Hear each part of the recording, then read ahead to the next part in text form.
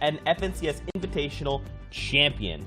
Now, of course, guys, don't forget we are going to be broadcasting EU and NA with a little break in between. So if you want to come hang out with us, definitely go ahead and do so. We'll be here same time, same place for the next 3 days. Of course, guys, we got to talk about the actual game format. How are these players racking up the points? What are they doing to push themselves up and down the leaderboards? Of course, that Victory Royale, 33 points. But don't forget, top 10 is still earning quite a bit of points as well. Including players placing 75th, there's still that 1 point available, with every elimination being 4 points. Now, please do remember, this is the reboot round, so that means there will be no prizing on the table. That will only be for tomorrow's grand finals. So please do keep that in mind. Now, guys, you know, we got to talk about it. This is the reboot round. We cannot express this enough. This is the big key factor here. Is after 2 weeks of competition, players who did not push through in that top 80 in week number 2, they've got one final opportunity. Only 20 players can push through. And we've got big names. People like Nyrox, Letwick, Flame, Light, and Dreda, Coolest Carrot, someone we saw shine in week number 1 and during the open qualifier. There's a lot of people that still need to punch their tickets and head on over to tomorrow. Yeah, especially in Europe, we kind of talk about how the best of the best, it's more familiar names because we know that very top percentile, and some of the bigger names are going to get bounced out. We're going to be keeping an eye on them and seeing whether or not they're able to push through and kind of make it and say like, hey, I am one of the top 100 best solo players in the game right now in my region, which is kind of a big thing to say. That's right. Now, guys, don't forget, OCE, Asia, and ME are done. So we know the top 20. And Clay, right there in that first spot, we've got BMO, 205 points out of OCE. And it was a very, very close first place. Only 2 points separated him from second, but a very, very good effort from everyone here. You see Speedy there, Tremors, Y there as well, Vortex, Sexy Squidward down there in 10th. A lot of names that are, you know, common in the OCE region that just didn't make it through in that first round. But that's your top 10. Looking at that top 20, it looks pretty familiar. Yeah, we got Oreo, Reboot Round himself shining through. Good on you making it through. Mix, Fertix, WK2, INF, Costa, Remy, Locky, Canadian Clubs, and then Alert Moth 821 rounding it out. And one thing I'm going to note, and we're going to see this across all the regions, and we're going to have to pay attention to it, particularly in Europe and NA. Look at that 20th spot. One elimination separating 20th to 18th, and we know those placement points coming through at 75th and 50th at well are relatively easy to get if you're patient, and those may end up being the difference. As we swap on over to Asia, we see World Cup veteran Crazy Raccoons Rizart sliding through in that first place spot, seemingly making easy work of it with 1 Victory Royale and 25 elims, taking 235 points. There's a lot of points that differentiate him from second place. Stork down there as well in 9th. A lot of good names in the Asia region here. Question is, who ended up getting on that second page in 11th through 20th? That is where the people are wondering. You do see Chips on there, Joza, Jupiter as well, A7 Have, and Swilliam actually able to make it in the 20th spot. They're just cutting it close, a very, very close threshold as well. 2 players with 133 points able to make it into that 20th spot. It's going to be very, very close. This could be telling for EU and NA East. Yep, Damwon Gaming, Swilliam, someone we've seen before, 133 points, the 22 elims really carrying him through, but you can see the players, it doesn't take a whole lot. Out of 10 games, getting 17 eliminations and placing relatively high, if you're able to be consistent among this group. Again, this is kind of like a weird mix as we now swap on over to Middle East. In terms of the players who are in here, this isn't necessarily the best of the best, but this is everyone else who has had that chance. But as we talked about before, the amount of pressure that is there on these players to make it, as we see Nile taking the top spot there, 2 Victory Royales and 35 eliminations, but some familiar names in Rampage, Sacker K9, as well as Sacker's QNDX, some players we've seen before on that list. So good on them for making it through and kind of what we would expect to see out of the Middle East. I've talked about it before, particularly as we switch on over to the next page. Power Hman, somebody else we've seen with Suitor Scully, LND Hyph, Jez Lol, XX Alex, Legend Pro 2008, Mjid, Rico, Fake Messi, TSK, IX Dyer, and TASFA7, rounding it out. Kind of one of the more predictable regions in terms of the players at the top have kind of been able to separate themselves through. So the last couple of names who really weren't in there, it was nice to be able to see them kind of tick themselves over. Yeah, and you know, that's going to be the big story today is with the reboot round, we only have 10 games. This is it for a lot of these players. So gentlemen, I kind of want to start a small discussion here. What should we be expecting for the reboot round? I'd imagine, and I think it's probably pretty safe to say, a lot of elimination heavy play, right? You're trying to rack up as many points, but we've seen some of that consistency really shine through, aiming for top 10 and higher with a solid point spread. We do know that like a Victory Royale and 5 eliminations is 50 points, so 53, I guess. But you know, like, what should we expect? Son, I'd like to start with you. So generally what we've seen from a lot of these is it's kind of a roller coaster in terms of the pacing. The first couple matches, everyone is trying to feel it out, see what the other opponents look like. You'll have a couple people who are kind of like trying to put their foot on the gas and like really push, but generally we'll see probably a little less in terms of the eliminations. Then once you get into games number like 4 through 7, you'll see some people feel like, hey, I really got to go, or some people are like, oh, I've been consistent in my game plan, and you'll see a couple more people be eliminated out there like as we get more comfortable. And then towards the end, who really knows? There's going to be a lot of people kind of just going all out trying to make it in there. There's going to be some people who are like, oh, well, my day's done, I'm just going to get these games over with and play it out. So I think it's going to be really, really, really interesting. What do you think, Clay? Yeah, I agree with Sundown there. There's a lot of big names that didn't make it in both regions that are going to be on broadcast today. And like Sundown said, it's kind of been a history of up and down and up and down. We'll see if these players are going to be able to manage that tempo today. That's right. Tempo will be dictating a lot of the play coming out of EU.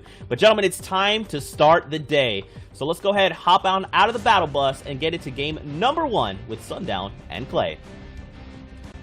Beep, beep, we're on the bus and we're jumping on out, and right away we're on board here with Lestream Skite. Again, we've talked about him before. We've seen him on so many of the broadcasts. One of the most consistent players from all of Europe, and yet finds himself here in the reboot round. Also landing very, very far in this kind of southwest corner with 3 other players nearby, Clay. So what kind of draws people to this part of the map?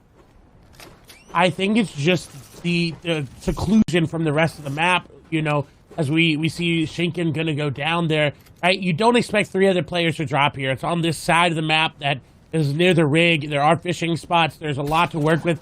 You see Sagai going for those as well. That's going to be his play. We see how powerful floppers have been. It's very interesting to see there's 3 people contesting Skite here. And, well, 3 people including himself there, as he's just looking to upgrade. This is really, really good here for him. I like that he's putting the distance, and he put that other player in between them. So a pinch onto Tamir has been set up by Dave and Skite. And you definitely don't want to be at the center of that, as we now swap on over towards the outskirts of the farm, over by that apple orchard, as we have Train H Yagsuo setting up a nice little almost Bugs Bunny-X trap here. Just hiding around the corner, waiting for him to poke out. Is he hunting Wabbits? He's able to get the first shot there. 63 comes through. Nice little wall replace to pin the player in, and not a whole lot Benji 4K is going to be able to do there. The slightly less popular Benji going to be cleaned up with a nice little ambush play from Yagsuo. And you mentioned it. That was so smart of him to put those walls to maintain that player in those 2 grids, right? You have one grid. He got both those grids under control, and he took over that fight very, very effectively and quickly. And that's what you need to do. Move on through your fights. You don't want to get third-partied. As we swap over to the agency, we do see Zenit and Light, who are right on top of each other. Zenit already went in. Light going to go ahead and break on in. Shot's going to go in through. Zenit, though, has the mythic drum gun, and Light tried to ambush him, but Zenit was ready for it. All right, we've talked about this before. Don't run at the player with the drum gun.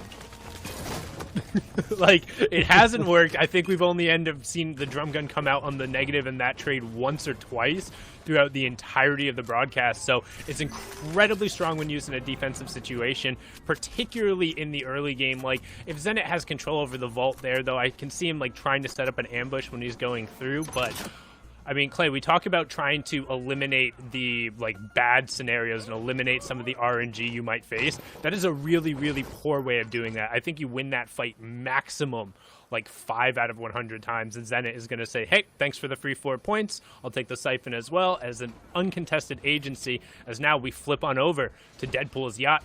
And we have Kobex, who's the one holding on to the vault key right now, but a number of players nearby.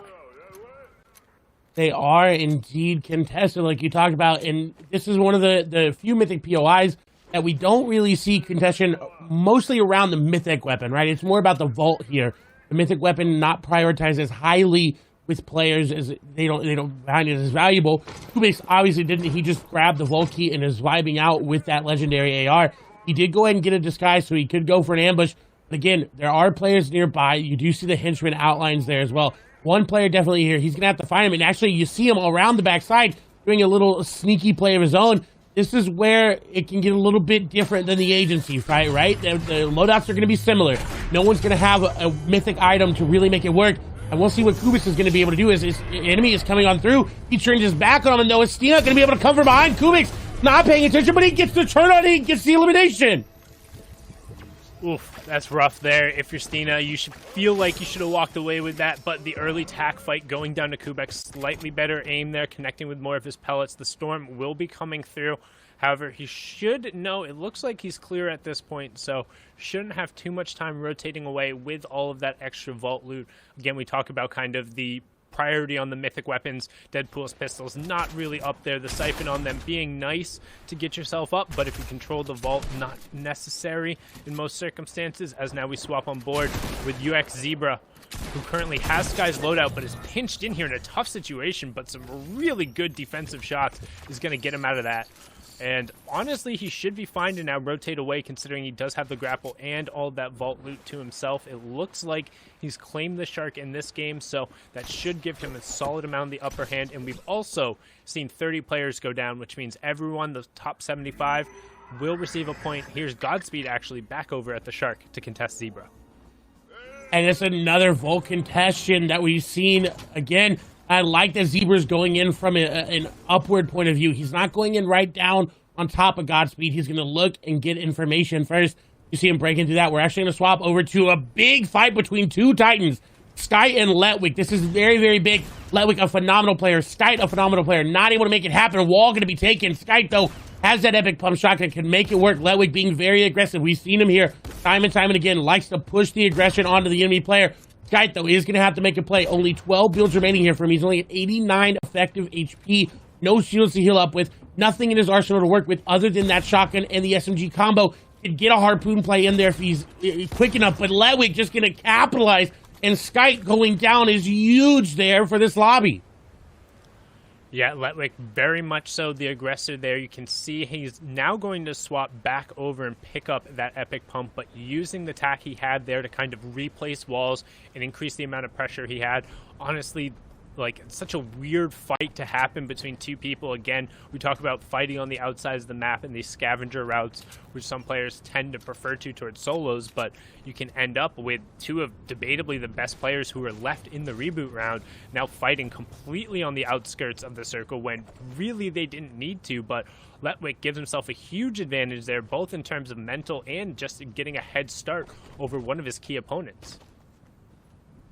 And that is what it's all about at the end of the day, is that mental aspect, how it affects you as we move over here to Alex as he's fighting against XCOM here as the shots are continuing. A wall going to get taken. Arrow with the top is going to get placed, but that wall blocks him off for the moment. High ground going to be retaken here by XCOM. The shot's going to go through momentarily. He's able to get this wall. This player continuing to hold it there. The cone over the top going to cause XCOM a little bit of panic. Does not want to be trapped in that other player's box. We talk about piece control, and right now he's currently losing it, but the stair going to go through. That's going to be huge. He can keep it the pressure, but a nice edit downwards and out is going to keep the pressure off of the other player. Yeah, he wants to try and force in here. This is Jaznik, I believe, because I know AGO is an org. I believe XCOM also is, but I also have no idea how to pronounce that name. So I'll stick with XCOM for now as he hits a big 48 tag and then able to swing around and land.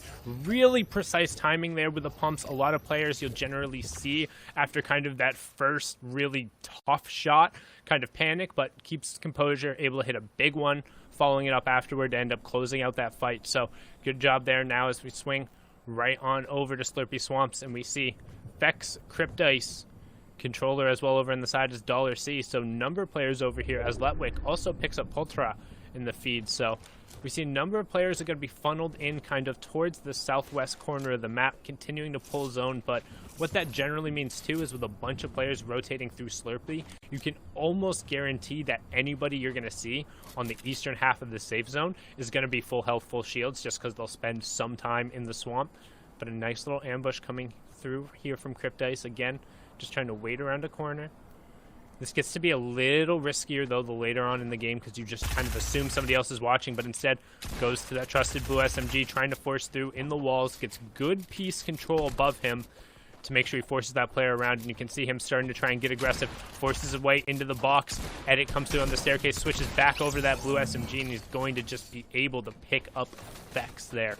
Linear not quite being enough in that box fight, as now Ice trying to set up piece control again as another player desperately wants to come through and take advantage of it, but I don't think they realize that Vex did almost no damage to Ice, and Ice really kind of wants this fight. He's in a really good spot with both the rare pump and the rare SMG. Looks like he's trying to go out and above, immediately builds out and goes aggressively, but kind of whiffs the shot there. So unfortunate, because that moment of aggression could have been really key and put himself forward. Instead drops down a couple of 19 tags, takes a 20 shot back, but this player has to be careful because he's moving back through Ice's old builds and just kind of overexposing himself. And you can see Ice senses danger. He senses blood in the water. He wants to go after this player. Every single time this player has tried to go up, he's been able to either get a shot or take piece control away from him. And Trulex is kind of just getting run around. Ice dives right in the box, takes that one out, and honestly, he looked the much better player in that exchange. He did indeed. He knew exactly what he needed to do and executed perfectly on it. When we talk about how he took very little damage, you see already back up to 200 effective HP. We saw Stompy was nearby, I believe that was the player we saw. But taking down Trulix is a very, very tall order, and he was able to make it work, sitting on 3 eliminations, already got placement points, is about to get another placement threshold as well. He is in a really good spot to just really collect all these extra mats, go back through all the loot, and it seems like he's going to be able to even find another player here. We'll see if he continues this sort of sneaky ambush move here, and he is. Shot's going to come through. That's going to be a nice couple tags there onto Hardy. You see he's about 130 effective as Ice is going to continue to go and push his advantage. He decides, you know what? No, I got the damage. I don't really need to go out of it aggressive. I want to see what I got down here. I want to see what the loot I got. Back to max materials as well, so he can continue push this or not. He's in a very good spot and in a great spot in this game overall. Yeah, and you can see he's already forcing Hardy to kind of use a little bit of extra materials to rotate in, as now we flip on over to 2 players who we saw resolve their fights positively. Now getting in another fight, we have Zajnik versus Kubex over there, because I believe the C is silent, so it's Zajnik? Zajnik, boom, that's what we're going with. Polish player for AGO. You have Kubex over here. You can see him relying right now on the bandage cannons and only sitting on 145 effective HP. That is super dangerous, particularly as you're rotating around kind of this edge of zone. If somebody is able to hit you with an AR headshot, all of a sudden about 50% of your health is gone and you're left in a very vulnerable position. However, just going to use that river to rotate right along the low side of the mountain and then about face and get some shots on other players who are just taking his rotational path. You can see one player there just snuck his way in. We'll have another one coming right down the river. So some potential fights going on there between Birch, Kubex, Razor up above on the high ground. I believe his Zajnik was also coming down here if he didn't decide to rotate away, but Kubex recognizing that maybe not the best of spots to be in. And you generally would think, oh, you don't want to hang out in the storm, but with the Slurpy Swamp there and it being 2 tick, players can actually not lose any effective HP if they do want to hang out over there and make any rotations through that backside of the swamp. As you see Jaspa trying to line up a heavy snipe shot, not quite going to be able to find it, and then immediately covering his back, recognizing, hey, I need to be careful. There are a number of players over here on the edge of the zone. Lucky for him, though, doesn't have too far forward to go, but there is a player directly here in front of him. Ramps up above him and then immediately into the same box. Big 100 tag there. Gonna opt to then stick with the pump and just cleans up Stormy Right. That was kind of an awkward fight, but gets the 4 for the elimination. Also hits top 50 there, so gets an additional point. And he moves himself up to 10. Very good fight indeed. He had so much control over it. You talked about fighting in the zone. Stormy Right, not someone who is afraid of doing that. So interesting to see him on the back foot there as Jasper really pushed that advantage as he is rotating over towards Stompy and Freddy there. As we move over here to Kylix, who is still in that weeping area, does have a decent rotation to make. You've got I Am Noob over there in the backside. Loadout, though, for Kylix is going to be so great here. He's going to be able to push into people's boxes. And you see, he's actually got really good map management here. He had to use a lot of the soft mats early. Now able to easily refarm that up. He's not going to be in that bad of a situation as he rotates in, especially considering where the zone was. So this was really good from Kylix to just kind of plan this out. You don't go into weeping and think, you know what, I'm going to spend all my metal. So very good on Kylix to make that play. He does have one elimination, and he's starting to get those placement points. We'll see if he's going to be able to convert with that heavy sniper, if he's going to be able to hit those shots when it matters the most. He's got a player right in front of him. They may start to fight, and you see Kylix looking around immediately for a third-party opportunity, but I think he's going to be found out from the inside. Shot's going to come through, but Kylix just going to get the triple dink onto Noob. And that's reminiscent of, like, some old school Fortnite fights, right? Like both players crouching around the corner, waiting, somebody's inside a window and he's going to poke out. But the problem is when you're shooting through a window, because being a third-person game, you actually kind of have to over-peek to make sure your gun is going out. And that meant for Kylix that only that I Am Noob's head was showing. He could only hit the head if he was going to hit anything. And at that range, with that amount of tap fire, like, he's going to hit those shots every single time. So unfortunately for I Am Noob there, living up to his name, not quite thinking all the way through that ambush there. So the Predator became the prey, and a nice little refresh on Kylix. So you're talking about him doing a great job in the map management. Well, doesn't really matter there when you pick up an extra 1,500 from that elim. It does not indeed, as we swap over to Zebra, who again has Sky's loadout in his inventory, is putting it to good use as Sowity is going to go down there in the zone. A bad rotation turned even worse there when Zebra started putting that pressure down. Not going to be able to outbuild that. The Mythic AR is going to be very good. You saw him think about maybe going for it, but he realized, you know, that's not the play. You saw Motor nearby. We swap over to see Andretta and Jakey, who are right nearby. Jakey's got to be careful. Andretta knows he's in that cone and knows he's going for the peak. That's why you see him continuing to put shots down on it. Jakey, though, ready. With that rare pump shotgun in his inventory, he's looking to make a play. He can get into that box. If Andretta makes one small mistake, Jakey is going to capitalize on it. And you see how he actually has his cone edited within his own ramp to kind of force himself up, so he has a little bit more of an interesting angle. But I think Andretta's almost trying to bait him into doing this, because he also is sitting on that rare pump, and instead he's actually just going to take the wide rotation and constantly be checking his back. Saw him re-edit there, so now what Andretta's trying to do is put that hill in between him. There he goes. And as soon as he's able to kind of get that hill in between him, the player's no longer a threat, which means he can generally safely rotate into the zone. You see he's going to build up above this player here and just try and establish dominance over on the side of the lobby. You can see just made it into the safe zone, and a real textbook backside of rotation zone, or backside of zone rotation by Andretta, and then immediately recognizing the fact, hey, that player's probably going to follow my safe rotation. Gets a nice couple of 32 tags to really just establish himself safely right on the edge of this fourth zone. And you said it, establish him safely. Had he not done that, we would have seen Jakey do exactly what he did now, but just a little bit more aggressive, as Andretta is now going to realize that he's been ramped over, so that's going to cause him a little bit of issue with rotation. But right now, he's not focused on that. He's focused on getting an elimination, and Godspeed going to go down. Andretta picking up his first elimination. Very heads-up play. Realize, hey, you know what? I can't really contest high ground here. I can't really worry about Jakey. I'm just going to worry about who's in front of me, eliminations I could possibly get. And you see them stacked on top of each other, Rehaz, Jakey, and Andretta. And a very interesting spot to see if we'll pull next zone, as we do move over to Blackie here. Really good loadout, but I am concerned, though, on his amount of ammo in this late game. It's going to be very, very rough for him.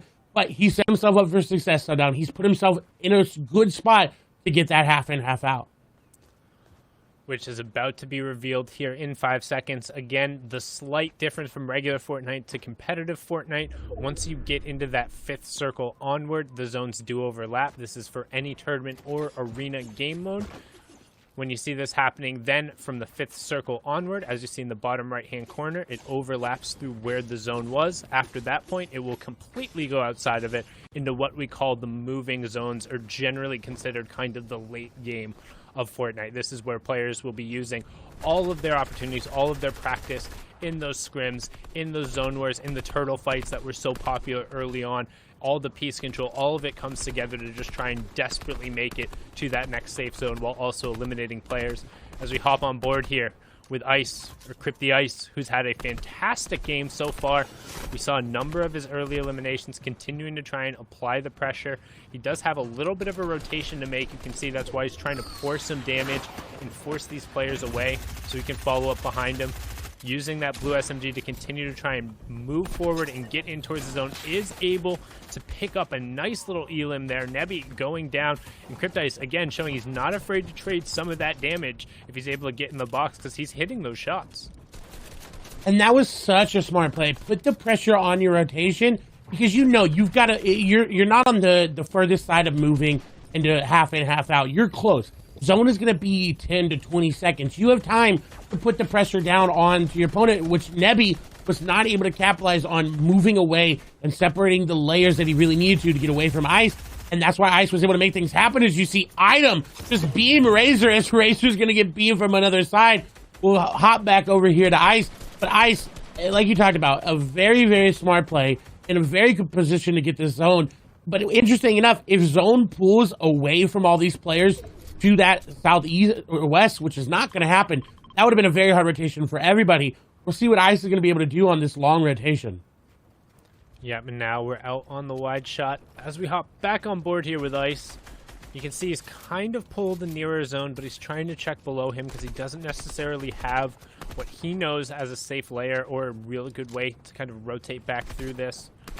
However, sees a player building right there next to him, trying to get some burst shots down. The burst rifle is interesting in the fact that it applies a lot of pressure onto walls that aren't freshly built, but if they've been able to be built, like so many of these are, it's really difficult to get through. As now we see Storm Surge popping up as Ice is just getting absolutely obliterated there, trying to go a little bit too quickly through the builds, not checking his side, and goes down to DM Sick on the low ground. 4 more players need to fall, as now we swing out onto the wide. We see Savid, Podsai, Motor, Letwick, and Doretta all in the lobby, all on the low ground. You have Light, the World Cup qualified player, also down there as DM Sick goes down to the Storm just outside that top 30. 1 more player needs to go down, and there it is. Storm Surge will turn off, just be the rotations causing players to go down. As Snagfed picks up a nice little double onto the Uva boys. Almost completely in, and this is what we talked about, Clay. A little bit more kind of patient, a little slower today, people not flying at each other, and still 27 players remaining as we go into the 6th circle. Yeah, the mid game a little bit more hectic here as Light making things happen. The end game not going to be as hectic as it was last couple weekends, right? These are going to be a little bit lighter, like you talked about, as we do see Light with some really good rotations. A very heads-up play to continuously block off his vac, as he knew there was a player trying to pressure him. This is going to be interesting for him. Is that player going to go aggressive? Shots going to go through. He's going to find a 150 tag onto someone, as we do see Ledwig falling to Andretta. Big names going out here as Light continues to push his advantage, and he's hopping the box. Apocalypto going down. Very well executed there from Light. Yeah, and we're closing in on that top 20 now, and we'll start to see placement points going out every 5 players to go down rather than 10 up until we get to the top 10. You see Glock Martin hanging out in the Storm there with some floppers. Keelix able to pick up items. Snagfed gets saved. T gets Heineck, and a number of players going down there as we have our top 15 now. Zenit, the one with Midas's drum gun, making sure he gets a reload off there, going straight for the spray and pray, and he hits it. The one headshot into the back-to-back 25s, going to be everything he needs and more. Now gives him 5 floppers and the ability to just kind of hang out in the side. You see him also pick up the legendary pump, so nice upgrades going on there. You can see him immediately opt to go back out into the Storm to try and make a play. As now we have Keelix up on the high ground. You can see Zenit just below him trying to take advantage as we hop back on board with Light, trying to put some additional pressure down with the pump is able to get the phase through, but just wants to get back into the zone as we close in on our top 5. 6 players remaining with a great tack follow-up there from Light to close in, and now he has a ton of space on this low ground, Clay. A ton of space indeed. As you see, players are above him, right? Kawix is coming from behind. As you see shots going through, he was playing low ground, but forced up into mid ground. Shots continue to go through. Kylix actually going to get dropped down. Kawix going to go down there to Small, I believe his name is there. Yeah, Small, controller Small, representing as Kylix going to get elimination, but quickly follow over to Ariana SMG as Light versus Ariana versus one more player here. We'll see what he's going to be able to do. He's got the impact weapon. He's got that RPG. He can make it happen, but the problem here for Light, lack of builds. It's going over old builds. You see him literally trying to farm up anything he can. There's a player right above him. If these are any of the other players' builds, he's going to get edited on in a very nice stare over the top of his head. But as the edits come through, drop down coming through, Light down to 15 HP. We'll see if he's going to make things happen. And he challenges Small. That's going to be a huge elimination. He does get the grappler because of it. It's him versus Ariana SMG up on the high ground. RPG's coming through. Light trying to make something happen, but effective HP definitely going to go over here to Ariana. We'll see if Light's going to make the play. Edits going through, shots missing and being taken. Edits hitting the shots, but Ariana SMG going to hit a better one, and they're going to pick up the victory royale. Yeah, tough positioning there from Light, being pushed into a box against that epic pump with only 65 HP. Hit the 66 tag, but not quite enough there. He was running on the end of a tightrope, but unfortunately ran just out of room before he got to the other side, Zeke, and was just short of that victory royale. Man, so my question there would be, so he had an RPG in hand, right? Should he have been utilizing that a little bit more effectively? He had 12 whole rockets. And in a situation where you find yourself not with builds, is it better to just hold off and wait for someone else to make a mistake? Or do you think it's better to cause chaos and start destroying the builds around everyone else, get them to burn materials? Because you've got 12 rockets, right? Like, what do you think, Sundown? So, top 2 is fantastic. That was a great way to start our day. Super happy with that. However, so normally I would say, dude, just start firing off the splodes. With that being said, a legendary rocket launcher does significantly more than the 98 and 65 effective HP he had in both of those fights. So at any point in time, if he fires one and somebody throws a wall up, or he's not like making sure he's putting it into a corner where it'll cut line of sight, he's just going to blow himself up, which is never good. You never want to end up eliminating yourself in that situation, particularly in the first match. Like, I'll stay away from that tilt aspect. I think he played that fine. I agree, right? Had it been in an open area, right? Had it been not in old builds and not a situation where he really had to use his builds to protect himself, yeah, fire away. Just start slinging those RPGs towards high ground. But like Sundown said, it was very confined. One mistake means that you're RPGing yourself, and that's not the way you want to go out in those situations. Yeah, I did love there, too. He went for the edit play to try and get the shot off. Unfortunately, it seemed like he was maybe just a second too slow and didn't quite go. But like Sundown said, second place, still real good to start the day. Now, obviously, guys, that endgame was a little less condensed than we've kind of been used to seeing. Do you guys think that 4 points per elimination is really playing a factor here? If anything, I thought that it was a little more dense than we see in a lot of those rotations. We had, we didn't have Storm Surge early on in the game, but you kind of saw how once we transitioned into like the 4th and 5th zone and people didn't have those super long rotations, everyone was really focusing on just staying in the match rather than going for those extra elims. So we ended up with, I think it was 37 players going from 6th to 7th zone, and then a bunch of people dropped because it was the long rotation. But I think it will probably see another 1 or 2 of those types of games before the lobby thins out a little more, and then we'll start to see towards the back half of the day, once people get into games number 8, 9, and 10, and we're getting towards the end of Europe, we'll probably see the super dense lobbies. I want to jump in because I want to point out, like, Letwick being aggressive in that mid and early game is going to be the reason for those thinner half in, half outs. But like Sundown said, in game, early on, going to be very, very sad. That's right. Well, guys, getting word games are ready, so take it away. As we're back on board here, we got another fight going down at these kind of colored cabins, the colored lake houses that happened on the side here. We have Skype being contested again off the start. However, he's picked up double SMG, which is a lot of pressure in the early game. We talked about kind of just how strong the rare SMG can be, but able to put the two together and kind of catch somebody off guard for when they think you would need to reload, just like that. We saw Tamir kind of come out of that first fight in an okay spot, but Skype now going to take it away. He'll get this very, very out-of-the-way drop spot now completely uncontested for himself as we swap on board here to Mude and Rayad. And Mude, I got to give him a shout-out. He was the only mobile player across the entirety of Europe to make it from Week 1 into Week 2. Had a little bit of a tough showing in Week 2, but now desperately trying to do everything he can to make it into that top 100. And I'm telling you, this guy is nuts. Honestly, goated on the fingers, just completely ridiculous. And I'd have to agree. The fact that he was able to make it into Week 2 as a mobile player shows how good he truly is. Because we'll see if he's going to be able to get out of this situation. Raid really keeping up the pressure, I believe. Who'd already picked up elimination as well as the ramp boost looking to come through here. Ooh, and a little bit different. They're not going to ramp boost in, and that's going to prompt the edit. Shot's going to come on through. Moon going to hit a lot of damage, but Raid going to hit more back as the HP advantage, I think, going over here to Raid and the AR spray coming through. Mood unfortunately going down. Raid coming out the victor of Shark. We'll see how that impacts him in the late game. Yeah, tough fight there. Some really close exchanges going on now. We swap on over to Skype, who has another party coming charging over. Man, this cabin's super popular today. Honestly, generally don't see a ton of players come over here. It is a relatively kind of safe drop spot because of its proximity to the rig. You're able to get around the side. You see Synergy, again, trying to set up a nice little ambush, but Skype's been around the block before. He heard the player coming.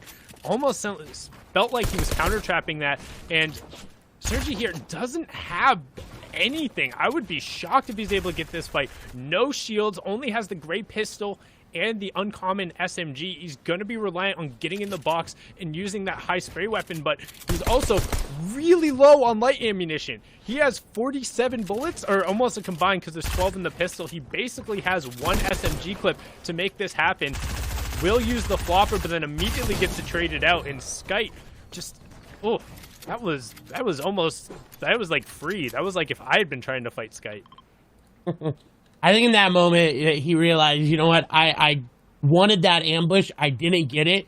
Now I'm stuck in this fight. Because he could have retreated. He had 67 builds there, but not able to make it happen. As we sweep through these beautiful cars here, we do see Ball here. I believe also a mobile player looking to make a name for himself here, rotating into agency. As we know, Sundown, the agency, very, very hotly contested here in that last game. We'll see if he's going to be able to make the push. And like you said in the cast earlier, you don't want to run at the drum gun player's face. So we'll see what Ball's going to be able to do. Yeah, I believe it's Ballet or Baye. I think it's the two L's. I'm not sure if he's Spanish, but I know there's some kind of pronunciation on there. But as again, you talked about the mobile player who's signed by E11 in the past couple of months, able to put up a lot of really good performances, particularly in the platform Cash Cups, able to do incredibly well over there. Also now making a showing here, 9 points so far, as he comes in and tries to get a little bit of a third party in on this engagement going on the agency, which hasn't really been resolved cleanly yet. You see both the players sub 100 effective HP, so this could be an opportunity for the E11 player to come in and kind of clean up right now. Sees the player trying to hide in one of those cones, and he's gonna get aggressive right away, dropping down 63 tag, and that's a free elim going over. That also will give him the drum gun, gives him the agency card as well, and now Baye sitting in a great spot. And that's an opportunity where you do run at the drum gun. He realized, hey, you know what? This is weak. And he slid down through that little, like, crack there. And I don't like that he's going in this aggressively for the vault loot. He does not know if there's anybody else here. This was going to inform him. And you see right there is a player. He's blocked it off a little bit, but I like that he hasn't just committed to fully focusing on that. The shot's going to come on through. He is going to get the pressure off of him for now. And I don't like that he's thinking about going back in the vault. He needs to go aggressive with the drum gun, and that's the power of it. He takes down Knife, and you said, you know what, you don't want to run at the drum gun player. You don't even want to stand near them, because it's showing its prowess here today. Yeah, kind of, we've talked about the situations where you're able to kind of overcome it, and it's either hitting two really strong tack shots as the player pushes in, or kind of getting that one heavy pump. But when you're able to run in with kind of that health advantage going through, I think he could almost tell that because that fight hadn't been able to resolve, and the drum gun player was running so aggressively away from him, that both of those players had to be low. And I was actually kind of a fan of going down and baiting the vault, because if there hadn't been a decisive resolution there, you could bet that the player was either trying to camp it or just get out of dodge. So the aggressive play really benefiting them. And additionally, if you kind of look at where this zone is, it's going to be central towards the map. He's going to have plenty of time to kind of cover the agency's one real weakness, which is there's not a lot of materials around it. He's going to be able to get them, as we see Zombie setting up an ambush from the high ground 64 right away, coming out with the burst, trying to go forward before this player can get any shields up. He has the heavy snipe, but he needs to find the right angle.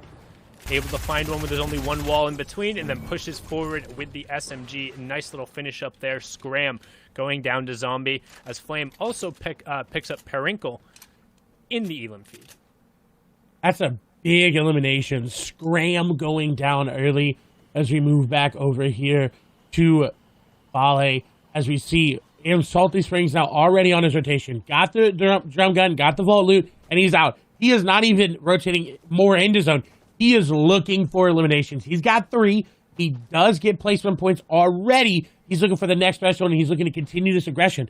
And that's what this drum gun enables. It enables that aggression that you have because it's a fallback. It's a safety, right? You get into that box, and you're like, oh, no. Oh, drum gun. There you go. There you go. You're in the box. Drum gun shots coming on through. You don't need to rely on anything else. As he sees another player, we do see Dave going down, and he's actually pushing towards Gambit's Milwaukee. Yeah, and you can see him trying to get up onto the high ground. One thing I feel like players don't kind of take necessarily into account as much as they should during rotations is the innate high and low ground. We saw Scram kind of get destroyed by it earlier there as he's ramping up, but by checking the bush there right away, getting some great shots down with that epic AR, and then just holding forward with the drum gun, phasing in through the box. Generally, we've seen this end in only one way. Can the Gambit player put enough room between himself and get enough space to kind of get off one of those pump shots or squeeze an attack shot before Baye is able to close the gap? He's able to get one, but we talked about it. They have to be 2 big shots. 32 comes out. Another one comes out, but Baye swapping over to that rare shotgun, able to close it out. A brilliant switch there as the player tried to get aggressive and make the play against the drum gun, but a nice little adaptation and some heavier shots coming out from him. Very, very good usage of that drum gun to piece control as Reyes down here all of a sudden try to get a sneaky play, but the 11 player coming over the top as Reyes down below at the disadvantage. He doesn't have as good as loot. He doesn't have as good of materials as well. Harpoon, though, going to be used, and this is not something we've seen as much as I would like. As a drum gun just going to come through. Reyes trying to make something happen. You saw the harpoon trying to be used there, but I think it was just an accidental usage. As continued spray here from the E11 player to keep the pressure up. But shots going through. Reyes going on the offensive now. Shots not connecting there as Bale is dominating the competition.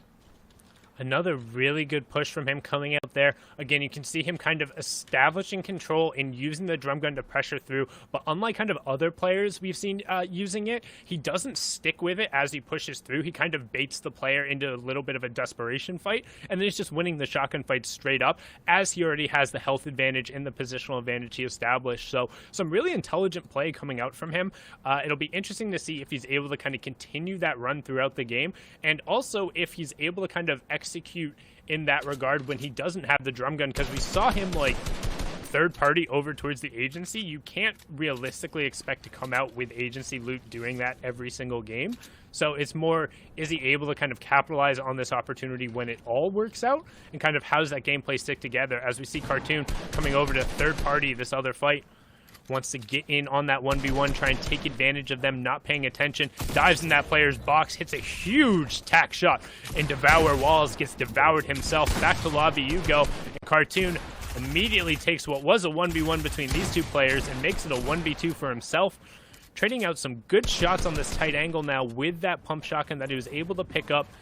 Does have the option to just disengage, is sitting on a veritable horde of floppers and slurpfish, so you can see how he desperately just kind of wants to keep that own space, and Boyer is going to opt to actually disengage away from that fight. Not something we see a ton out of Europe, but Boyer, being one of the veterans, is not afraid to get away from it. However, his E11 counterpart on the other side says, disengage from a fight? What's that? As he continues running towards this player and maintaining high ground control consistently. Again, the mobile player Baye not getting a call this time and getting kicked off his phone, doing a great job to put some pressure onto his opponent. And again, swapping over to that tac shotgun whenever he can in these close range fights, using the drum gun to get in, sticks with it that time as he catches Sikakwa with his, honestly, with his builds out. Really shouldn't have been in that situation when you left your edit out above you, and by able to take advantage of it. No return damage coming through, picking up what I believe was his 6th elimination in this lobby. He's just running through a master class in how to use the drum gun. Don't just use the drum gun, use your other weapons. You have them. As we move over here to Fway versus Astro SMZ, as you see the disengage coming through. Astro deciding, you know what, hey, I'm a hunker down. Fway deciding, you know what, I got to rotate in. Both players kind of, you know, not making plays to get aggressive onto each other, not taking shots on the players. Is going to, you know, signal, hey, you know what, maybe this isn't a fight we got to take. His zone is coming in. Astro is going to have players nearby. He does have the heavy sniper if he wants to get into people's boxes. He's only going to be able to break 6 walls as there is a player coming through. Astro does see him out as I think shots were taking onto this player. Interesting to see what Astro does. Maybe he heavy snipes to this box as Puricolina just on the other side there. It's going to be an interesting engagement if it decides to take it, and it is. Piccolino trying to get into the box there, but recognizes that the edge of the zone is right on that side, so another player just sneaking his way on in. So it's condensed little 1v1, not quite a 1v1 anymore, but as far as he's concerned, that's just an easier target to go towards, trying to replace as many of this fresh built metal as possible. Seeing the opponent is opting into using hard mats, so knows they want to be a little bit safer here. They're investing a little bit more than Pirco is. You can see him trying to get control over the wall, potentially setting up a face through with the ramp, but his opponent's doing a really good job of putting multiple boxes of space between him. That's Vertex, who's underneath right now, trying to get off the large pot. And Astro SMZ is going to be the benefactor of this, considering all the pressure's off from him. If he wants to leave, he can go rotate away, as there's 2 other players on the opposite side of this dam who could make rotating away from this difficult, but we're getting EU special here, where it's the edge of the 3rd zone, and people just want to start box fighting. It is the EU special indeed. I want to point out that Baye did go down. Elimination came through as these fights were breaking through, and that's really big, right? He got those 6 eliminations, 7 maybe, but not able to convert into a lot of placement points. We'll see how that affects the standings later on, but great game nonetheless for him. Really showed dominance and mastery with that mythic drum gun. As you said, Astro can take this time to move out, to rotate out, and that's exactly what he did. A very heads-up play here from a veteran who's looking to get back in to the grand finals. Which is what it's all about, right? Everyone here is fighting to be in that top 20 at the end of the day. 10 matches to kind of get into that top 100, to get an opportunity to play for those massive prize pools in EU and NA, and to also say, hey, I'm the best of the best right now when it comes to solos. These were some of the best players in the game who were invited to compete in this competition. Some really great up-and-comers also coming out of the open track and being able to make a name for themselves. D-Roller, particularly over in NA East last week with an amazing performance, as Astro picks up Percolino. That's a nice little kind of retribution elimination. He was like, hey, that was for holding me on the edge of the zone. If you're going to be over there out in the open, the heavy snipe again paying off dividends, and back to back. Don't call him Drake. Astro picking up a nice little refresher there. And he's going to pick up a launch pad, so another big pot for his troubles. Upgrades to his rifle, as well as I think he'll get an upgrade on his shotgun. If not, though, still plenty worth it. And he's going to use the nice little bonus of just hucking forward the utility to make sure he brings everything with him to the edge of the zone, as now we can generally expect it to slow down. We've seen a lot of players eliminated so far in this game, Clay. 37 left. 37 left, but that was amazing from Astro SMG. Is he a very, very heads-up play to get that quick scope there? As we swap over here to Yagsu, who's in the middle of Lazy Lake, like you talked about, 37 players.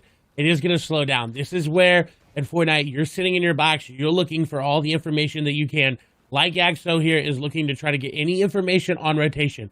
He sees these players moving, he sees players peeking at players moving over the top of him. This is going to allow him to get some shots, and now he's going to be able to get his rotate. He can follow Crystal right behind, does not have to worry about getting shot because those builds are going to protect him. That shotgun shot there, while it didn't really do much, that just kept up the reminder in Crystal's head, hey, I'm behind you. Hey, I'm behind you. He actually, very, very smart rotate here for him. He is more likely going to be able to make it in as we swap over to a wide shot here.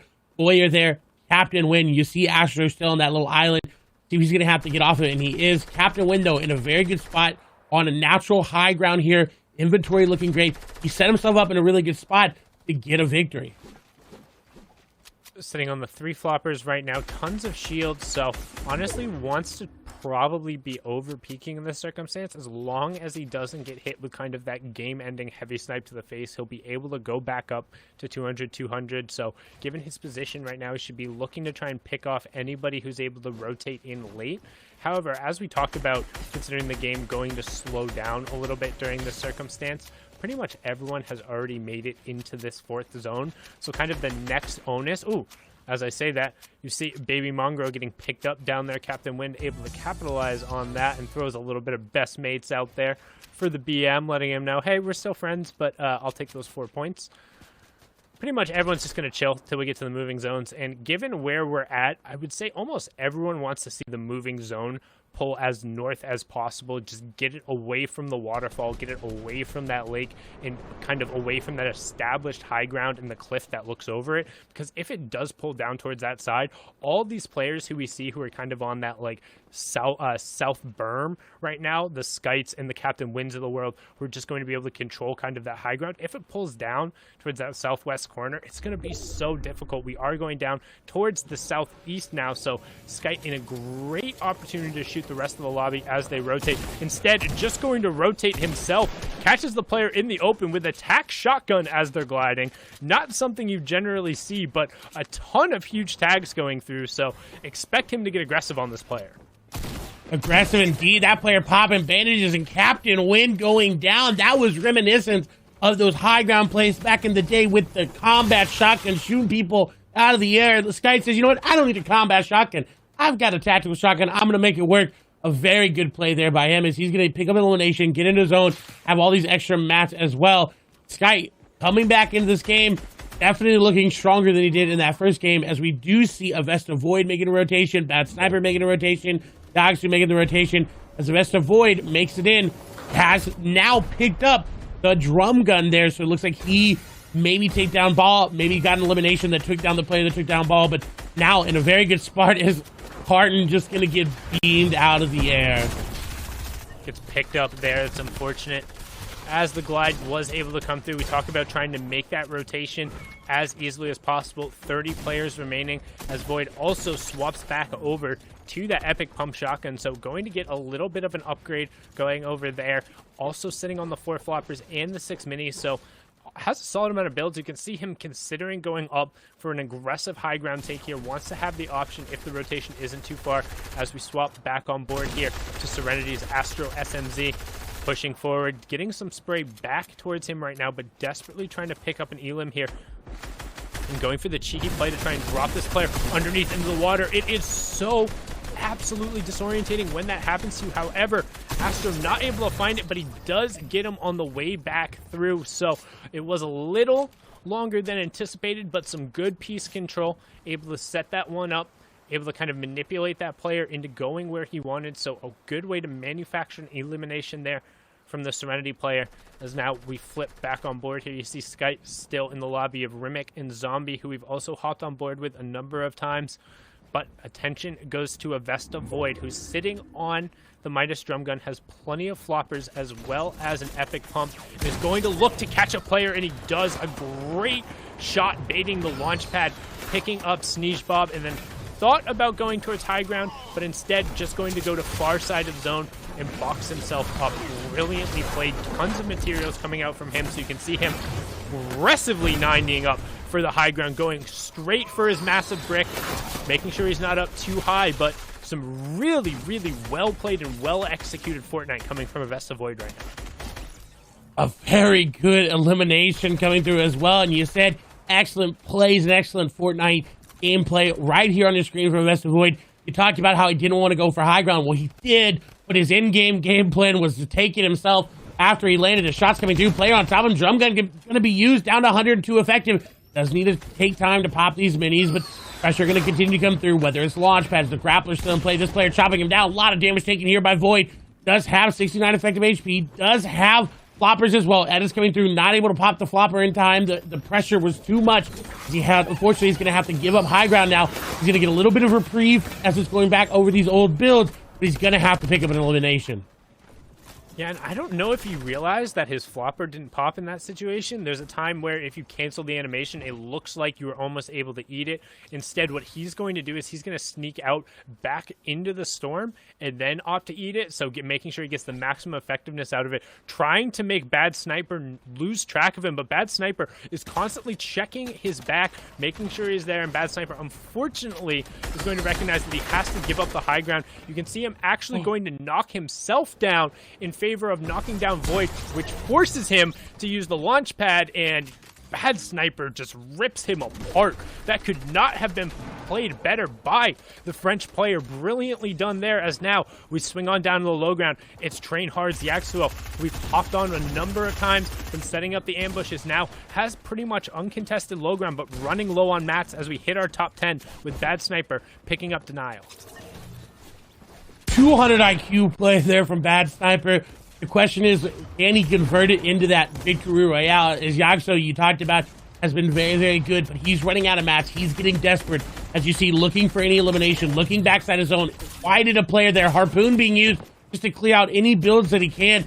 Needs to make a play, and he does. So slight going down. Nice shots as well, again, from Yaxo. Does have that player whited as well. Another elimination going on over here to Yaxo. Another one. 200 pump coming out there from Yaxo. 5 eliminations just like that. He's back in the game. Needs to pop them in. He needs to get the mats as well from the elimination. He's got the grappler down there as well. As Skite going in. Skite actually, I believe, picked up the grappler, but he's going down to Yaxo as well, who's picking up 6 eliminations right now. A 1v1v1, and all of a sudden Yaxo looking very good. Skite tried to make something happen, but wasn't able to. His grappler going up. Yaxo going for height. He does end up taking it there, but will he be able to convert it into a victory royale? He's only sitting on 65 effective HP, no additional heals going through. Bad Sniper, who we saw make the great play to force down the other opponents, now in control there. Yaxo, however, says, I don't care about your control. I have a pump and a dream. I've been hitting players with it. No more builds, but still has the grappler. Going to drop on top of the cone, and that makes a difference between him not getting eliminated, but he's not able to hit the shot. The first miss we've seen all late game out of Yaxuo, unfortunately, drops him down. Quexo picks up Bad Sniper, who was low from the exchange before. Yaxo tries to steal the show, but Quexo brilliantly done there, landing the 2 key pumps he had to, closing it out from the low ground, and just look at that dinosaur. Look at all those rotations coming through. That was one heck of an endgame, Zeke. Man, that was. I wanted so bad for that shot to come on through. Unfortunately, could not line it up. Now, what's interesting about both these guys, we saw there at the end, Bad Sniper and both Yaxo. Bad Sniper was 111th in week number 2, just outside of top 80, and Yaxo was actually 185th. Now, we do know for that threshold, it was 183 points. So, Bad Sniper wasn't that far off. We'll have to see if he can make another performance like that. Let's take a look at the standings to see right now where players are at, how things are going. And look at this, cool as carrot. He's making his return there right now, holding down that number 1 spot. I mean, you can see doing what he does best. We saw how kind of with this particular pool of players, when you take out the absolute sharks, he is able to play his kind of aggressive play style when it's able to go through, particularly in the early matches. So nice little victory royale and 10 elims from him, pushing him up to 73 points, and that's all from 1 game. Insane. You also see Yaxo there in 6th. The stream's Nate there in 9th. Very, very big name. You see Bad Sniper with that game in 15th, 42 points, only 4 eliminations. We'll see if we can maintain it. In your top 20, going to be very close in terms of point threshold right now. You see Kylix up there. You see Zandy up there as well. Xsqueeze in 11th. This is where it's going to start to mean more for the players. They're going to be like, okay, I know where that top 20 threshold is. You see it's very, very close. Skype near there as well. Tinsel, Fledermoys, a lot of big names in Europe right on that bubble. We'll see if they're going to be able to move forward into these coming games and get into that top 20. Yeah, as you're talking about Skype, Kinzel, Fledermoys, all huge names that we've seen before. Skylar also just on the outside looking in right now. Again, the degree of separation is about 2 eliminations right now from 40th up to 20th, so tons of Fortnite to still be played. Again, most of these guys have only played 1, maximum 2 games. Queues did just start, or queues opened about an hour or so ago, so some of the players will be rotating through into their next games, but we'll be getting kind of into the middle part of the games right now, the place where we'll start to see kind of that leaderboard really shake out once we get into the end. That's right, guys. It's only a handful of games in, and at the end of the day, we'll know who the 20 are that will be moving on from Europe. I cannot wait to get into these games, and of course, we've got a ton of casters that will be rotating in and out. But guys, keep it locked here, because after today, we will know which 20 are joining the 80 from tomorrow. Now, don't forget, FN Competitive is a great way to keep up to date on all things competitive over on Twitter. We've recently posted what our 2020 plans look like for Fortnite and competitive, so please give that a follow if you use Twitter. Now, of course, guys, what we are going to do is we're going to go to a break, but please stay tuned because we'll have more games after this. Go find yourself a snack, get a refreshment, and come on back. We'll be here waiting for you. See you soon.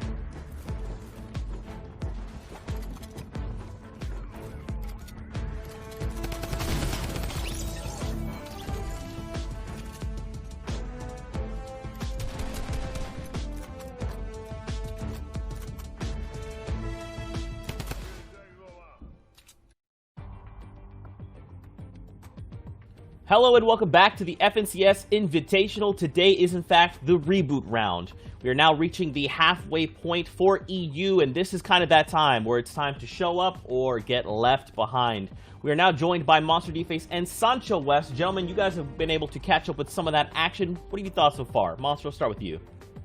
Hey, things are really ramping up. We're approaching that middle of the pack time. It's really, like you said, turn on the gas pedal or you're going to get left at the red light here. So this is the moment for the players.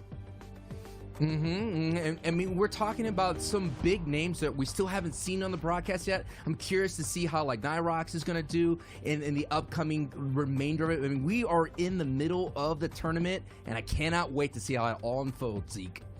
Yeah, man, and just like that, right, we also saw Coolest Carrot, who had his time again to shine. But will he hold that lead? Well, we got to keep on going to find out. Let's get ready to hop into the next games here with Monster D-Face and Sancho West. Thank you so very much, Zeke. Here we go, Sancho. We're kicking things off here in Pleasant Park now. And we're straight into the action with no time to waste. This Vortex is running. Like we kind of alluded to, this is it. It's time to really kick things up. We're in the reboot round of the EU region. What this means is that they failed their attempts at week 1 and week 2, and now it's all or nothing here if they want to be an FNCS Grand Champion. Sancho, take it away, though. We have Vortex getting taken out here by FinScoot.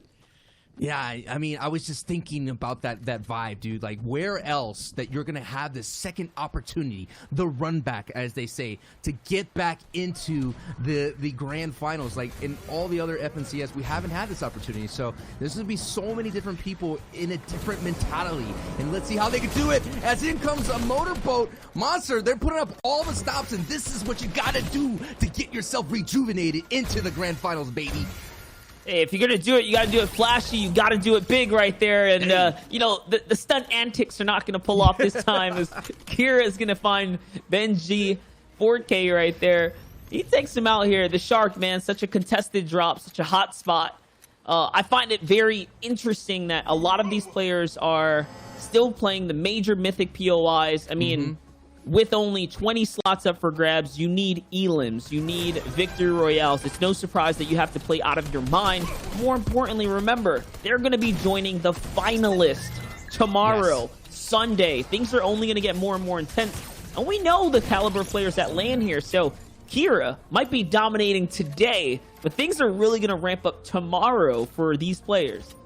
Yeah, dude, we're talking like big names hanging out in the Shark and Kira with some nice two-piece action with that attack. But no doubt, man, the level of competition ramps up, and we did see according to like we're looking at stats and things like that all these players are very consistent. But when the competition meets your match, let's see what ends up happening. If you're able to overcome some people that are just as skilled as you, as we see Ale Fishy using that magical the mythical drum gun to get himself in the box.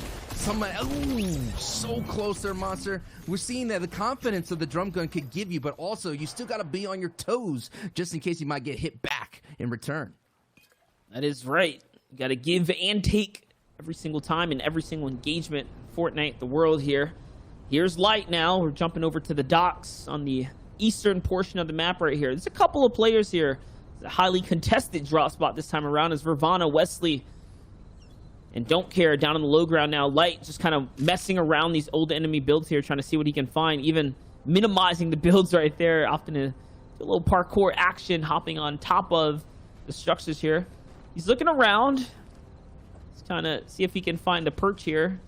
I mean, I like the ambush right now. I like the tactics, sitting ready, right? Ready to pounce onto the action. These elims are very important. Look at his points, Sancho, 46. He's in the pack. He's in the running right now. He's in the running, and you said this earlier. It's not about winning in terms of money. This is about just qualifying, getting in at 20. Such a low number as Light puts in some big numbers right there with that nice legendary attack. He's getting some nice work with that, and he's going to be now. This is going to be interesting here, Monster. This is a third-party situation. You don't want to overcommit, and that's what Light is doing right there. He's just staying on the outskirts of this fight. He did get it, but just like that, he did get his elim taken from him. No doubt Light's going to have to seek some retribution right now. He's going to fight for high ground, but that is, didn't have to put a lot of resources into this fight, but no doubt missing out on that 4 points there. The legendary shotgun, though, this is the kind of battle he wants. This is the ones that he can favor, especially in this early game right now. As a player we know is on the run here. He's running low on material, though, Sancho. He's got to conclude this fight here soon now. Trying to get on over. Good cone, but the player's going to phase on through. Can he catch Joyce? And he is going to find all the shots he needs. And now that's 4 more points in the bank here. Yeah, he could have had 8 there. Could have had 8 there, no doubt. He did a nice spray on the other player, but that is showing the power of the weapons right there. The other opponent didn't have a strong enough tack, and that legendary tack shotgun was able to put that damage output right there and able to get that elim. As we're on board with Cups here, we did see him early in the broadcast as well. In the middle of the pack, sitting at 45. This is a great, healthy place to be, especially at this point of the tournament. And he, not only that, walking away from Deadpool's yacht with a great kit, Monster. Yeah, and I mean, the theme of the players that we've really been highlighting is mainly players that qualified through week 1. Players that either got past the opens, got past the week 1 kind of invitational weekend, and played into week 2. All these week 2 dominators, if you want to call it that, they're the guys who are clearly ahead of the pack right now, and they're proving that, hey, maybe I didn't have the greatest week 2 at the drop spot, but changing either strategy or just being better at playing those drops and what's left of the lobby, it's showing off right now. And Cubic's going to kick things off with a big shot. It's going to be 3 ARs that are going to connect right now, and in comes the push. Just take a look at the kind of burst fire right now, not, you know, kind of opening too much of the magazine into the player. Still having enough, still having enough to kind of take this battle here. He's trying to get over, and this is not a player you're going to get one easy over. It's Umi who's on defense right now. He's running for his life, Sancho. Umi on the back foot here, and ooh, that was a close 50-50 to take, Monster. He did put in some good damage to 75, just not enough, and I just like the confidence of pushing with that common tack, but you call it yourself, not an easy out, big play from Cubex there. Crazy. We just looked at the 97th and 100th place from week 2 go toe-to-toe, players that were literally playing at the same kind of range of game here. But no, hold up. We're tuning in with Goes Bang right now, who goes for the edit. It's the 94. He wins that, takes all the shield, and now all of a sudden he's got pressure from 2 different angles. There's players here jumping in. He tries to end it with Kira, but Kira's going to close it out. Can Kira, who was taking control of things before, come back right now? The grappler is not in his favor anymore, so it looks like he was chased out of the Shark. This is a drawn-out battle, an extended fight here now. Great shots, and that grapple player was trying to close the gap. With every pullback, though, he exposed himself, and it's all right. Gets away for free, and things start to settle now. Settling down right there. I mean, that's the thing that we kind of haven't hit on, the grappler, their monsters. Sometimes, you know, you're in that moment in the air and you're very vulnerable. I mean, that he was tagged multiple times, 33, but no doubt you still want to protect that grappler, and that's why he's disengaging, using that ability to get away, as we see El Fishy here chilling, vibing out here at the agency. No doubt one of the strong points of this POI, this point of interest, Monster, is you have the ability to not have to over rotate or over exert yourself. And it looks like Fishy is waiting the cone. I think he's waiting for somebody to open up the vault because he doesn't have the key. I mean, he might have already gotten it. I don't know. I saw the drum gun there. Maybe he's waiting for someone to walk into the vault. Yeah, Probably... You know, someone like, hey, what's going on? Is this vault open? And then bang, you know what I mean? Like that is one of the things we've been seeing. A lot of the cleverness we've been seeing, like the high Q, the game sense, as they've been saying on the Reddit posts, is like it's off the charts. And you're seeing a lot of players right here. For those of you who have never tuned in the Fortnite competitive scene, welcome. But you're seeing a lot of people use these opportunities in the mid game to scout, to get as much information, to navigate, to figure out what is their next point to movement. You know, it's like a ever-evolving chess game that's happening. But these are the moments that are still very important, just as much as those early elims, Monster. And that's the thing. It's all tactics. It's all mind games. You play to your strengths. As Ale here is just hanging out, and it might be successful. Here it goes. All the time he's invested to kicking it down here in the vault. Is Ale going to be able to pour up a drink right now? We will find out. Let's see. He's holding the edit, so I was going to say from his perspective, he can see outward. So whatever is here, he's got lay of the vision here now, and it's going to work. Yep, he's going to find L2 OP right there, who walked right on in. He opens up the cone and meets him with the drum gun, as you can imagine. And now all of a sudden he gets to replenish up on some loots and much needed material there. He's kind of vibing here. Yeah, and you know what? That comes with experience, you know, knowing that you play arena, knowing that you probably play in those elite scrims, knowing that somebody's going to show up eventually and rotate through here, and someone's going to get a little bit greedy and stick their hand in the cookie jar. And we're on board here with Fielder Moyes, looking really well as well. 37 points, has a great kid as well, has floppers, have the pad, but now he has an opponent right in front of him, Monster, so he's going to have to do his best to make sure not to use up all these resources that he's earned, that he's looted up, that he's farmed. He has the high ground. He's going to have to met up here for a bit. Does have a flopper in the back pocket here. Monster is not looking it's going to be that there's any other third party here, though. It's a dangerous time to take a fight, but it's okay because things are looking like it's good for him. He owns the double wall here. He's going to choke one of the edits, and that is going to swing the momentum once again out of his favor here. Like we said, you waste your material now, you're not going to have a lot of options left when it comes back to refarming and getting back into the game. Great control of the cone there, though, now. He's just losing the angles right now as the God edits are coming out from the opponent. And again, the full 50-50. And this time, Flutter is going to hit the mark.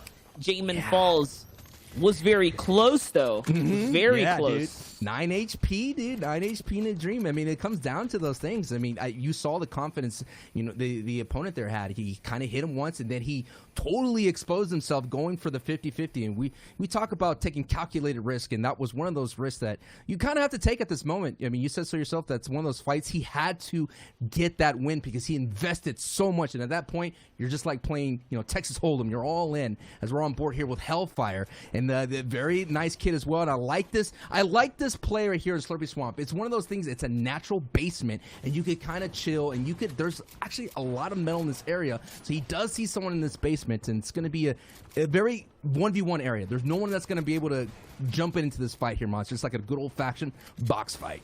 If he wants it, though. He is. If he wants it. He is very much secluded here, and that's what he was waiting for, trying to get that heavy sniper ambush to happen, holding back on even pulling it out so they can not necessarily give away too much information. But look at the piece control. Every time he breaks the wall, he's looking to grab that structure. So, again, just doing a good job right now.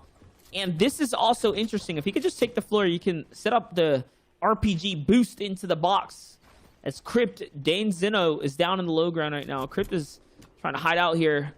Let's see, though. The heavy sniper again jumps in. This is what he wanted to do. And the first shot's going to find its mark there, too, now. Hellfire is in the game.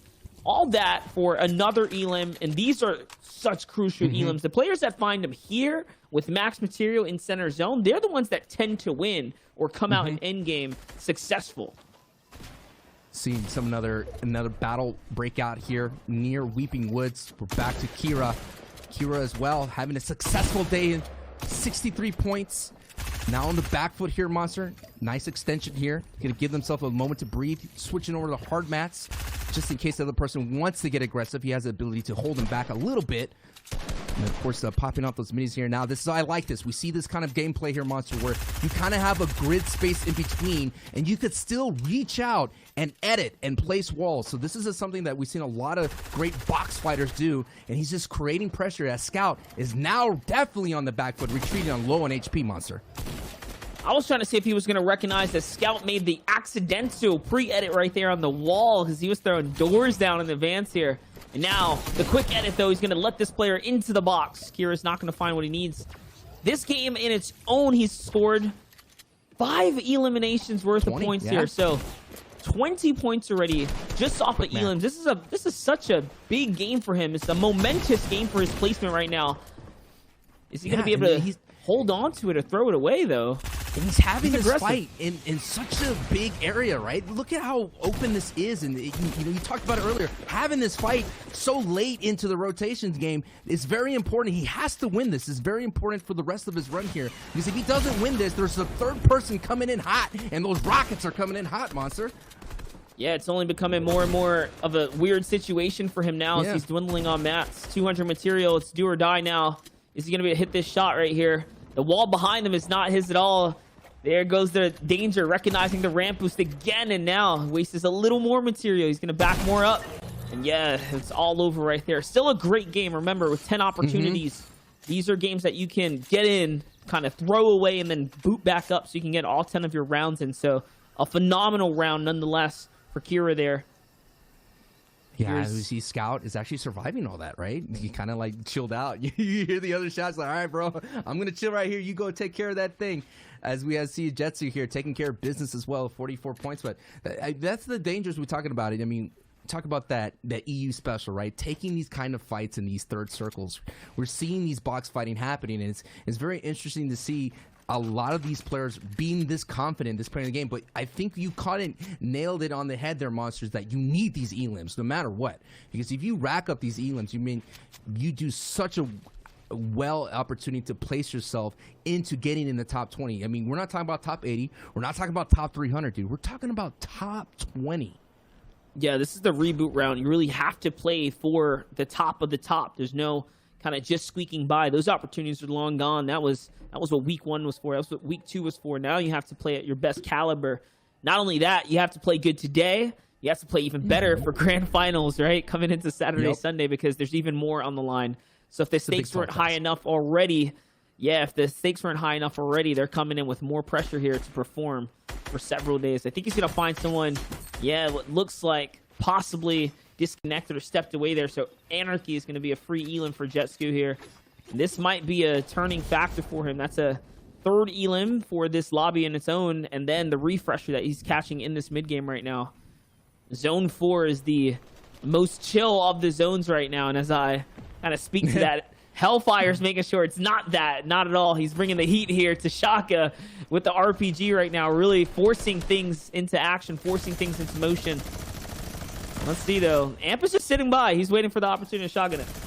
Yeah, man, it's so interesting to see. Is like, you've been in this situation before, and I'm sure whoever's watching, like a lot of the people that have qualified for next week are watching right now, doing watch parties, those EU people, the top 80 are no doubt be like, man, I feel bad for that person who's getting rocketed in minigun right now, especially look at the zone right now. If you look at the bottom right, ladies and gentlemen, boys and girls, that is the congested zone. So we're having this breakout fight in the congested zone. The north side of the circle is Weeping Woods, and we're about to get into what's called the half in, half out, the 5th circle, and that's what's going to be very interesting. If the circle pulls to the north side, you're going to see this crazy fly away from everybody as a nice play from Lazarus right now, using the harpoon to get that safety loop. But these are very interesting. These elims, Monster, are the ones that you're going to need to get yourself into that top 20. And I was just going to say, that's just like reminds me of the makings of a mosh pit, like one little bump turns into another, and all of a sudden everyone's swinging, and now someone gets taken out, and he gets hit hard, he slows down, everyone backs up here. The loot's gone though. But all right, back with Ariana SMG, who we already know has pulled the Victory Royale this time around. Let's see. Ariana is on fire today, and it's going to catch M10 Aimsons right there, a veteran that we know from the comp scene. He's in the zone, though. Shout out to this name, Ariana. It's clever. What I mean? I like it. It's clever. I like it. This big grande plays coming out of nowhere here. 65, doing really well, being very confident. Has flops for days, but no doubt getting hit for days right now.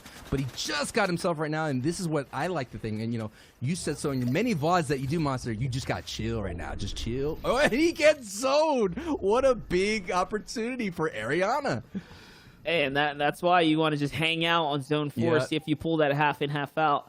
I mean, it's a gambit that you take, right? It's a gamble that you take. Yes. Not necessarily the risky play, but just hanging out, seeing if it kind of comes to your way. When it does, I mean, you get to reap the rewards here, as everyone else has to sacrifice their launch pads and things of the such. Look at what A-Pros is doing right here. He's trying to find a frag right now. He needs it because it's kind of middling on material right now, and that's what he's doing. He's trying to see if something can break out or if he can force something to happen here. He's trying to take fate into his own hands right now. With all these builds, this is why, fighting in the mid game can be very treacherous. Now look at him. He's got this whole kind of base to work off of, but not a lot of mass to carry him any further beyond this. Absolutely, and the grappler is going to... Oh my gosh. Oh, no. Hey, well, that's what he wanted. What? It comes to him, right? That's the thing. It came to him. It's like, here you go, dude. Here's your get out of jail free card. Here's a grappler. But you're right. That's the impact frag that he was looking for. Yeah, I mean, it's going to put him in a much better situation now. Oh, he is absolutely, a dude. third or 2/3 of the way. Yeah, two Yep. pads. Oh man, now he's what do they say? He's vibing right now. He's vibing. When the moment you think that you accidentally took something, you made a move too high, too fast, and all of a sudden you get a gift with a nice play. But yeah, Monsters, this is where things are gonna get a little bit crazy, and it's gonna get a little bit more hectic, knowing that A Pros has a heavy and a rocket launcher at his disposal. I just want to note that this is actually Provoked under a different alias. Played terribly in week 1, only finishing 400th. So can he Detective make a Monster swing coming out. back? That's right. I mean, he was kind of thrown off his A game here. 50 points, though, coming into the lobby right now. It's pretty good. I mean, this round right here, this run he's on, has accrued upwards of 16 points just off of eliminations solo. Now with this guy's assault rifle and the grappler, I mean, this is his game to take away here. He just has to continue to dominate, pressure the lobby up, and half in, half out, or the first moving is actually going to pull his weight now. So he's going to be able to kind of chill here as everyone has to come towards him. And yes, this is what comes with it. A slew of eliminations, especially with the damage carry down that this weapon has here. Okay, now using the boost across here.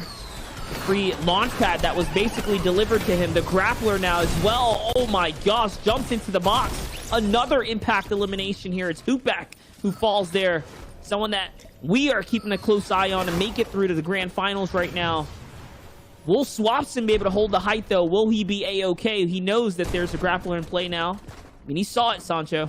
And it's interesting as well. And, you know, he had the double pad, so he could go ahead and use it for that move and that kind of fly right over and across and save so much resources. But we're on here with Fielder here. Fielder doing this really well, but low on mats. So this is the opportunity to look for that impact elimination. Sitting here just outside of the 24th place. If he gets to the 20th place, he's going to pick up another placement point. With that, he's going to go ahead and jump right in. Now it becomes a 50-50 out in the open. Woo, he got one, so that's really great. Before you left the lobby, you know, you took like a snack right before you left the party. But yeah, making all that noise out in the open, eliminated. And here it goes, Monster. The storm is moving north, and we're seeing Cubex doing really well up there. Now we're on board with Spain. We call those to-go plates. He tried to take one for the road, but he got busted. He had to leave it behind as he gets sent back to the lobby. Here's Sked, though. He's trying to see what he can do. You can find something. Legendary tactical shotguns is so good for jumping in boxes or for defending yourself from players that jump in your box. And he's going to be successful right there. The flopper, the one flopper, is going to be the reason he's sitting in the zone right now. Just opting to hang out here. He's going to find someone else. Can he get the extra shot he needs? All of a sudden, the zone's just ticking away. He's got to move, and lucky for him, it's going to favor him. Look at how it swings back in his way, keeping him alive right now. Here's Provoked back on height. 6 eliminations. The grappler, which we knew was going to be able to help turn things around for him now, all of a sudden is doing just that. Looking like a good old textbook hold right here. He's got everything that he needs. There goes Ariana SMG, who's playing phenomenally today, taking out. Rip. That's right. Here comes the shots, the pressure, the high ground. It's all his here. Cutting across now, playing the zone. Playing the zone really well, Provoked. I mean, even though there was a moment he didn't have high ground, but still, with the tools at his disposal, he's going to be able to get it back easily, and he got so many maps for those impact frags. Now he's just going to be like nimbly-bimbly, hopping tree branch to tree branch almost in terms of builds, and he's going to be doing so well. 74, and anybody who's going to contest him is going to get met with Sky's AR and a dangerous tack. So, Monster, this is definitely everything's on the line for him. Top 10 already, 9 people left, but I do not see Provoked going down unless a major slip-up happens. That is true. Unless he slips off the build, quite literally, he's going to be up there for quite some time. His presence is going to take out Sked there, who we were following for a little bit. And no, he's going to find another one now. Cubex is going to fall as well. The zone making it very scary for him, though. He's going to find a little bit of real estate here, a little bit of land to stay alive. And again, look at how the elevation is just changing. It's going in his favor. It's slowly opening up, giving him more space in this low ground, giving him an entire layer to himself right now. The only way that he can kind of take this victory is if the high ground players fight one another. You can't allow the grappler Provoked to just sit here freely. If they don't do something now, that's it. He's going to take the running, another shot. Just look at the angle, the pressure. Everyone's on wood builds. It's so easy for Sky's assault rifle to pressure this down, make good work of the lobby. Last player's alive now, Sancho. All he has to do is find the shot. That's one. Can he get the second one here now? He's lining it up. Present doesn't have anything left. I'm sorry to say it, but I think this is it. I think it's all in the line, and yes, he's going to jump down with a quick drop kick. Take him out the lobby. And provoked, that's all he wrote. 104 points, looking really good in the reboot round. Such a big swing of things right there. Such a big swing of things. You see the old builds. You see what was left of the lobby. Provoked swinging his way back up after such a poor performing week 1. I mean, maybe he just wasn't feeling that good or something. I mean, thankfully, he had the reboot round to catch him there before he fell and hit the ground. I mean, 104 points. He's definitely leading up there right now. And, I mean, that's such a great way. Like, the best story of redemption, right? I didn't do well. I didn't make it to week 2, but I've got the reboot round. And in reboot round, I'm going to show everyone why I still got it. You'll love to see it. Guys, talk me through some of the things you enjoyed about that game. What were some, like, little micro decisions you saw players make that really kind of, you feel, gave them the edge there? I mean, I just want to talk about Present, honestly, in the low ground, finding his way kind of through cubics, through sked, right? These are crucial clutch eliminations that if you don't pick up when you're kind of snaking your way down there, I mean, you're doing something wrong in the end games. There's tons and tons of times where pro players are playing so kind of focused for placement that they just forget, like, you got to take a little bit of risk if you want to hit top 20. Yeah, and those are the risks that our players in the EU region are taking. So many box fights in Circle 3, just out in the open. And, you know, you cannot just rely on the game to bring things to you. Yes, sometimes someone shows up with a grappler and you take advantage of that. But at the same time, you know, you have to make that move. You got to take that first step to rejuvenate your way back into the grand finals. And that's what's important too, right? Like, players are gambling it all right now, and it's all in preparation for tomorrow, the grand finals. So you have to also think about it, though. What you do today is going to reflect as the weekends go on, because if you are running your kind of POI right now, you still have to think about it and evaluate. Are you changing things from your week 2 performance, your week 1 performance? Because the kings of those points of interest, they're already in grand finals. You're going to have to see them. You're going to have to meet the maker. And Zeke, I'm excited about, like, who's gonna stay hot, you know, who can stay hot from reboot and get themselves into like a top running grand finals. And that, to me, that's what gets me hype about this whole entire thing. I think, too, adding to that is, like, when we do see top 20, what does that mean for the 80 that are already pushed through, right? We talk about it all the time, POI contention. What if someone is like, no, that player that actually made it through, that was someone that I had my eye on, and because now they're through, that's going to make me rethink literally everything. These are stories that will develop over the next set of games. Now, guys, we're ready to hop back into the next game, so please let's hop off the battle bus with Monster D-Face and Sancho. That's right. Thank you so very much, Zeke. We're hopping back into it. Coolest Carrot's going to be the player we touch down with first.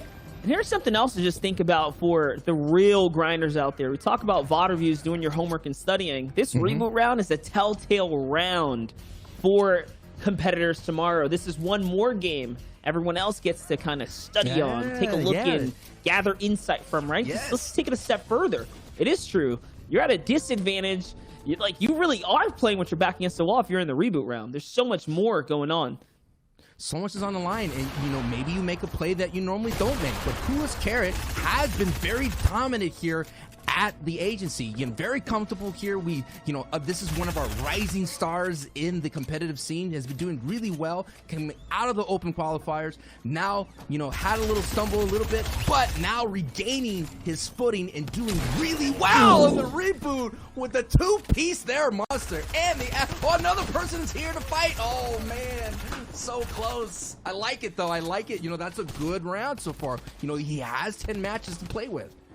I mean, if there's a moment to just get in and get taken out, hey, you want to get that 2 eliminations to go with it, right? Take that to kind of hit the road with you.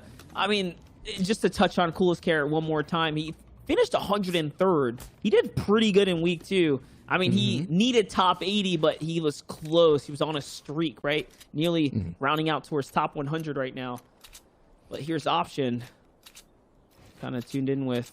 So I think my feed's a little stagnant here, Sancho. I'm not sure about you. I got you, homie. I got you. You know, Option has lots of options right now, just chilling. There is someone right below him. He does have someone else on the south side. Misty Meadows hasn't had a lot of kind of pop off little fights here, but no doubt Option is racking up some elims here. Just taking a look at his points, 21. Now he's looking pretty well right there. Does have himself a small fry. You can just wait and see what he's going to go ahead and do. Nice refarm opportunity. And Monster, I like what he's doing right now. He's doing really well. This is what they like to call recycling a lot of builds here. Well, actually, he's looking for somebody. He found somebody. Yeah, I think it's looking good right now. I mean, he's still kind of in the swing of things right now. It's Misty Meadows. Such a hot spot right here. We see Hards. We see Kaizen just looking around, trying to see if he wants to jump in on this. He's not too sure yet.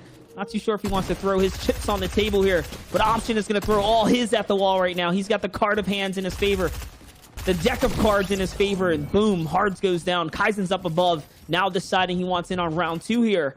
What's Option going to do? He's snaking his way here back against the wall. He doesn't own the kind of control on the left-hand side. That's what I wanted to talk about. Look, he loses the floor as well now. And this is all enemy territory, so he goes for the 50-50, and he catches Kaizen reloading with this guard down all of a sudden now, and Option's the winner. Yeah, and he got himself a great upgrade in terms of shotguns, and he got himself some flappers. I mean, he's looking really good. And, of course, Agency is always looking really good. And this is where Coolest Carrot kind of fell, and then now we're going right over to a little bit south where another big battle is happening here.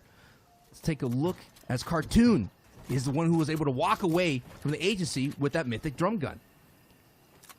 Yeah, I mean, we can see what he can do with it. He doesn't have any reloads left for it. Whatever he kind of has in the mag is what he got. Yeah, this is all desperate situation there. He puts the last bit of ammunition into the weapon. Someone's going to take that elim from him, though. As you see Harty catch the Stream Vic, or what I thought was right there, the sound cue. Maybe I was wrong. No, Keffy was still in the game, so that must have been someone else, something else. And because of that, he also lets his guard down, and now he's out of the game here. It's Hardy versus Keffy. And it was Hardy who caught the Stream Vic, so that means there was a third party who gets beamed. Carton thinks that, oh, Keffy's down. But no, realistically, Keffy was just lurking right nearby. He jumps into the fight now. Dude, one interesting. slip Hardy, up. yeah, Hardy was like, all right, I'm going to get this third-party elim, and then got beamed. He was like, all right, bro, I'm sorry. I'm out. Didn't mean to disturb you. I mean, we've all been in that situation when you thinking that you got this really easy third party, and all it takes is a couple of beams to the dome to back you away. But Option is now backing away on Misty Meadows. We first jumped into him with 21 points, now has 30, racking up 3 elims. So this is a very good start for Option. Got to pick up the speed a little bit if he wants to go ahead and get the top 20. I mean, this would be a great performance in week 1, great performance in week 2. But we're talking about top 20 here, Monster. You got to step it up. And this is the time to do it. We're right in the middle of things. We're right in the thick of it. This is it. These are the final kind of options now to get your full games in or do your throwaways. If you can kind of turn things up here now, there's still plenty of time in the tournament to bounce back mentally, to get your points up and stay in the running. As we talk about that, we're going to the middle of the map here now. We're tuning in with Kaijui and Linear, who's jumping into the box right now. How's he going to play this out? Going for the wall takes here now. Player's down in the low ground. He's going into the catacombs of the base. That means this is only one kind of linear tunnel to play off of here now. It's straight ahead. He's going to put that pressure here, Sancho. And so much Kaizu's pressure on the run. He's just backing up. Yeah, I mean, you heard that rocket, right? If you're Kaizu and you know this guy has a rocket and he's going to keep pushing me and I have no other way to go, but he did find a little cubby. You know, that little cubby right there, he's going to be able to have not a greatest of peaks right there. So he's going to, ooh, and that's what I'm talking about. He had to go all the way across his body. It's like throwing a pass, you know, threw a pass across his body, and Linear gets the interception right there and is able to walk away with that elim. There it is. QG's going to fall now. Excuse the hiccups on the name pronunciation. Things are intense as you kind of jumped in there. Yes, they are. And into the action. But he's out. He's out of the running. Back to the lobby he goes. Lazy Lake is kind of clear now of all players. You can see what looks like a little war zone territory here. The builds, the messiness. Now we jump over to the swamps. The aftermath. Yes, exactly. Or with Smudge. Just rolling up the mountain now, trying to get his rotation going here. Honestly hoping to probably not cross anyone with the loadout that he has. He's very limited on the heals here. Slurpfish, you want to definitely save till later in the game to use. Big pot as well, only one of them. So look at the ammunition too. Just not a lot going for him. Percolino's kind of hanging out here. He doesn't land the shot he was looking for. The fact that he misses those first few, I mean, this is Smudge's opportunity to back up or take advantage of the natural height he was kind of granted in that fight. But I guess... But I think you're right. He doesn't want to fight. He's just like, hey, I don't have a lot of resources. I don't want to use up these materials. I'm chilling. I just want to get to zone. I mean, this is the play style that benefits people like Zayt, you know? Positioning is a key factor, and you got to take, if you're going to play the ambush style that we've been seeing developing here, Monster, you got to hit that shot. That's a very important. It's like an opening introduction. That's an icebreaker that you need to hit to get it right, because if not, you put yourself in a disadvantageous position here, because Preco, I think, was getting hit from behind a little bit too, because someone hurt those shots. So very important to make sure that whatever thing you do, you hit that shot to get that opening line in your argument. Yeah, Percolino definitely needed. I mean, Smudge doesn't have much here, so if he can find his opening kind of fragment right here, this frag right here, can he? No, those are 5 very rare and crucial bullets right there. And this is the fight that he's looking for, though. If anything, it's going to be a shotgun one where he has a little more ammunition to spare for the battle. These are the comfort zones that he's now putting himself in here. Just a couple more bullets now. This is it. He takes the wall here. He has the advantage. Takes the cone as well. The good piece control. He doesn't even jump in for the 50-50. He's not about that. He's calculated. He's cool. You saw it in the rotation. You saw it in the disengage. And now you see it in the setup that he takes in this fight right there. Very well played for Smudge. Very methodical, man. Very chill. Was able to get that job done. As we're looking at Albert and Sam the One fighting out here on this mini junk. 31 points for the day for Sam. Yeah, a lot of hard mats going out right here. This may be the end of the fight that we're catching on board here. Sam definitely has got his opponent on the back feet. Albert has to do his best. Albert pushes up. A nice little play right there. Edit to get down into it. It was like an all-or-nothing play for Albert, and Sam the One was able to catch that, and kind of like a keto, that play right there from Albert. Yeah, Sam was just tracking a lot better in that situation there. Expending all that. I mean, lucky for him, the fight is cleared up just soon enough before the rest of the swarm comes in from the northern half of the map. He's going to have just enough time here to bounce back and farm it too. As we know from the outside looking in, the map is clear. He has enough space to get his farm on right now. Get your farm on. I love it. I mean, and especially with junk, you got all that metal. You got all those rocks along the river. You got some fishing holes that you can do. I mean, one of the things that I've been noticing, looking at a lot of pro gameplay, is knowing your loot path, knowing where to go after your engagement. And I've seen a lot of people post on Twitter, post on social media, how can I improve as a professional player? Or how can I improve just as, my own gameplay? Find out your loot path. That would be the most essential thing to do, because you could just wander around and not be efficient, but Sam is being very efficient in this fight, and this is what we're talking about, Monster, opening up with that 68 hit to the dome. That's right, and he's got the weapons to do this too. The RPG, the upgraded shotgun. This is everything that he needs in his favor. All he's lacking is material, and that's what he's hoping to gain from this battle right now. Inside of the free point, the big shotgun shot's going to kick things off. The second one is going to find it as well. And now, all of a sudden, Heretics is out of this game, and Sam the One is the one in the lobby right here who's sitting comfortable coming into the game. That was a big, quick come-up. And the tracking you mentioned in that previous fight, great. Was able to track that person jumping out of the air, hits 2 jump shots, and that is what I'm talking about. You mean, at the end of the day, you can build, you can edit, you can have piece control, but you got to have that gunplay to succeed and get you well on your way, hopefully reboot it back into the grand finals, because we're getting very close, man. Middle of the tournament here, getting closer to that the climax, and we'll see. We're gonna look at this, man. 99 points from Belasconi. That is a great day, no doubt. Up on their leaderboards, but we're gonna see, man. As time goes on, what is gonna be that magic number? What's that threshold for our players to figure out? Do they need to? And that's when things are gonna get really crazy, Monster. Is like when people are desperate. They're gonna have to make some crazy plays and start really putting that W key all the way down on the keyboard. Yeah, well, I mean that's what it comes down to, right? Like if you're not on track, all of a sudden you become demoralized, right? Let's be honest. People just start to throw away the games. So you have to be on your toes as you kind of get past this halfway mark right here. The player kind of craziness is going to come out, right? You don't know what you're going to go against. You're going to have players that are just going to push you in the mid game. You're going to wonder why. Yes. Everyone's on a different page all of a sudden, quite literally a different page in their chapter of book. We're coming with Motor, who is focusing on placement. As you can see, he got to zone, he just hung out, and all of a sudden now he's got to cut all the way. He's not taking any risk by running through the mid game. These super late rotates. He's a fight off in distance. There's no way that he's going to be able to cheekily take this one, will he? Just might, though. He's putting shots down from the opposite side. He is for nothing, for free. Yeah, he snagged those points there, Sancho. He did, dude.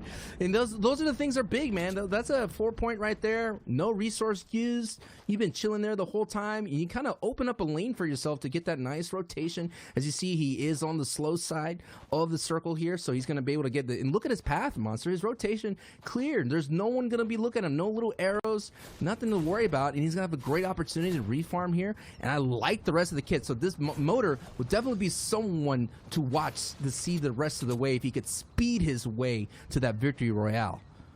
Yeah, and this area was cleared out because of Sam, right? Sam already came through here. He swept the dust under the rug. He's already cleaned up the dirty docks. And now Mortar gets the free rotate, and that's what he gets for rotating late. He gets rewarded for that. The patience. We're looking back now with Berlusconi, who we know was at 99, 100 points now. Once again, these thresholds are constantly being tackled as time ticks on here, and he continues to become one of the last players left in the lobby. Placement points are crucial. He seems like he's doing the right thing right now by just hanging out. Nothing too crazy from him. Nothing too crazy from the rest of the lobby. As Items trying to force a fight here. Items firing in at Tiago, Yoa, and really all of a sudden turning the lobby against these players. I wonder what they did wrong just for kind of sitting in the wrong spot, I guess. And now all of a sudden the attention's on them. The mosh pit, brother, it is happening. All it takes is one person to spill the drink, and hey, wait a minute, he spilled my drink, I'm gonna spill your drink.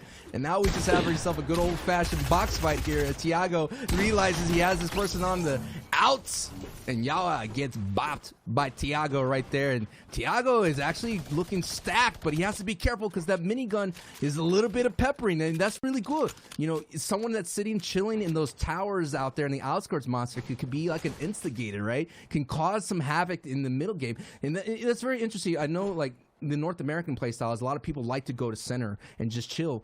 But you can still be instigated and then end up overextending yourself and then wasting all your resources.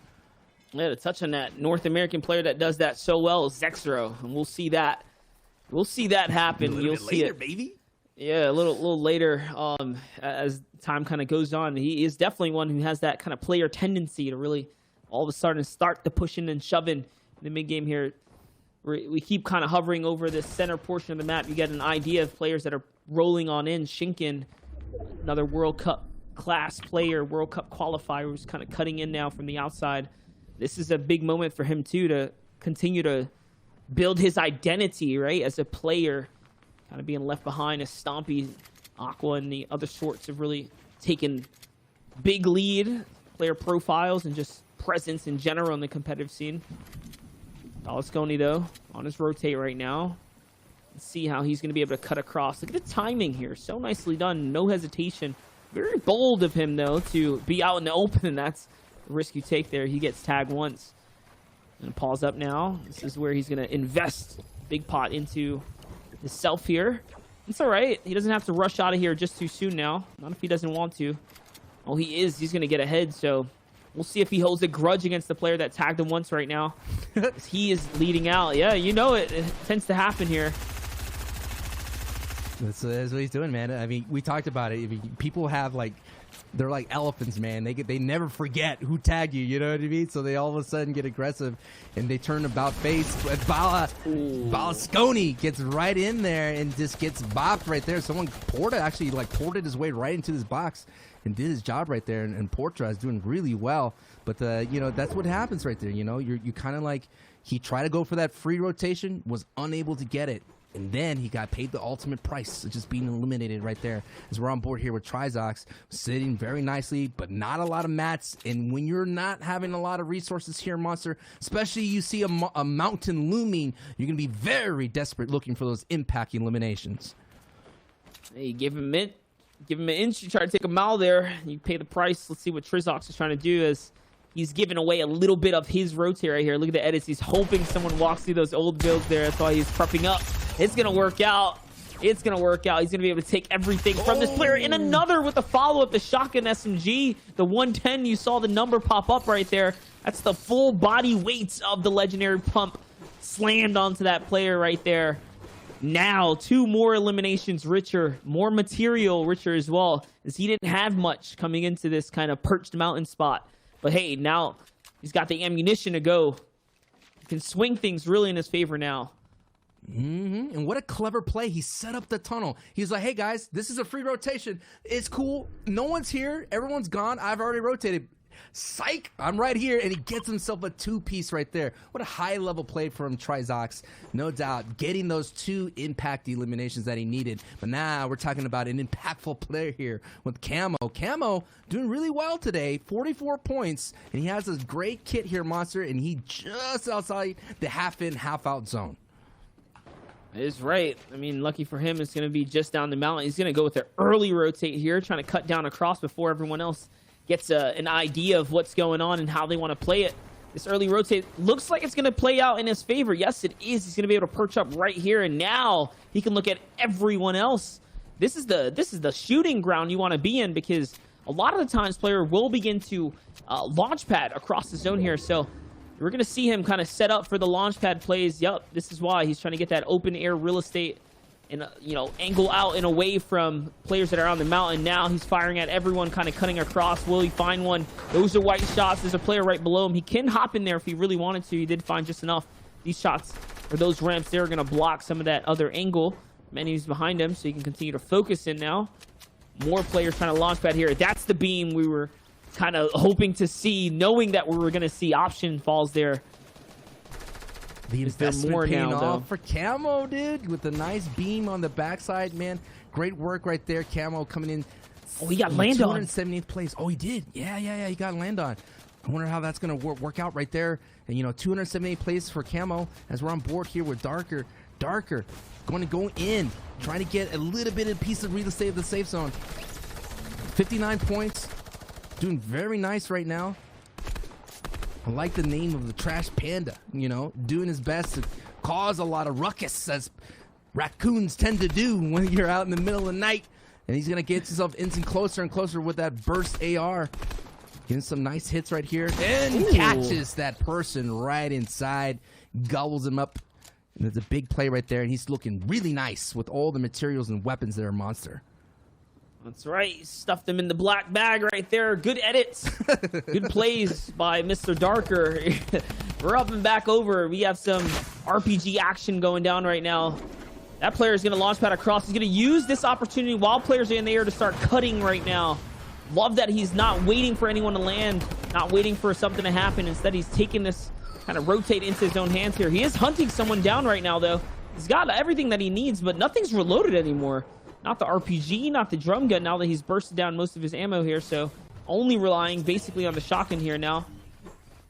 This kind of ticking here. Good layer change. He's going to hop up just a little bit. He can't go too high, though. He really doesn't have, you know, builds to kind of sustain here. This is why he's hunting for an Elam. He's going to tuck it into the old builds. He hears the shotgun or the kind of collision of the RPG Finest Smart.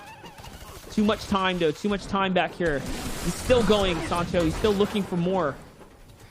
He's looking for more, and he does pick up one on there. Tiago, no doubt that rocket splash was a big factor there, Monster. Now 59 points. We're seeing that the Mice drum gun is just looking, essentially everyone that has a Monster is looking for fresh builds because they know they can kind of get their way into that box very easily. Now paired with the RPG, he's going to be doing some crazy damage right now. And you said so yourself. He's looking into the back line, looking back, trying to catch people who are just walking out, who are barely escaping that storm damage. And he is setting himself up for a nice run on the low ground.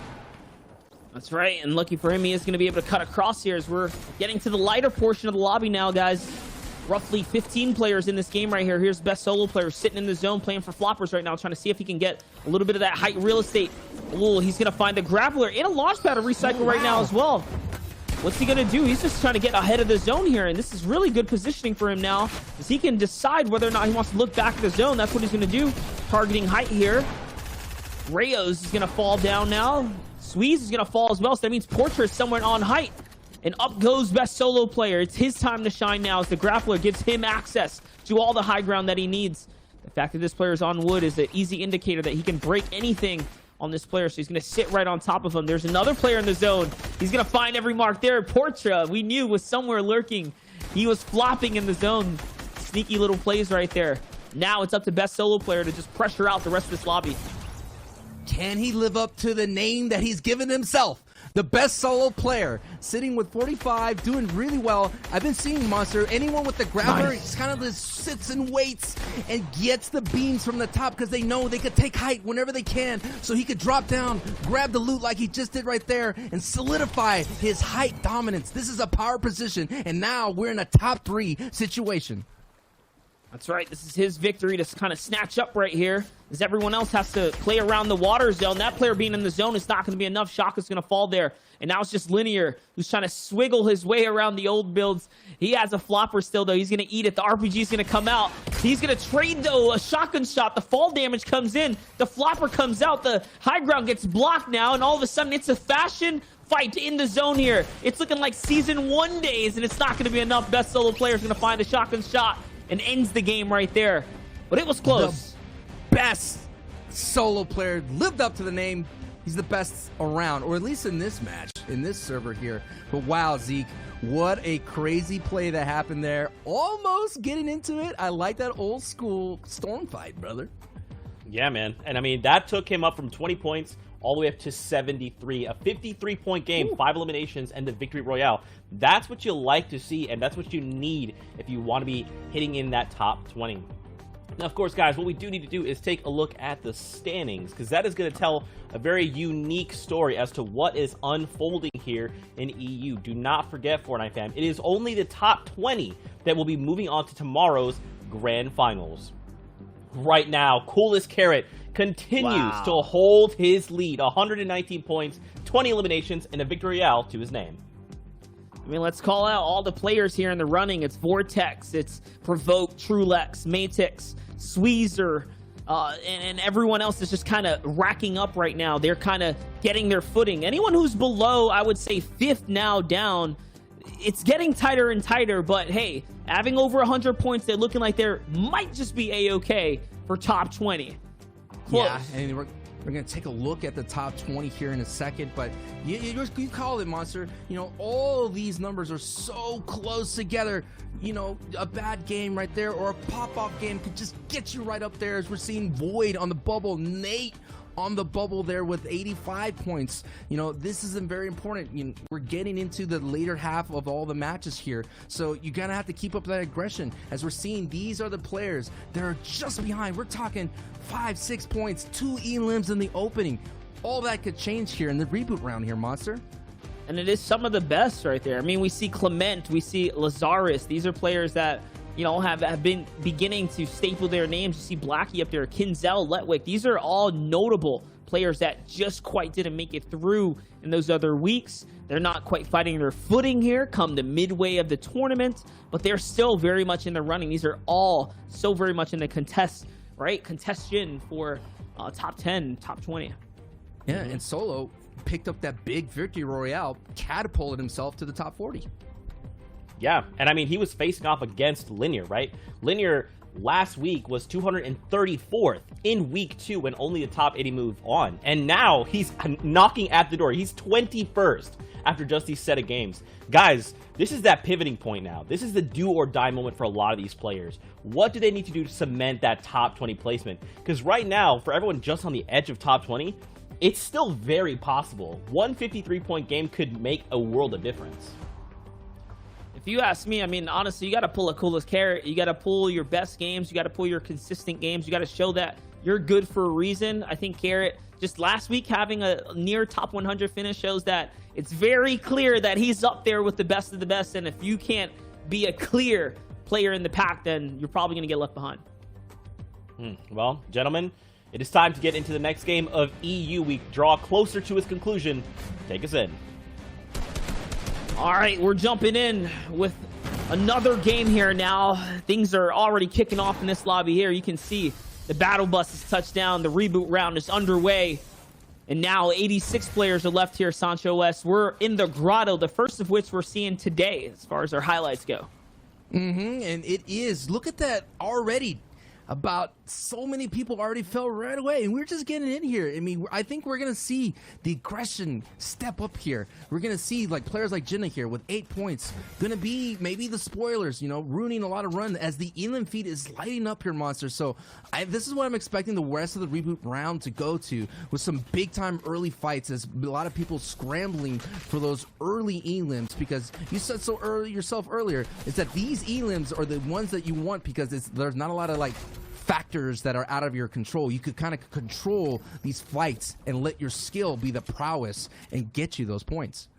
Not only that, you can manage your games as well. Remember, you can definitely toss a few up in the air. I think the kind of the best of the best that we saw from week 2, Scally played 7 games, all of them for Endgame, and he made Endgames all the way through and still finished top 20 off of placement points alone. So it's not that you have to squeeze in W key games, it's that you can. Like, you literally can. Why not optimize and then still play for your placements all the way through? So see how players decide to put their play styles to use and play to their strengths now, as JNA is going to get taken out right there. He tries to kind of play a strength play right there, but Ali War is going to barely get out of that one. I mean, that's as close as it get. He only has 6 HP coming out of that one. As close as it can get, and Dynamic is going close as they can get with that minigun. 100 bullets just going in, rat-a-tatting it all the way through, but he does get hit from that backside a little bit. He's going to have to retreat back into the natural cover of Pleasant Park. And a rocket says, hello, I'm not done with you, sir. I would like to meet you, introduce you to my 4-point bag here, as Dynamic doing his best to not get captured. And ooh, what a nice recovery right there. Being able to flick that shot with a flick of the wrist. But his job is not done yet, as more people are sniffing around. And he does have someone weak right above him there, Monster. I mean, more importantly, he recognized that, hold up, someone had a heavy, someone had an RPG. These wasn't the same player, right? All of a sudden now there's so many factors there. We're going to go to the other side of the map. We're going to hop on over with Hex here, down at the Misty Meadows. Let's see what he's going to be able to pull together here now. He's trying to be very sneaky here. You know there's a player up on the big mountain. Doesn't want to get the focus of that guy. Not at all. But if he can get the cheeky kind of middle low ground guy here, that's going to be a big kind of opener for him. As I think Height has already left the focus. Okay, Hex now decides not to. Decides to just wait it out. This player looks like he's going to be leaning in towards him. And this is going to be another one of those cheeky kind of tactical ambushes we see set up. Let's see. Zenit, we saw a lot of in the course of the weeks coming up. The shotguns are going to come out, and yes, Hex is going to win the trade. I mean, what are you going to do, right? I mean, you got to just be, I guess, you know, you got to have that third eye about it. You know, you got to figure out maybe someone's behind it, but that's a tough play to read. But no doubt Andy knows that Panda is on the back foot. He's going to be able to read him really well. Andy doing really well. 33 points. He's going to need that pop-off game. I wanted to point out during the break, while we're talking about standings, is like Zeke brought it up.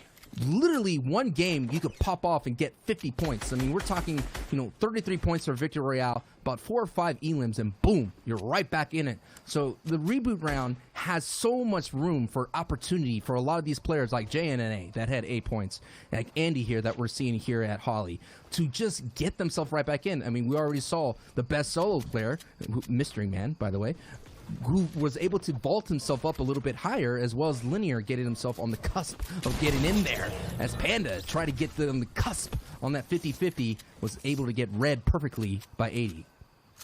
I absolutely agree. All you have to do is kind of wind up that wrecking ball and throw it right through the builds, quite literally. If you can build that destruction, that's the one swing that'll, you know, kind of pull your points to where they need to be. Here's a fight, though, a 3-way battle. Perickle, who's on Height right now, is getting pushed by Job now. Jabbo's right on top of him. He's looking to kind of take this into his own hands, not allow the fight to kind of drag on. Instead, he wants what looks like both of these elims right now. It's the Dirty Docks. A lot of action in the Dirty Docks, more so than I think we've seen throughout any of the highlighting weeks. This is kind of interesting to me, just seeing things kind of switch up. I hear the minigun chopping up now, Sancho. This could be a major threat.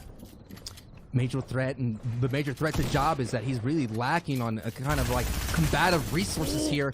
Not a lot of ammo, but he does get a lot of HP. The other shots ring out from below. They know, like, hey, something's happening up there. My time to shine and step on in. As Job is going to have to retreat a little bit to his box. Doesn't have a lot of builds here. He's going to have to disengage and give up He had that nice opportunity, Monster. Got his opponent down to whites, but I think it's just a matter of resources, realizing, hey, I don't have a lot of builds to go up against that spray. Hey, but respect the movement to sneak out of there when the edit comes through, playing his camera angle, and it's going to work off as he backs up to his own builds and then finds Aimsons, and now he has the material that he needed, at least what was generated from that fight.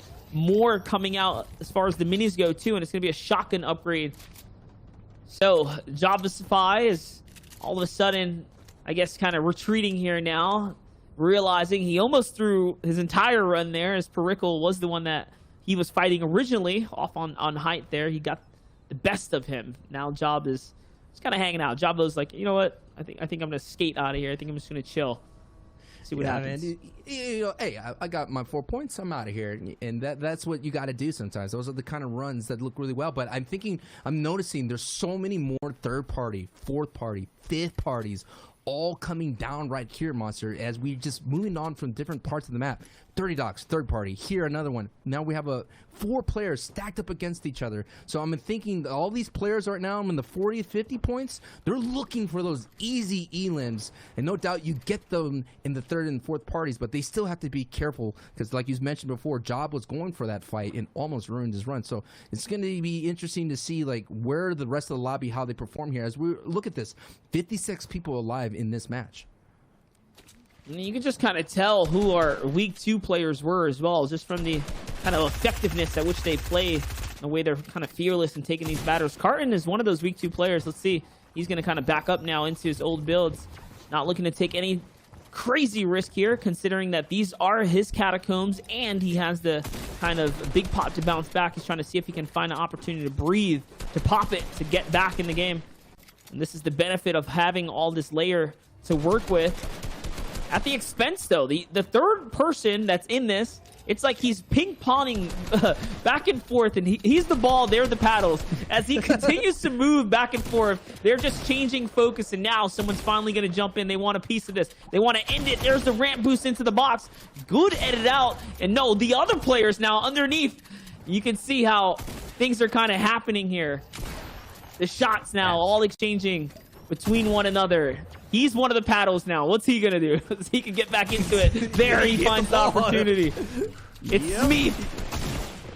Smeet, Cartoon is going in, gonna paddle more people, looking to go ahead. He does have Godspeed on the back foot with no shields. If Cartoon knew that, he kind of got a tag, he would no doubt push that, but the tennis match is good. Keep going, baby. His Cartoon is now with 52 points, and no doubt Godspeed's like, wait a minute, now there's only one person here, and I have the attention of the mythic drum shotgun, Midas's touch. I don't want it to touch me as I'm trying to keep my gold run going, as Cartoon is now seeing the pressure and seeing the panic in Godspeed, and Cartoon sends him right out of the server right there. But that is not a sound you want to hear this early in the game, considering that, hey, I don't have an opportunity to get a refarm, I don't have an opportunity to get away and disengage.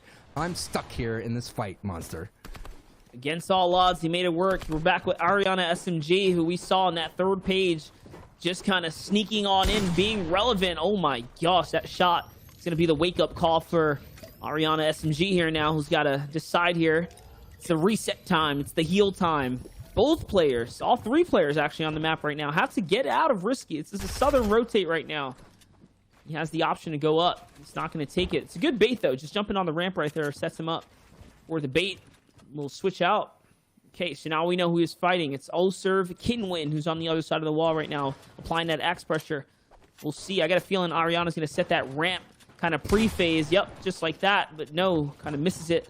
He's going back through the build here. Just wants to bait him into this tunnel, though. He really wants to have this player walk into their zone, their world.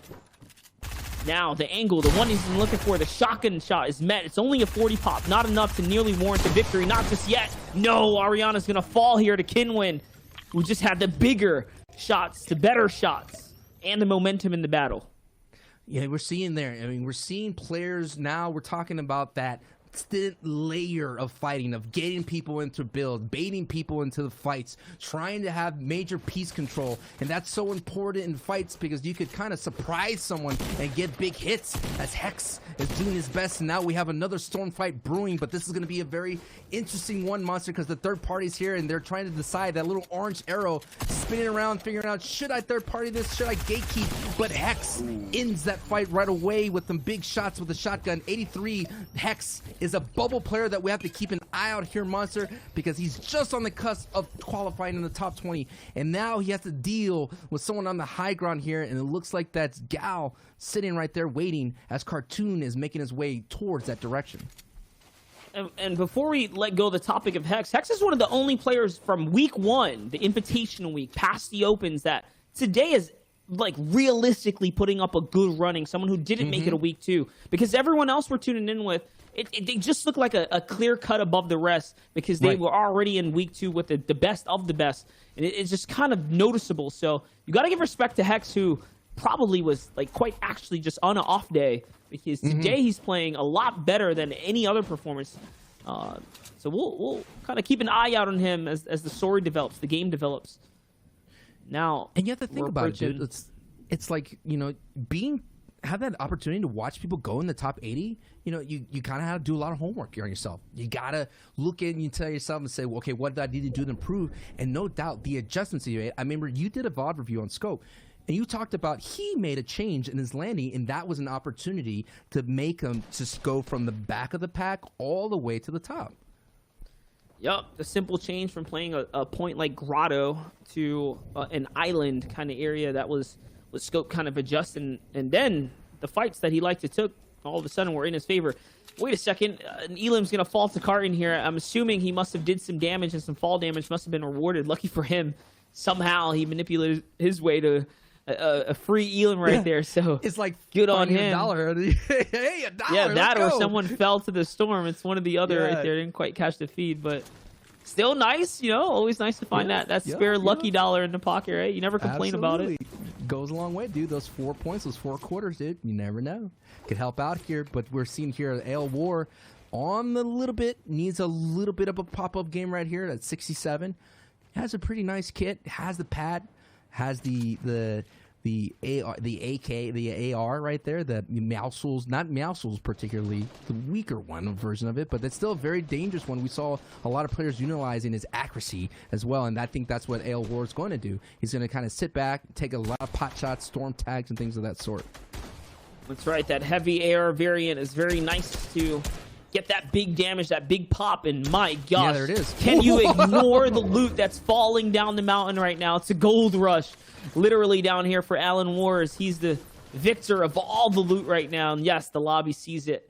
They want to pop some shots. They are jealous of all the gear right here. Yeah. It's a flopper I saw in there. I saw a normal kind of AR upgrade if he wants to take it. A lottery, dude. You know what I mean? And it all went to him, and we saw that he built out a metal base right there. And what we've been seeing it for those people at home, you know, you could expand your game senses. Like once you get an Elam, use up those extra resources. You're not going to be able to use them again at this point. So build a little bit of a bigger base, extend out, and then go back to the loot pile and max out. As Balasconi is going to try to max out this fight right now, doing really well. Again, one of the ones that no doubt has an opportunity to qualify, but still has to keep being consistent. And he consistently is being aggressive. And we saw King win a little bit earlier, and Balasconi eliminates them. But Balasconi, some great performance here. No doubt getting some attention here from Pericle. Yeah, man. The beautiful cone right there to really start swinging things. Pericle being the extra factor in the fight, firing in. Gave him the confidence, because we just tuned into a Balasconi last game. He wasn't not budging a single inch come to mid game, but you see when things go in his favor, he will jump on those opportunities, not to play too timid all the time. There are some players out there that just won't take a risk at all, regardless of what in that mid game, but he took a risk and it paid off. It's going to be a big bounce back for him. Here's Void now. Zone kind of landing all around them here. Tohaj in the middle. Savid. Again, notable names that we haven't quite seen up there. Notable names that have, you know, these fans quite literally rooting for them. The pressure on their shoulders so much more immense than, you know, your traditional kind of player who's just trying to find their footing in the competitive scene, their name, and then, you know, amongst the walls of the best. lots to prove here for a lot of different people. A lot different stakes on the line. And those stakes could be something that kind of trips you up. I mean, we talked about the mentality of a pro who does have some sort of a following. Should I stream? Should I not stream? Should I focus entirely on the stream on content? Should I focus just on the games itself? It's a catch-22 situation. But as Savid right now and Tohai are doing their best to catch some elims, and Void trying to just get out of the, hey, don't look at me right now, I'm chilling. So he breaks the line of sight. Void is going to have this opportunity to kind of pick up on the person at the top side of here as the rest of the lobby is getting that person right here, and he's going to kind of chill here for a moment. But Void, knowing that no one's focusing on him, could have a free opportunity to kind of edit right then and there, and gets Martine right there. Nice play. Void, understanding that no one's focused on him, gave him that flexibility to get that nice 4-point. As you can see, the rest of the lobby was actually focused on the high ground, this little section of the map here, Monster. Void making sure that player cannot avoid the snare. Not at all there. He caught him with the cone, caught him with the wall. So good, so clean. We're going to queue up the like Giant right here. Dang, here was a caught him bar. with the wall. Thinking about it. I like it. Hey, be free, dude. You got to do your thing. Yeah, I come with the punchlines, man. That's what they hire me for. Here's Cusick the Giant, though. Who's chilling out. Hey, he's got his eyes on the player in front of him. It's Shark. He's got to be careful not to get bit here, though. Two players who are kind of vibing in metal bases. Oh, I'm going all the way here. I mean, this is like that middle game right here. It's just where it's just the calm before the storm. Players gathering information, trying to say if the circle goes this way, I'm going to rotate this way. It's very important here to see if you get those clean rotations. We saw early in the broadcast, trying to get those free rotations without any using kind of resources. The freebies often gets you tagged, so no doubt that's what they're doing. Is Hex getting himself closer and closer to qualifying the top 20. Has some options here. If he wants to take this monster, he could use that heavy sniper, get himself in the box. I think he's trying to figure out like who is going to involve themselves in my fight if I take this right now. That's right. That heavy sniper, aka the problem solver, can jump you into those boxes and kind of seal the deal for you at any which moment you decide to yourself. Here's a beautiful scenery shot. These things are kind of hanging low right here. It's the airdrop landing in the middle, the treacherous airdrop. We only saw chimichanga. It's the meal coming down the launch pad. Do you want to go for it? Are you tempted? How hungry are you for this right now? Someone goes for it, though. You see that it was popped right there. A couple players do jump on it. And good old-fashioned fight is going to, of course, break out nearby it now as players know, hey, that guy has a launch pad. Someone's going to have to use it here. Hex is on the run right now. And again, keep an eye on Hex. He's one of the only players from the Week 1 track, again, that is kind of putting up the numbers right now. He's on this cusp. He's really in the conversation. That's, to me, so impressive that players like literally managing to step up their game week after week. It's a clear example right here of someone who's found his confidence and his stride in the game. His death side is going to get dropped right there now. Look, Hex rolling, dude. Not even taking the launch pad. Just ground rotates. Clean, through builds. No fear. And we're seeing that no fear is paying off. Not using the pad, able to get tags. Using that heavy sniper is a great way to catch someone who is on, the back foot healing. As Hex now is kind of forcing his way through and is catching people really low, and see if Hex can kind of put it together. He has the flops, and now he is on the front side of the circle here. Big elim from Hex. Now he's getting himself closer and closer beyond the top 20 with 94 points, but that is where important. Just because people use community pads, just because that is the normal play, the textbook play to make, sometimes being patient pays off their monster.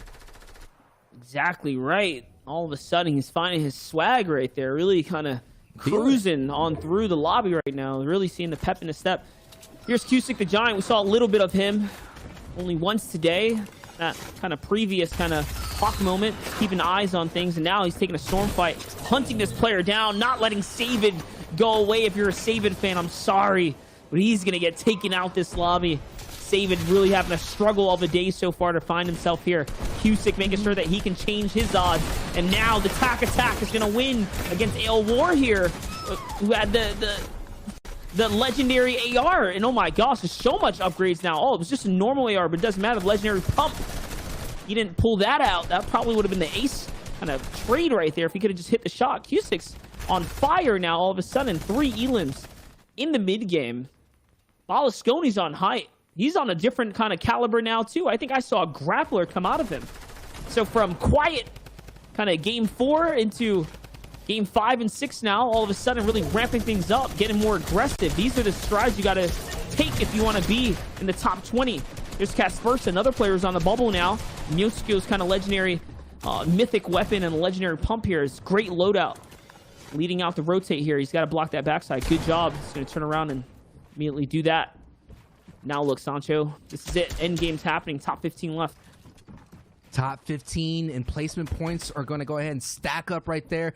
Casper using Meowscles. I mentioned it before. It is that variant that you like to see, and he put some nice hits on someone coming out of the back line. Now he sees someone right below. He hears the axe swing. He's going to put some big time beams on the top, and he does see another person and grabs himself a rocket, a gold one in fact, and that's a big time elim right there. Can Casper go himself way all the way up?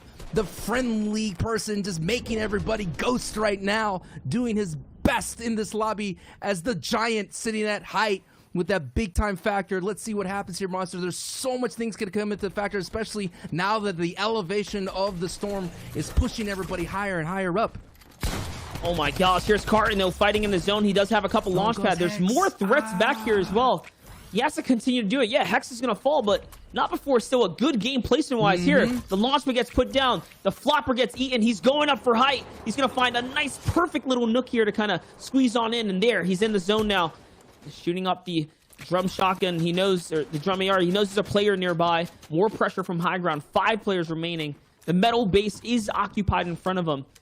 Branching out now.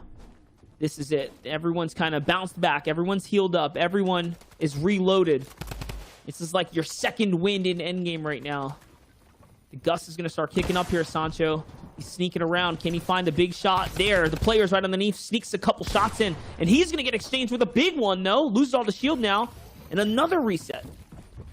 Another reset, another opportunity. We've seen that the dominance of the Midas drum gun on the low ground being a big factor, but it is Casper. You're taking a look right here. Has that strong power stance right now. The power position from Casper with that legendary rocket launcher is doing so much chaos down below. Cartoon's going to have to pick up some people on the backside, and he does. He eats some storm and comes right in and picks up that siphon. It's a top 4 situation, and Cartoon now goes down to Tohai. It is Tohai.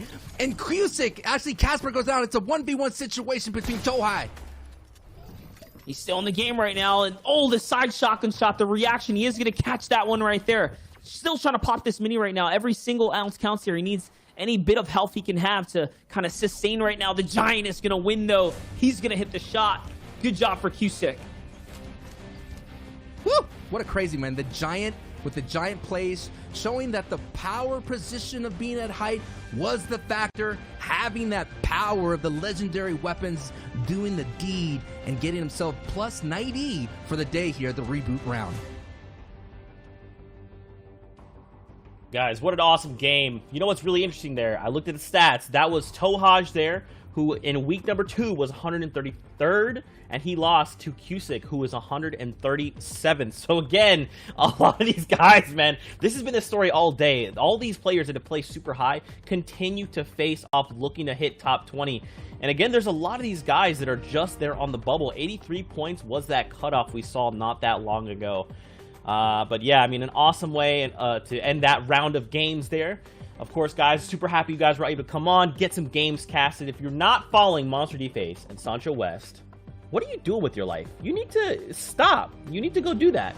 Monster's great content creator. He's great at teaching you stuff. Also, Sancho's amazing. He's basically a cooler version of me in just about every way. So please give them a follow. No. With that being said, though, Fortnite fam, we are going to go to a break. When we return, we'll have more games out of EU and see which top 20 will be moving on to tomorrow's grand finals. See you then.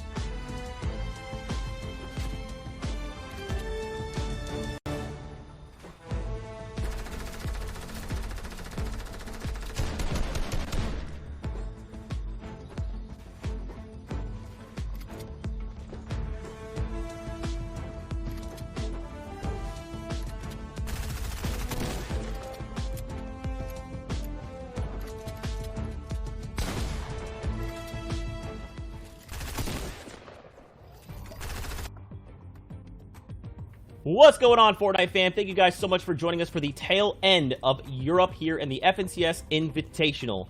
Joining us for the last set of games, we got Ball TW and Clay.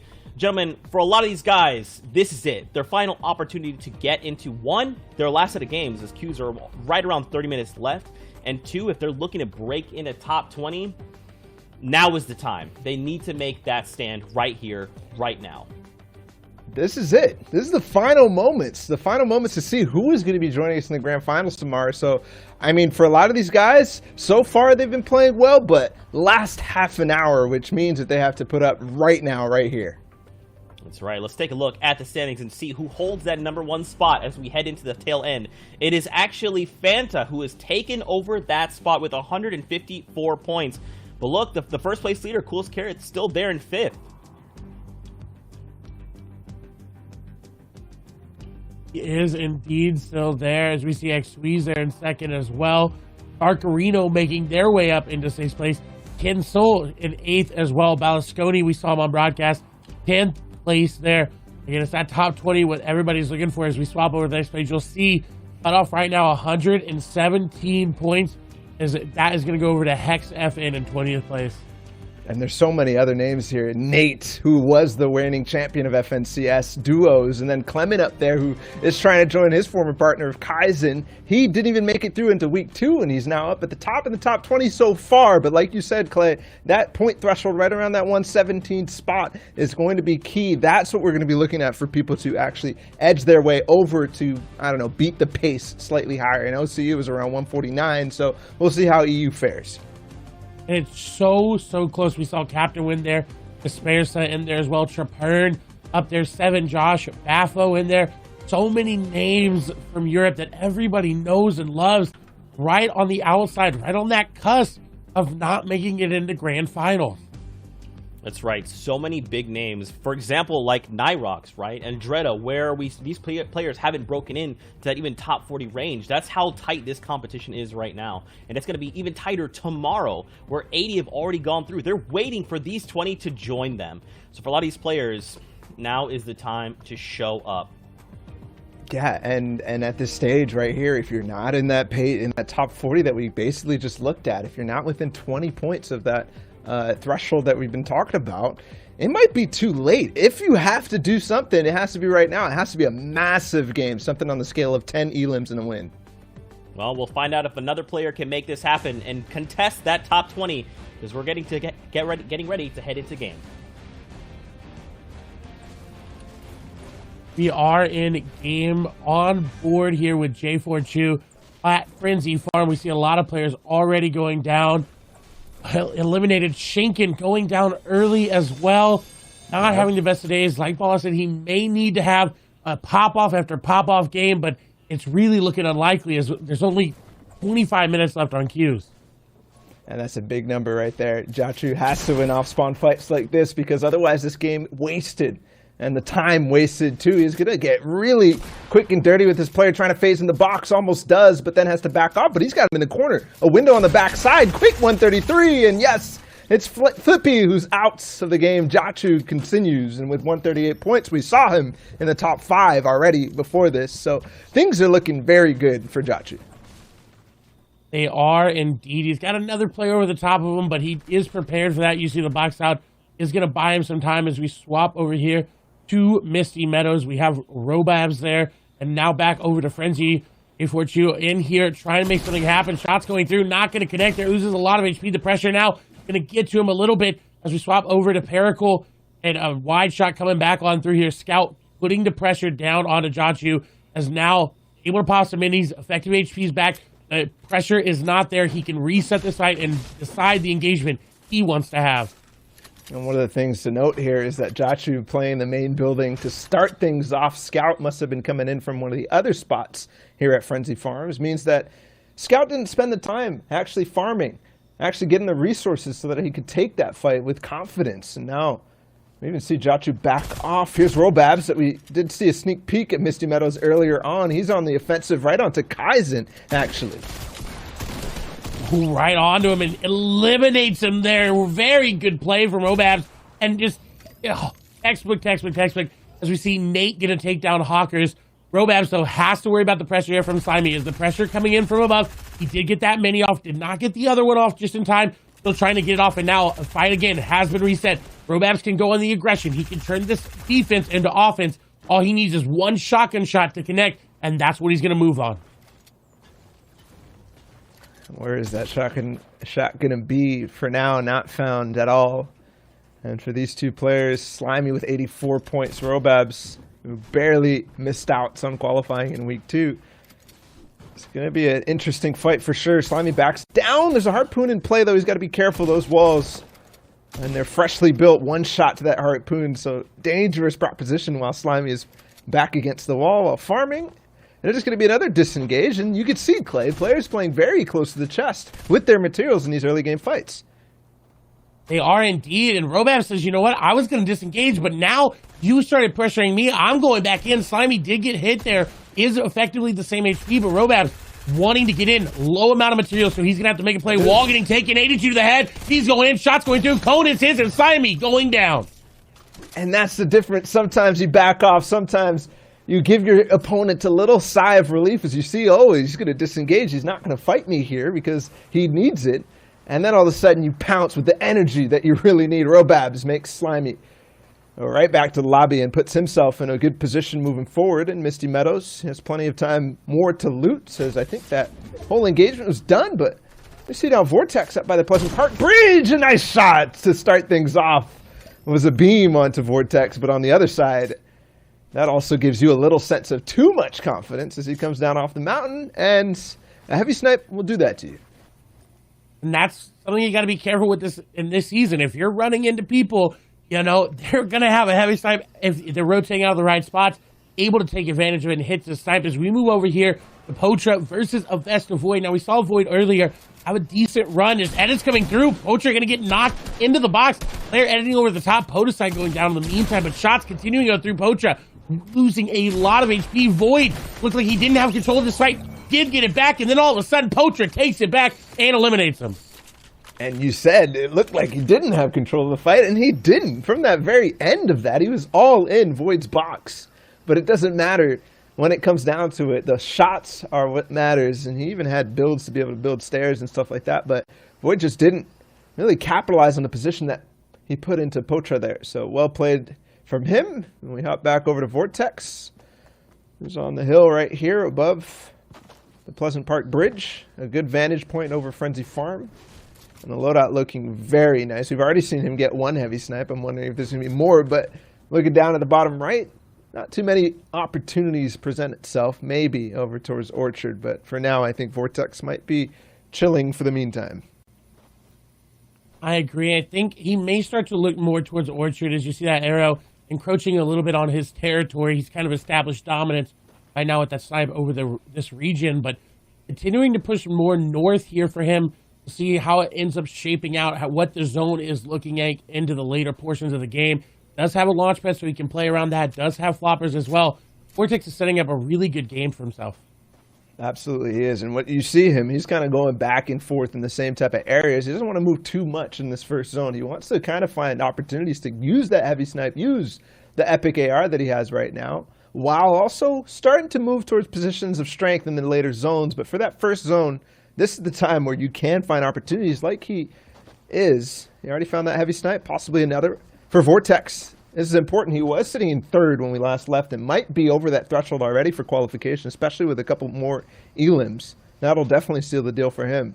But he was so close in week 2. He was so close to already being in that field. A nice heavy snipe, again 152, and the launch pad pouncing right on top of him. An instant, no hesitation. He's going into the box. Shots can come through here momentarily. Elliot going to come through. Vortex losing a lot, but he is not wavering. His confidence there. The wall going to block it. Loses a lot of HP. The shotgun shot going to hit for him. It's not enough. Snuffles takes him down with a quick cone over the top and turning that fight in his advantage. And I'm wondering how quickly Snuffles was able to react to that. Yes, the quick box after the heavy snipe, but also the healing that he was able to get off because there was still shield on him. So it was a couple quick minis or maybe a fish. You've got to be careful of that sometimes when you have that aggressive stance against somebody after a big beam, but regardless, that's the end of Void. But I don't think it's the end of his journey. I think he might have done enough to get himself through the reboot round, and with 20 minutes to go on queues, he probably will get into another game as well. More than likely will, as we swap over to Sweaty Sands, an edge of zone fight, kind of the EU specialty here today. It's going to go into box fights, maybe see a little bit build. The shot's going through. Larry going to get the cone. This player wasn't expecting it, and Tasty is bad going down. Larry capitalizing on that player's mistake there, and it only takes one. Unfortunately, get yourself eliminated. And that is a huge sigh of relief for Larry. He's at 115 points right now. He's basically right on that cusp, right on the pace that we were talking about, Clay, when we looked at the standings last. And so not to lose that fight, I just said it was 20 minutes to go for queues. This gives him all the more opportunity to get those placement points that he's already starting to get too, have been given out so far. And with the aggressiveness of this lobby, as you saw Rifle finish off Kiku, Stormy Right's going to get involved too. The aggressiveness of the lobby clearly in full strength here in the last 20 minutes. And I mentioned it earlier, it's never Stormy Right's position to not be in zone. His shots coming through, Rifle on the back foot, more damage being taken, and the ramp boost coming through. Rifle not able to fend off Stormy Right, who he put it in his name, honestly a king of storm fights in EU. And he takes out Rifle too, who was one of the more solid players starting in week 1. And then leading into week 2, unfortunately not making it through. A couple of cash cut performances did well for him. Stormy Raid, on the other hand, was 2 points away from qualification last week. But right now, not looking too good. Only that 50-ish points for him. We're looking at another fight right now. Potra gets in and gets out quickly with Majin's life. 2 elims for Potra. We saw the first one right on that Frey Islands, and he makes it work. But still a long way to go for Potra. A long way to go. He's got zone nearby him, though, and there is a player also there.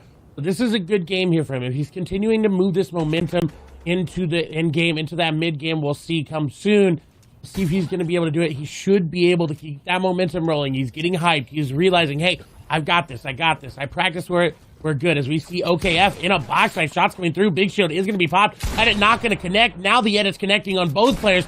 Trying to sit in the cone. Nice edit on top of the cone. OKF trying to get the advantage back in his favor with very little builds. This is going to have to be very, very close quarters, and they're not going to be able to let each other separate it. Otherwise, OKF is going to lose this engagement. You pointed out the 7 builds is definitely a reason why OKF is sitting in the box still, not trying to get too close, because too many wall replace attempts or too many extraneous builds will make it so that he has nothing to protect himself if the opponent goes on the offensive. But at the same time, he's got to get something done quick, because third parties can be coming. We're in second zone. There's the heavy snipe in the box again. Yes, he finishes it off. SETI goes right out, and OKF lives to see a little more in this game. And I have to point out there, the materials that he gained from that was not even that much. So both players on that same situation. Now OKF has to rotate up north even more with the little remaining mats that he had. And speaking of little remaining mats, Nikov with 9 builds, now 4 builds remaining. He boxed up to pop these shields with 4 mats remaining. He's got someone right on his tail. I think he knows he's going to have to make a play. He sees him now. Shots going to come out that's going to try to break him down. Nikov, though, in a very sticky situation. He does have 1 RPG. He can make something happen with that impact weapon. But this is looking very, very dire for Nikov. Is that play actually going to choose to disengage? Oh, boat rockets coming on through. And sometimes you got to get creative here in the reboot round. You only got 1 more shot to make it in. Nikov really going to have to get creative here. That he is. I don't know if it's creative or losing hope. Because Nikov right now, he's got tools in his kit, and what he's going to do is so smart. The boat player, he knows that he had to come back through, but he's not low enough. There's still shield on him, and he has to make it now across the water, get close to him enough. Ooh, whoa, Nikov! That was ingenious. You talk about creativity. So smart from him to realize that the player will drop down under the water and make it impossible for him to really get the full box off that he needs after that RPG, and he's still following it up with a little bit more. And that was discipline there, using the RPG at the perfect time. Nikov, oh, absolutely insane game.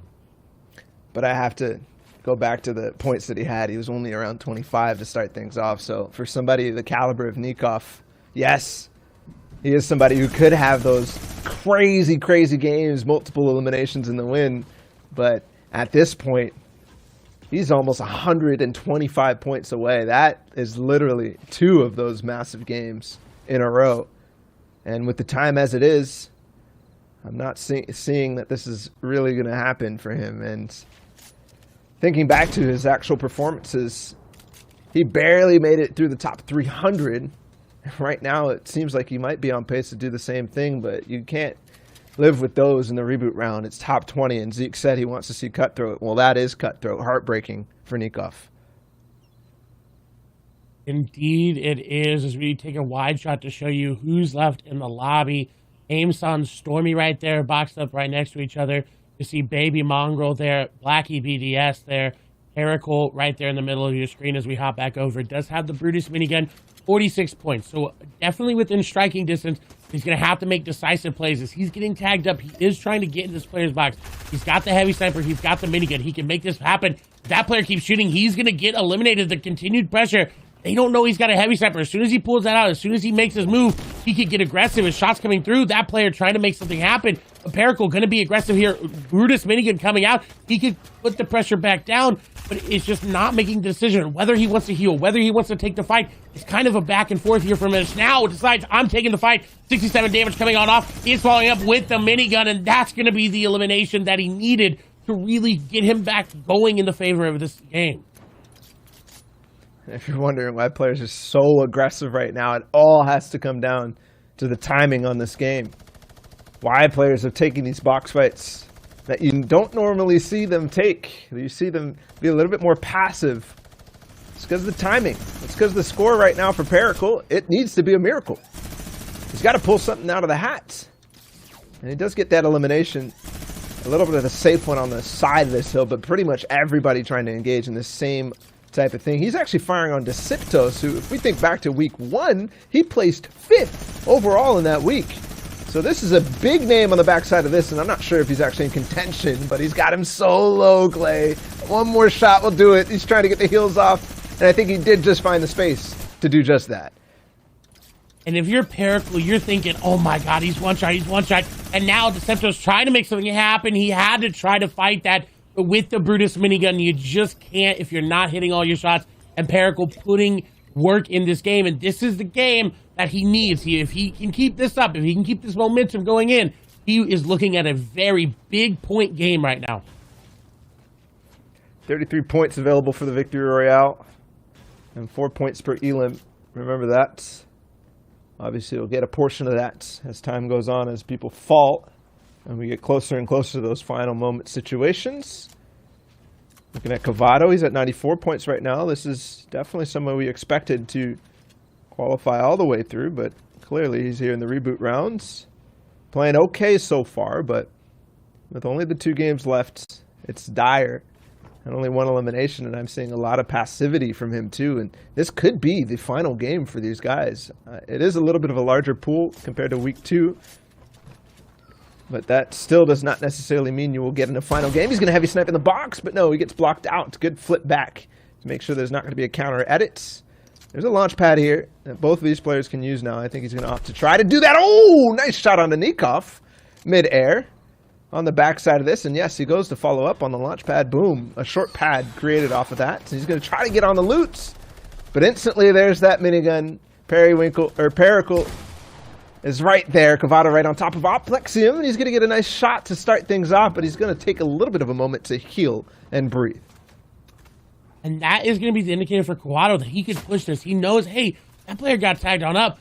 Does not know exactly his HP right now as he's continuing to take a lot of damage, trying to go for the loot, trying to grab anything that he can. Really was trying to focus on that RPG, as you see, taking a lot of damage. Does have extra heals in his inventory to make things work for him, but just taking more and more damage over time. It's going to start to cut in to that inventory, and it becomes a war of attrition. Do you have more match? Do you have more HP in your inventory than these enemy players? And right now, Stormy right, looking like he's going to get a good setup on the side as a third party coming through. That's Cavado versus Pericle right there. The shots continuing up through, the third party RPG going through. Actually, Oplexium going to go down there. Very good elimination from Stormy right. That it is, and oh my goodness, Cavado has had the hardest time to get in the zone. Yes, he got the elim onto Nikov out the air, but ever since then, it's just been the worst situation, a nightmare unfolding for him. He does get himself a nice big metal base, and I think that might be the end, but then the minigun from Pericle revs right back up, and I think there's no more juice in the tank for Cavado. I think he might be down and out, especially with Stormy right as well, adding insult to the fire. And with where he is, all the players around him continuing to put that pressure onto him. He's got to be running low on builds. As we move over here to Amos has got you as a heavy sniper coming in. That player desperate to make a shot. Shots coming on through, and Snuffles going down the pump into AR spray. Gonna be too much for him. This is the thing with the aggressive plays. A lot of people are going to be watching you. The minigun's going to be watching you. Everything is going to be paying attention and trying to get you off. So that's kind of the risk you take, but at this point, you've got to take all the risks possible. Speaking of players who actually have a really, really good chance, is this one right here, 123 points for Amos got you. And that could be the start of somewhere where he wants to be. We have Shadow Henchman, who I believe is Rojo, second place player at World Cup with Wolfies, if I got my EU name switches correctly. There's a lot of them to get correct, and I believe you are there with that. As we see Stormy Wright looking for this snipe. He's looking for a cheeky little shot snipe into AR spray, maybe on someone not paying attention there. There's a lot of action happening underneath this high ground area as Zone is starting to move in. He's actually in a really good spot. If Zone pulls to the south at any direction, east or west, he's got a really good rotation. He's got the launch pad. And the thing with these lower player lobbies is he's going to be able to sit here for a little bit longer than he normally would. A late rotate going to be a little bit more viable. But they are starting to accrue placement points, and the late rotates might be doing just that on top of it. So potential for that strat to really work out, especially depending on the amount of players who are going to play this out right. Stormy with a nice pick off on a Joey Jenner. That's 5 for him, starting things off. And Cavado's actually gotten away alive. But a max distance zone pull, I believe, for him as we see the players launching to the other side. Yeah, Blackie going over to that side as well. So this is what happens with the really, really good and high point lobbies. Players try to get as far ahead of zone as possible. So late rotates tend to work out because there's not actually that many people on the backside. We've seen a lot of different players take advantage of that sort of metagame unfolding behind. Meanwhile, though, as players start to position in that 6 zone as the moving zones do begin, Pericle goes way back and stays for such a long time with the Brutus's minigun. And he's able to pick up Sky's grappler. Such a huge pickup here for him. And this is what we talked about. Late rotates being so effective. He saves mats.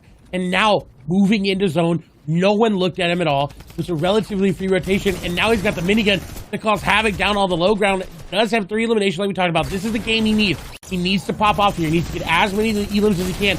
Because of the lower player lobby, it's going to be that much harder to get that many more eliminations.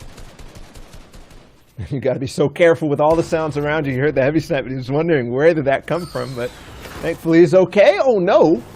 Unfortunately messed up that short pad, but it's all okay as long as he doesn't get beamed out the sky. That's the reason he wanted to go for it, and yes, he doesn't take any damage at all because it seemed like most of the people were up in the sky with him, and he takes out another one on the backside. That's where those late rotates start to be really dangerous. Another grapple up, but he opts not to actually play for high ground just in case that player's paying attention. It was almost a miss, but he barely able to catch himself as the minigun showing work as Amir gonna go down there to it. Now sitting on 5 eliminations, he's got 73 points. This is the game where he's gonna start pushing that momentum. This is where he could get back into that top 20. You know, we talked about Cutthroat. It's going to be heartbreaking, but Pericle says, you know what? I'm gonna make my own destiny here. I'm gonna make the play for high ground, and he does end up getting it. Finally has it a couple grapplers later.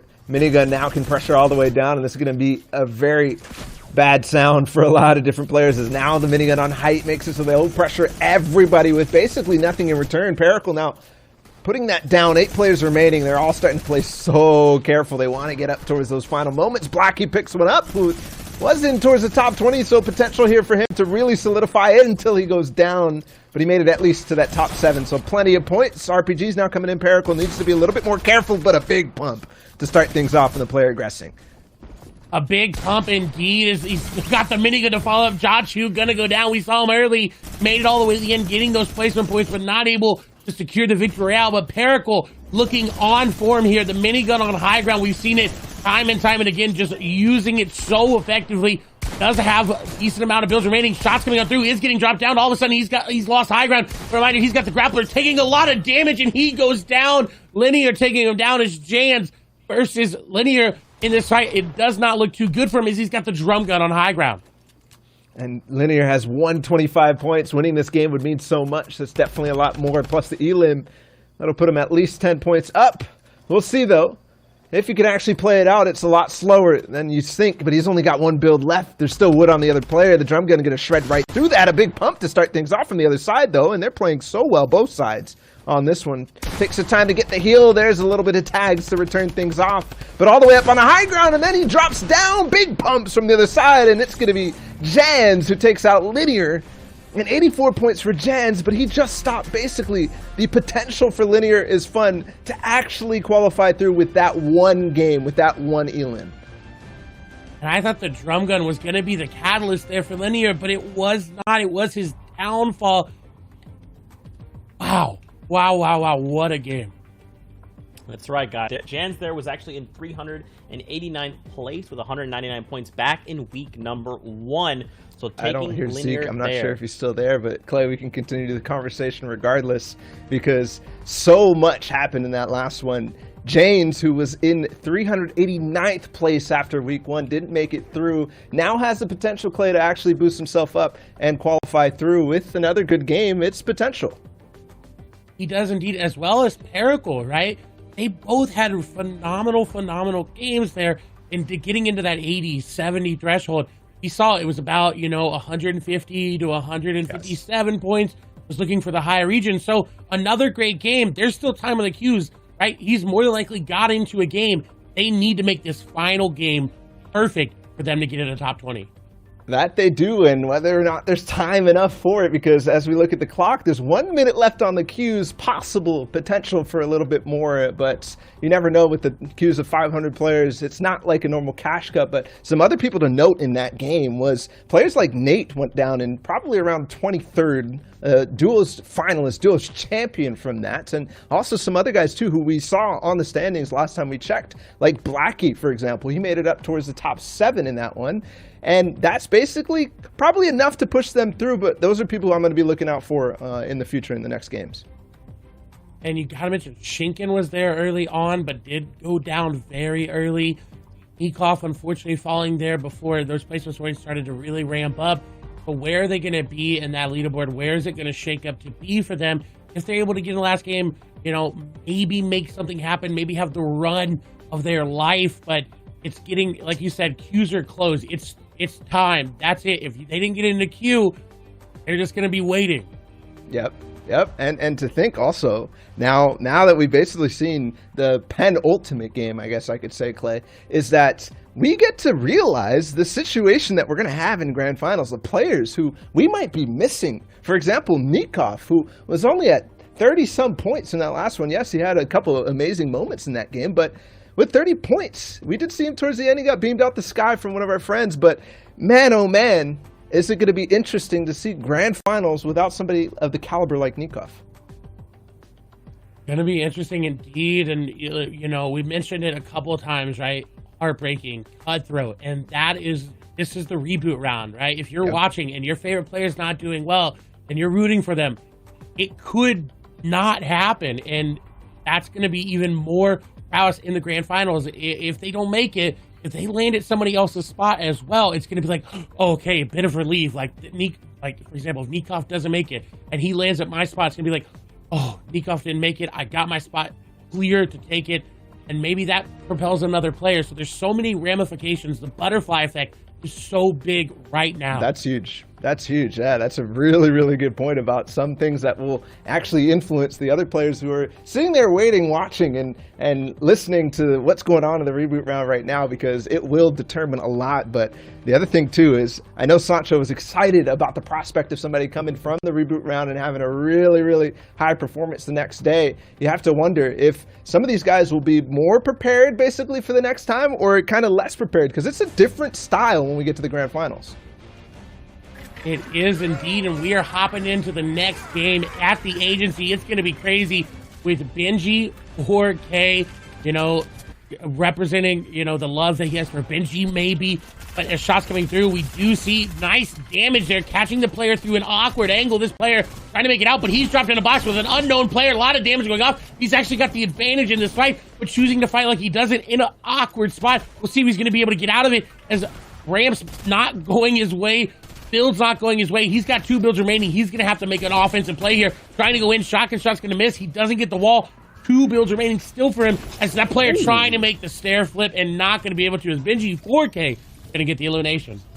That was a nice shot there, and realization that that stairs was not actually fully built. That's what happens when you see it on the screen when it's yellow. That means you can actually shoot through still. It's not actually a solid piece. So Benji 4K taking advantage of that. But is it going to be enough right now? We're looking at what looks to be another aggressive game, and I'm actually looking at a couple different people in the feed right now, because that gives us insights. Seti, who we saw go down another game. Oh, hold on a sec. Benji, where are these people right next to him, not playing aggressively at all? He finds another one sitting right there, and then now another player right inside of this, 52 to start things off. And then another one, 37. This player really not getting much done on the backside of this, stuck against the wall in the vents. He's not doing much, but he's now getting pressure off right when Benji needed to heal. The shot's continuing to do, pressure coming down. He's trying to get down. There's only so much more he can go. These builds are going to start to not be his. This player dropping on it, and it coming through, and he did what couldn't be done to him, taking out Miro there. That's beautiful. And there's still more players up in this agency. There's still so many people here. Benji with 4 limbs to start things off. It could be the sign of a crazy, crazy game. You see Ariana go down to the feed as well. Somebody was playing so fantastically.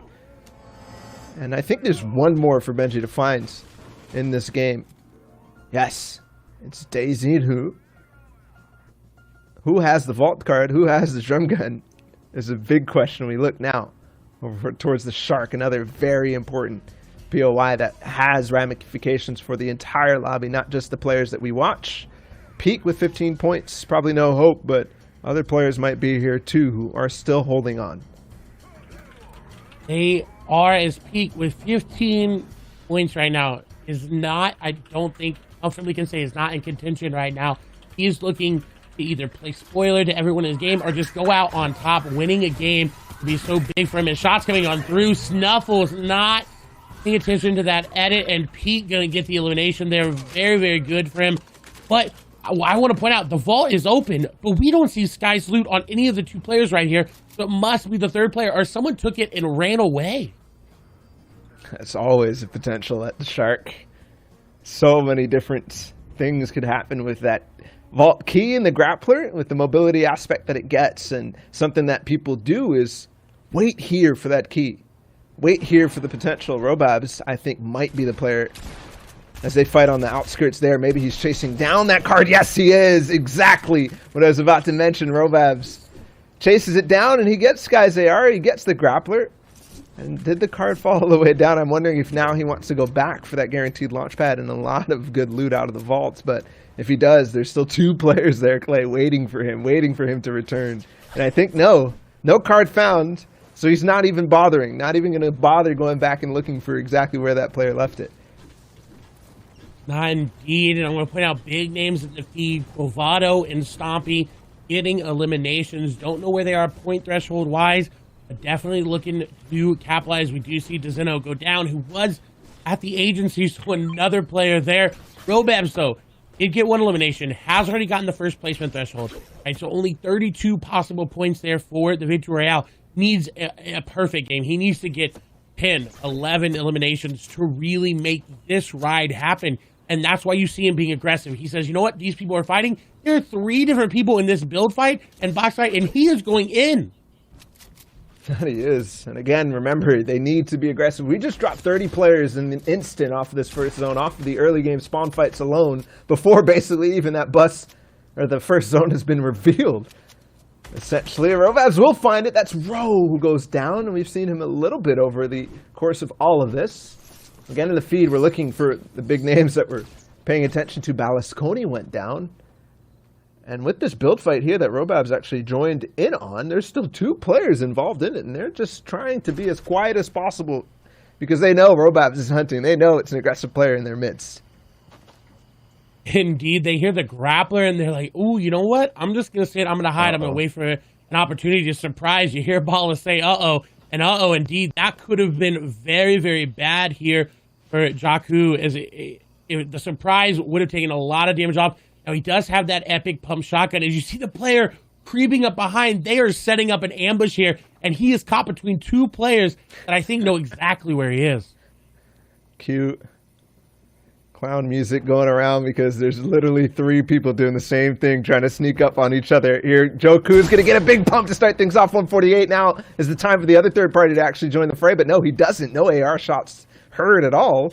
And he goes way up, backs off in the brick. Joku now trying to get in. Yes, he's so low. He just got to finish it off. 1 tag, but then there's the third party, another actual third party.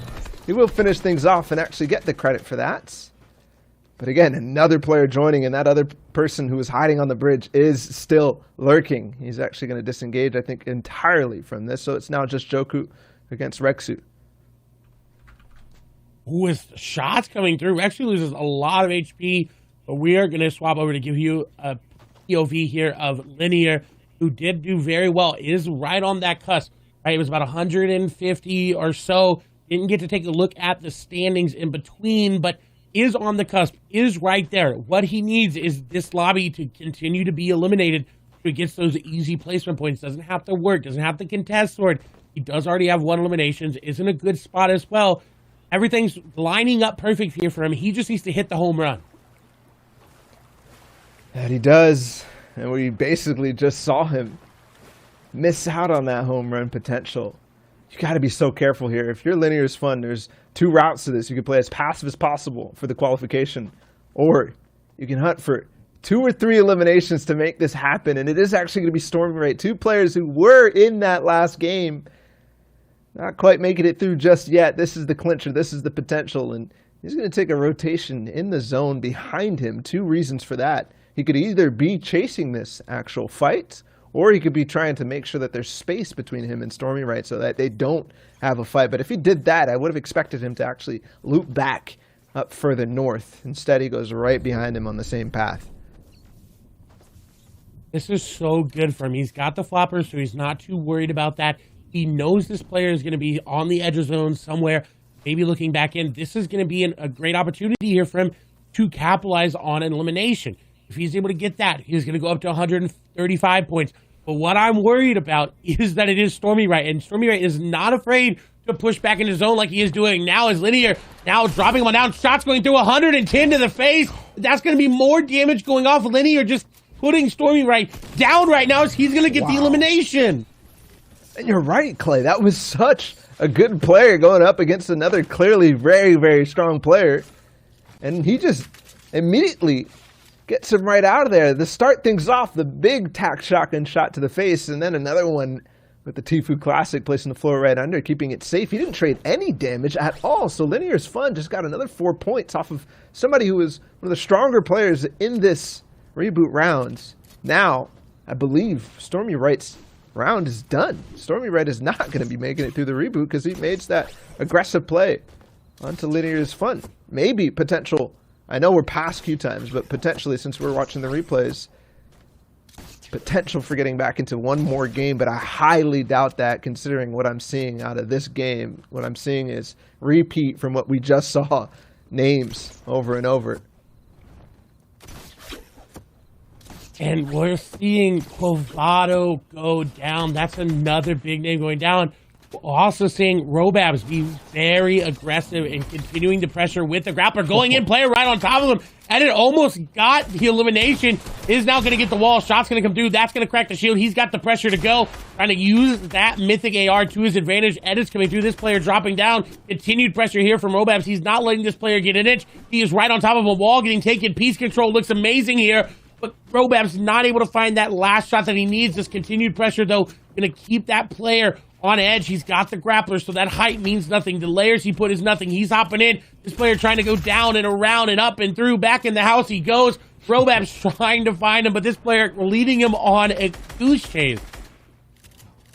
And can he find the egg? Yes, he gets the wall. White damage now, and it's Bella EU who was getting away from him. Definitely showed off the skill in that escape, the agility back around. But Robab's showing off aggressiveness. He's showing off the fact that he's not letting this slip by him. 83 points right now. Potential still for him to qualify, and he finds another one going for a drop. Almost gets the wall. Doesn't quite. And now the other player backs off again all the way to the other side. It's another wild goose chase, and it's on to Scrib GG. But he makes it away, so Robabs backs off and just goes for the drop.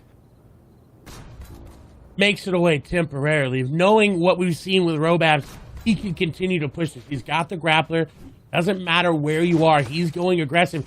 Is going to pick up an RPG. Decides against picking it up at all. Could have used that into his advantage. Send an RPG. Grapple on in. He's going back to these old builds where he knows there's a player. He's going to find Fury there as we swap away Stompy in a fight here with RQ. Is Stompy trying to make something happen. Is in the same situation as well. One pop-off game would need an amazing, amazing performance to make it happen, to get into that top 20, as he does have high ground here. Continue pressure onto this player, RQ, trying to make something happen. Nice wall there to prevent the edit out. Edit's coming through. Stompy going to get high ground yet again. This player continuing to put layers, to put boxes. Ramp boost going in. Stompy not afraid to take the fight, but the other players at either 15 HP on Stompy. He's got the wall, but who's shot going to connect? 42 damage there for Stompy. He gets the elimination, the spray through connects for him. And Clay, there's now two players who will definitely be playing so aggressively for these elims. Robabs and Stompy. And then we also saw Linear is fun in this as well. So with 30 players left in this game, Robab's still keying. Still getting right on top of another one. With only 30 players left, there's probably not even enough actual food here for everybody to eat to get to that reboot, or to get to the grand finals in the top 20 of this round. Robab's, though, now on the defensive as he got cracked a little bit. And this player trying to get in the box, trying to phase in. He is going to back off. Gets him in the box, though, and I'm wondering if he's actually let him in on purpose, but no, he backs out. Oh, the harpoon in the... And he does pay for that, but still makes it away, even though he was right in that box. Another attempt. Here it is. Yes, he connects with AR shot after AR shot out of Sky's assault rifle. And to make it 4, he's carrying all the heals he needs to get right back into another fighting position. And also fighting chances for top 20, which sits right now around 144, 140 points. So with the amount of elims possible for Stompy and Robabs and the field that they're going up against, all players trying to do exactly the same thing. Who is it out of this lobby, Clay, that's actually going to make it to the grand finals? I got to put my money on Stompy. He's the highest points right now, 92. We'll see if he's going to be able to do so. I want to point out that harpoon play was amazing. The confidence to go in. You've got to be careful. Stompy is playing this out. He's going in, shots coming through. This player caught looking, and Tiago gonna go down. Stompy perfectly executing that play. Wonderful job. 96 points at 3 elims now. There's still potential here for any of these guys who are at that range to make it in, but it has to be massive. I cannot understate that. It has to be huge. Robabs has a little bit more just in terms of, game theory, because he has that grappler, so he can get on top of people. He can fight the fights that he wants to. He can disengage if he needs to. So a little bit of safety there for Robabs. 28 players left now. Basically everybody trying to do the same thing. For Linear, it's a little different. He just needs basically one more elim, or possibly getting towards that, I don't know, top 20 threshold to get the points that he needs to possibly get to the qualification range. But that could change. So everything important. Everything important indeed is he's going to get beamed from behind by Jinx. His run is over. He's down. I don't think he's going to make it as Jinx going in. The drum gun going to be used. Linear, this fun is no longer having any fun in this lobby right now as Jinx continuing to put the pressure down. Yeah, and that was somebody that we watched all day. Such a solid performance throughout all the games that we saw out of him. So I definitely got to give him props, but so far it looks like his run might be done for, unfortunately. Jenks is going up against Bad Sniper, one of the players that we definitely were looking out for in this reboot round, but we haven't seen much of him at all. Joku was in that last one. Scrib, who we saw a little bit in week 2. Based on a really solid week 1 performance, he's going for the placement that I think Linear should have switched gears to, because at 124 points right now, just sitting in a nice position, he might just be able to sit here and qualify. See, as he does start to make the rotate and did look towards Froggy, maybe he could get a little aggressive. You see the base up, so decides completely against that. He says, you know what? I am hard playing for placement. I want every possible point. I want that victory royale. And if he does end up pulling it off, that will more than likely secure him a qualification. I believe Bad Sniper we were talking about was sitting pretty up there in points, and I believe plus 100 points there. So another player playing for placement as you move over to Jachu, who again does have an opportunity. He's doing very well this game. I can't exactly remember how many points. We'll swap over 171. So definitely within range, but what more can he cause chaos on this lobby? Yeah, he's fine. He's basically now playing to win the reboot round, but nothing really comes out of that. There's no seeding, there's no prizing this weekend. All is about qualifying, so you could potentially put an end to the opportunity that Robabs has, that Stompy has. I'm definitely wondering whether either of those two players are still up and have the potential to continue forward, and who else is going forward, because Jachu definitely qualified at this point. He is just sitting here waiting to play spoiler. He only has 5 AR ammo though, so not going to be able to cause that much more havoc on the lobby. He definitely needs to wait. As we see Pete taking a very egregious peek there, as Jim's just going to beam Montclair there in the back. Another player who would need, I think, almost every elimination in this lobby and the victory royale to make something happen, but he's not giving up. He's still putting in the work. He's still looking for elimination. What concerns me, though, as well, is his lack of AR ammo. Yeah, that's actually going to be an issue for a lot of different people. You pointed it out earlier. For Jachu, 44, but he does have the SMG. If anything comes close, he can actually put some pressure down, but those opportunities that on players' edge zone that he isn't really looking for, it looks like, for now. But he could switch that very quickly. He doesn't have the ammunition to really work with that. Now looking at all the different sides, the corners, the edge side of the zone, because it's 5th and it pops north, actually towards Scrib, towards where Froggy is. So that's potential there for those guys, because 5th zone in this game could be huge because of reasons like this. That launch pad, for example, a lot of people are going to be doing that, but there's not actually that many players in this lobby. So yes, Cactus gets 1, but he still has to make actually the risk to take that. I think anybody who launches here without a short launch is in big trouble. They are indeed, especially just because it's the lighter player. It's so easy to be seen out of the air. You got Larry in there as well that could have taken an opportunity to get the elimination there. As you see Larry trying to make a short launch pad. Jim's making a short launch pad as well. Everybody taking the advice, either making the rotation on foot or choosing just to use that short launch pad is going to be very beneficial for him. As that launch pad actually going to be a high one. We'll see if they're going to be able to make it as Slimy going back into the zone to take it. Desperately needed to recycle the community launch pad. But like you talked about, it's going to get beamed out of the air. Shots going to go through. We see Robab. We see Bad Sniper there as well. And Bad Sniper did make it down. Actually, pretty much all those players who took that high launch did make it in towards the ends. I'm going to scoot over with Bad Sniper himself. 108 points. This is a World Cup qualifier. I believe in both duos and solos. 108 points right now. He is definitely in striking range, Clay, because what was 144 points for the top 20 moments ago could have gone a little bit more, but with a victory royale and, you know, maybe 8 to 12 elims, he could definitely get into that striking range, although he's already accrued a lot of different placement points, so I don't know. He needs to strike right now. He does, indeed. He has to just go aggressive, and it's kind of an unconventional play style for a lot of these players. Going aggressive in the 5th zone into 6th and 7th, you're losing elimination point, elimination point, elimination point every second that you are not aggressive. There were 20 people. Now there's 17. That's 12 points gone from the lobby. And it might not be the most stacked game you've ever seen, but so much on the line for people like Bad Sniper, for people like Robabs, all trying to fight for this. Jachu goes down, so one of those players who definitely already qualified to the hands of Slimy, who's potentially still on the verge of making it through.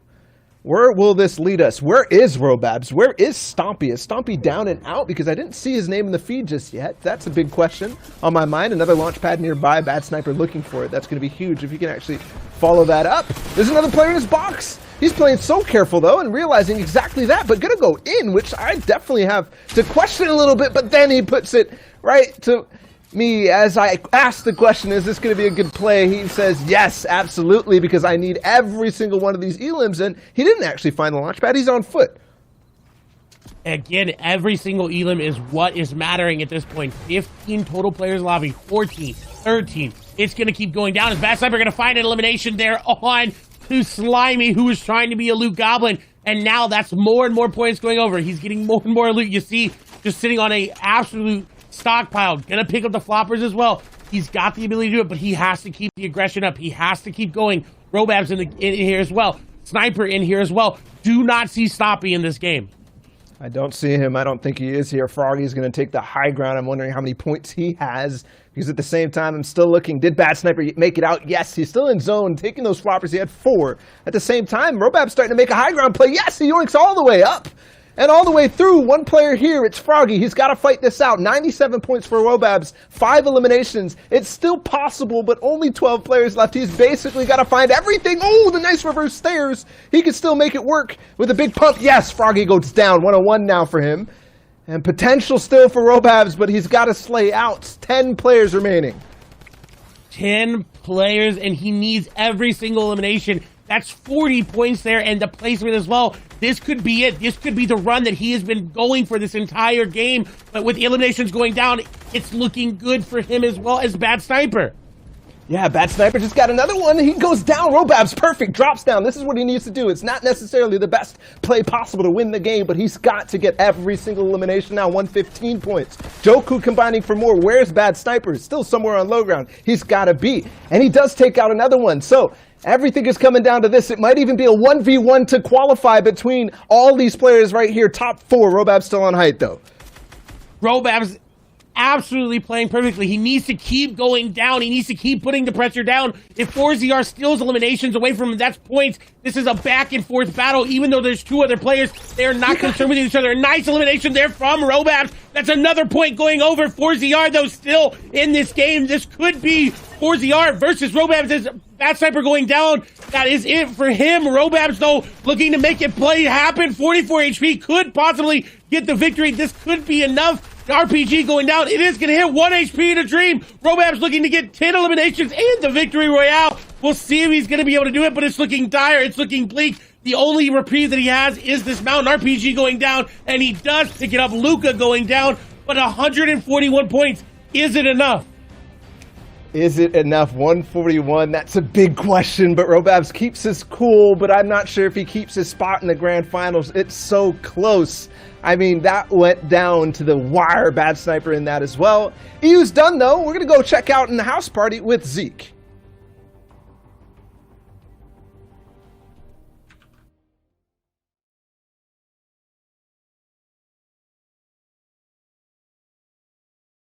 Competitive content creator and IGL. It's your fellow Arab. How you doing, dude? I'm doing really good, man. I'm doing really good. I've had a great day. Been enjoying watching this reboot round. Excited to be here. It's always been a kind of a dream to be on the Fortnite interview on the main channel. So. Yeah. I mean, dude, dream on the interview. One of us is very excited about that. So I'm going to throw it over to your close, personal, and childhood friend, Shy Wager. I mean, some people mistake us as cousins sometimes as well. Similar looks, similar glasses, fine beards. But talk to me, man. You're talking about dreams, like being a grand finalist, top 80 now, right? What have you been doing this week and during Reboot Round to prepare for the 2 days coming up? I told my girlfriend I'm not going to see you this week. We're long distance, so the only time I really get to see her is just FaceTime. But normally it's like an hour or 2 a day, maybe 3. I told her, you literally only get me for 2 to 5 minutes this week. I got to go hard. This is it's a big opportunity. everyone kind of doubted me coming into this. Arab's not a solo player. I practiced so hard, and I switched my sensitivity. I grinded literally 12 to 15 hours a day nonstop, and I even said, like, dude, at the beginning of when Souls was announced, I said, I messaged Elite and I said, I don't deserve Elite scrims. Like, I don't think I'm a top solo player. I got to focus on other things. And I worked on grinding my mechanics. I felt like those would be a waste of time for me and somebody else could have that opportunity. And then I did it. Yeah, I did it. So it felt really good. And I've been working to get better for this week as well, working on my weak points, fragging in endgame, etc. So. I mean, that's like the whole stream side. That's the comp content side. But there's other sides to Arab as well. You got a YouTube series out, Inside the Mind. We all know about it. At the same time, when you're not comp content creating, there's a lot of stuff you do on stream, man. Like, walk me through who you are. Like, if people don't know you. My name's your fellow Arab. I'm a Lebanese boy from Georgia, USA. My parents, typical foreign parents, never wanted this gaming thing, and they never really understood it. Just now it's starting to get to them. I just, their sons spend their time in their room entertaining people online, and that's what I do. I literally get on stream. I stream for 10 to 15 hours a day. After I'm done streaming, I get off. I edit YouTube videos for 3 to 5 hours. Got a podcast, like doing it all. That's what I do. I do it all. I play competitive Fortnite on stream. Sometimes we watch YouTube videos, just chill with chat. We got the best watch parties on Twitch, baby. Ooh. Ooh. All right. Hit me up. This last question might be a little bit of a hard one. Tell me the best teammate you've ever had. Trios, squads, duos, right? You got to pick one. And your best mod to date so far. Oh, listen, best teammate, I got to give it to Kazafan. He's like the dream teammate. I very much enjoy playing with Kaz in squads. He knows that, though. It's like just that one girl that you can't get. So that's Kazafan. True. And then best mod. I can't say it. Oh, I respect it. I wanted the Twitch controversy. Cool. Yeah. Hey, that's it for me, man. Like, I'm just happy to see you here, bro. It's been a long process. Mechanics, brains, everything. Now for you, man, the top 100 to wait on Saturday and Sunday. It's going to be so hype. I've been wanting to hop on an interview with you, Shayo, on this forever. Yeah. So this is really man. Dreams coming true. Good moment. Yeah. Bro, that's so awesome. So happy you're here. So what we're going to do is open up the floor, let you plug whatever you want, your Twitch, your YouTube, whatever you need to. The floor is yours, man. Awesome. I'm actually twitch.tv/Arab is where I stream. I stream every single competitive event. No excuses. Every single event. And then Twitter and YouTube is your fellow Arab. On Twitter, I just go through my thoughts. It's called Inside the Mind of my games and explain to people trying to come into the competitive scene why I did something, why I shouldn't have done something, and just like tips on how you can do it. Yeah, that's it. That's my socials. Dude, that's so awesome. Well, hey, listen, for all you guys out there, go give this man a follow. He's incredible. And I mean, Shy Wager vouches, so that's it. All right, guys, I'm actually going to go head on over and throw this to a break. So you guys keep partying. I will be right back, all right? Thank you. All right, here we are, Fortnite fam. There you go. It's your fellow Arab there, getting to hear from him, an FNCS Invitational Grand Finalist. He's preparing himself for tomorrow and on Sunday. So, of course, Fortnite fam, we are getting ready. But before we go ahead and do that, there are some things we want to go ahead and talk about. And that is, of course, the standings. Which 20 will be pushing on through to tomorrow? Right there, MCES. Sweezer there in your first place spot with 214 points. And if I'm correct, I actually got Bala that is joining me. Is that right? You do. And we're looking at the top 10 right now. Oh my goodness, are there some names in here that we got to point out? Jopchu, obviously we saw him in the last game. But man, Kindle up there, Fanta up there, Trulex up there, who performed so well in FNCS duos. They've gotten their second chance. They're rebooted into this. And even the winner, the reigning champion, Nate, rebooted for his second attempt at this FNCS Invitational. That's right, I'm man. going to Here hop we go. in there, and that's like great. You know, I'm back in. Nate's back in. Looking good. Clement in 18th as well, getting up there. Artor, Blackie, Vortex, so many big names throughout the European region. able to be rebooted here today. Man, the cutoff, 146 points there. A lot of these guys, we saw Carton all day, Cartoon, I'm sorry if I'm mispronouncing your name, Vortex as well, Blackie. All of these guys will be pushing through to tomorrow's grand finals. After one final chance, these 20 stood above the rest and said, we are the ones that deserve to be in grand finals. That's a story, Bala. That is a story. That 100%, and they definitely deserve it, because we saw in those last couple of games the amount of people who are fighting for that opportunity to say they're playing in grand finals. It unfortunately fell short for a lot of people, but you should be proud if you made it all the way there. I mean, I'm thinking of people like Robabs in that last game and Bad Sniper, who ended with 141, Zeke. So close, but that is the nature of this reboot round. It was cutthroat at the end of the day. That's right. Well, that pretty much wraps up for the EU region, Fortnite fam. We are going to go to a break. When we return, though, NA East will be on deck. Which 20 will push through tomorrow? Well, you want to stay tuned to find out. See you on the other side of this break, Fortnite fam.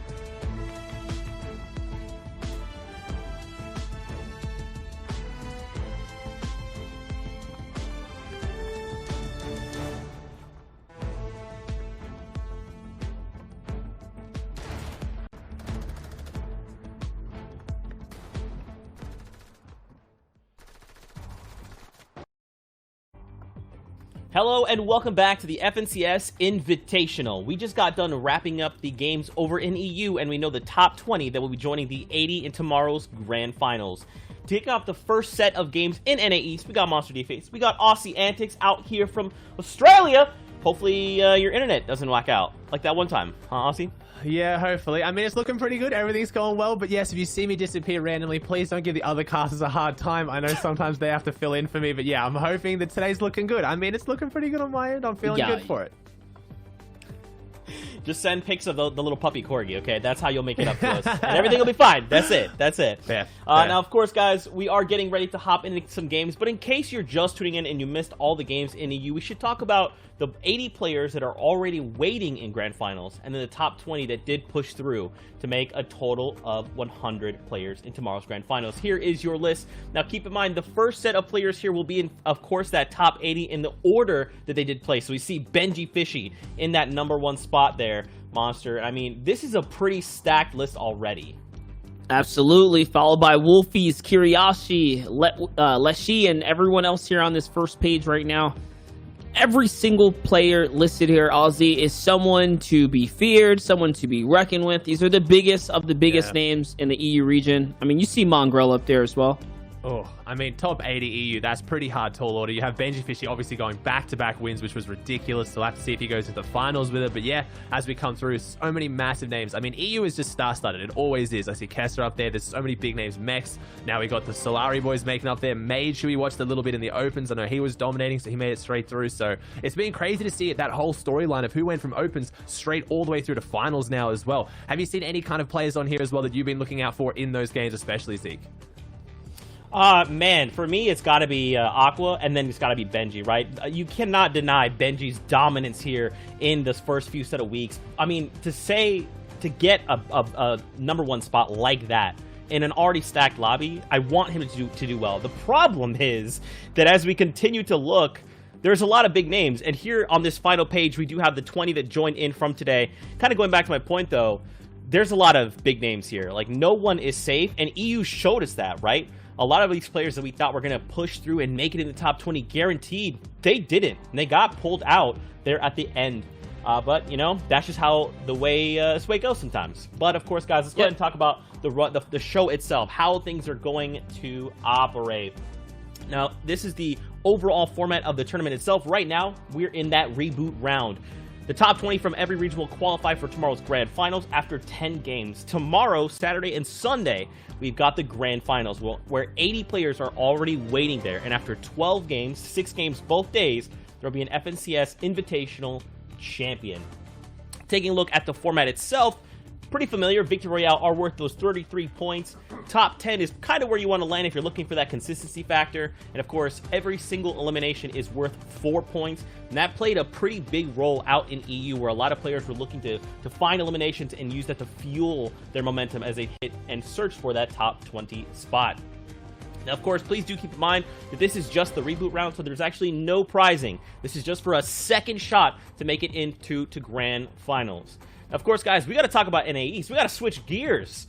You know, NA East for the last few weeks, as much as I would love to believe that it was me that's spoken into the universe, they're aware of what this is, right? They've all been bringing that heat.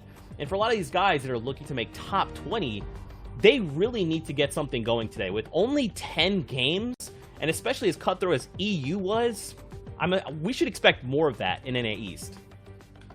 There was a special player from EU, Lysen, who went from console to PC, who qualified just now for the Grand Finals as well. I want to see if Big 60 can do the same. These are players that fell through that we were keeping an eye on but didn't quite pull it. So this is now make or break time, Zeke. That's right, guys. Well, it's time. Let's take it into the first game of NA East. Thank you so very much, Zeke. And like he said, we are kicking things off right now with the reboot round for the NA East region. This is Nate Hill we're touching base with right now. Aussie, how are things going to be looking for him? He's been on a bit of a struggle bus in the solo competition. There is a lot of pressure right now. We're starting out with Royalty. Nate Hill obviously been a huge name in competitive Fortnite for a very long time, and showing why just jumps through, gets the easy 70 tag and finishes him off. I mean, it's an interesting drop. It's one of those ones you think could be a little bit safer, but there's quite a few areas around here where people go for these safer rotates. So, and not surprising here to see Nate Hill, someone who's been in competitive for a very long time, going for that smarter, safer rotate and picking up the elimination on the way. He's looking good as we go to the complete polar opposite of the safer rotates, and we're jumping in with Agency with Damien. That's right. The Agency, tough location, center map, always bound to get zoned on the first kind of swing around town. As Damien's here holding the height right now, trying to get good vision on the players down below him. You can hear that there is someone you can see off on that little map right there. The colored crosshair is the player that is cruising around there, and there he spotted him, the little ramp that's right in front. Aussie, I think this is going to be a fight that might break out here. He's inching his way up. Yeah, looking like with the henchman in between, which is always going to change things up, and there it is. Has to go for the henchman. Maybe trying to stay secret there. Can't stay secret for long. You got to take out the henchman. Ramp's coming out. Here we go. Damien's going for it. Loses the high ground very quickly. Ramp's straight up in line. Doesn't put up a floor. Doesn't put up a wall to try and block that one. Has now lost the high ground. Only has 14 builds as well. Early Agency, when henchman drops mats, it was a little bit easy to deal with, but now it's very difficult to find those materials for these long engagements. But Damien taking the low ground shot, the 80 pump tag, SMG spray coming out. I think he's got him on the back foot. Doesn't make the same mistake twice. Drops the cone to block the stair, and now he's going to try and find his way, and has the edit, and there it is. And if I can see that right, he also had the purple pump. That was a massive pickup for Damien. If he now has uncontested Agency, grabs the vault and a purple pump. Yeah, crazy. LaCour couldn't even get a shot off on defense there. Damien was just 2 steps ahead, cracking the shields every single second of the way. And now you can hear Midas's drum gun letting loose right now as we hop on over to another major point of interest. It's going to be the Shark here, where Luniz is fighting for his life right now. He's going to be going up against Sky's Assault Rifle and the Shark Grappler loot right now as he loses the high ground. He's trying to build his way up here, Ozzy. How's he going to be able to manage this one here? Yeah, he's in this fight right now. It's interesting to see he's dropped at the Shark. So we got like a bit of a... Oh, he drops down, takes him out. Oh, the beautiful pump shot, the flick pump. We all know Luniz, obviously, if you guys have seen it, for me, one of my favorite stories going into World Cup. Qualified for solos. I mean, that video got a lot of views. I'm pretty sure most people know Luni's story if you've been watching for a while. But interesting seeing the Shark drop here. Kind of a throwback maybe to... This is one of Arab's very good friends and old duo partners. Arab, who we spoke to earlier, obviously known for dropping the Shark. So I wonder if maybe he sees today Arab's not there. Shark's up for grabs for me now. Yeah, don't count him out, finishing 153rd in the week too, so he was almost there. He was knocking on the door. We'll see if he can continue to pile drive through this competition today, as we have seen up until now, the week 2 performers tend to stay consistent all the way through. They are definitely the scariest to look out for. Now looking at Drew here, though, who's in a cone. He's going to try and jump out, going for the 50-50, but multiple players here, Ozzy. It's not looking good for him. The shots are coming in. No, yeah, the Sharks smell blood in the water. They're trying to push in for this one. Has there to go through, jumps around. It was interesting. He had the cone advantage. He had the sneak shot, but Pandas had the advantage there with the wall. Put it up so quickly, it just shut down that engagement. But Jake's running in now, and so is Rice. There's a lot of people here. Starting off game 1, I guess, pretty aggressively. Maybe wanting to put their points on the board. It is 10 games, 3 hours, but right-hand peak, beautiful play from Panda, proving why he just won that last fight. Not one to be messed with. This third party now is being third party. It is an absolute swarm fight here. The burst rifle comes out, trying to find his way through the walls, and he just can't come in. This is an absolute tussle. There's so many hands in the kitchen right now for this one. That's right, and I mean, Panda's on a kind of tight situation here. He just got rocked by that shotgun, really setting him off right now. I mean, he still has the 4 points. He's off to the best start right here. Guys, we are in game number 1, so if you're tuning in, things are just kicking off. Look at the momentum that the lobby is kind of moving at right now.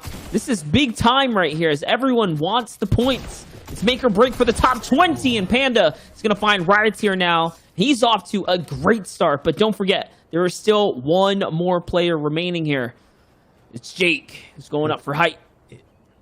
Jake's got the high ground. He's got an advantage, but I mean, you have to put your money on Panda right now. He's actually held his own against 2 previous players. Can he make it 3 in a row? That is some huge points on the board if he can then walk away with that. Has the flopper and 6 minis too. Has what is a really good loadout still. 1 launch pad too. So he's won these fights without losing too much health. Goes to double header with the 126. I mean, this might be someone we have to look out for today, Monster. He's just destroyed 3 people, and he's now got 13 points on the board. What, 5 minutes into game 1?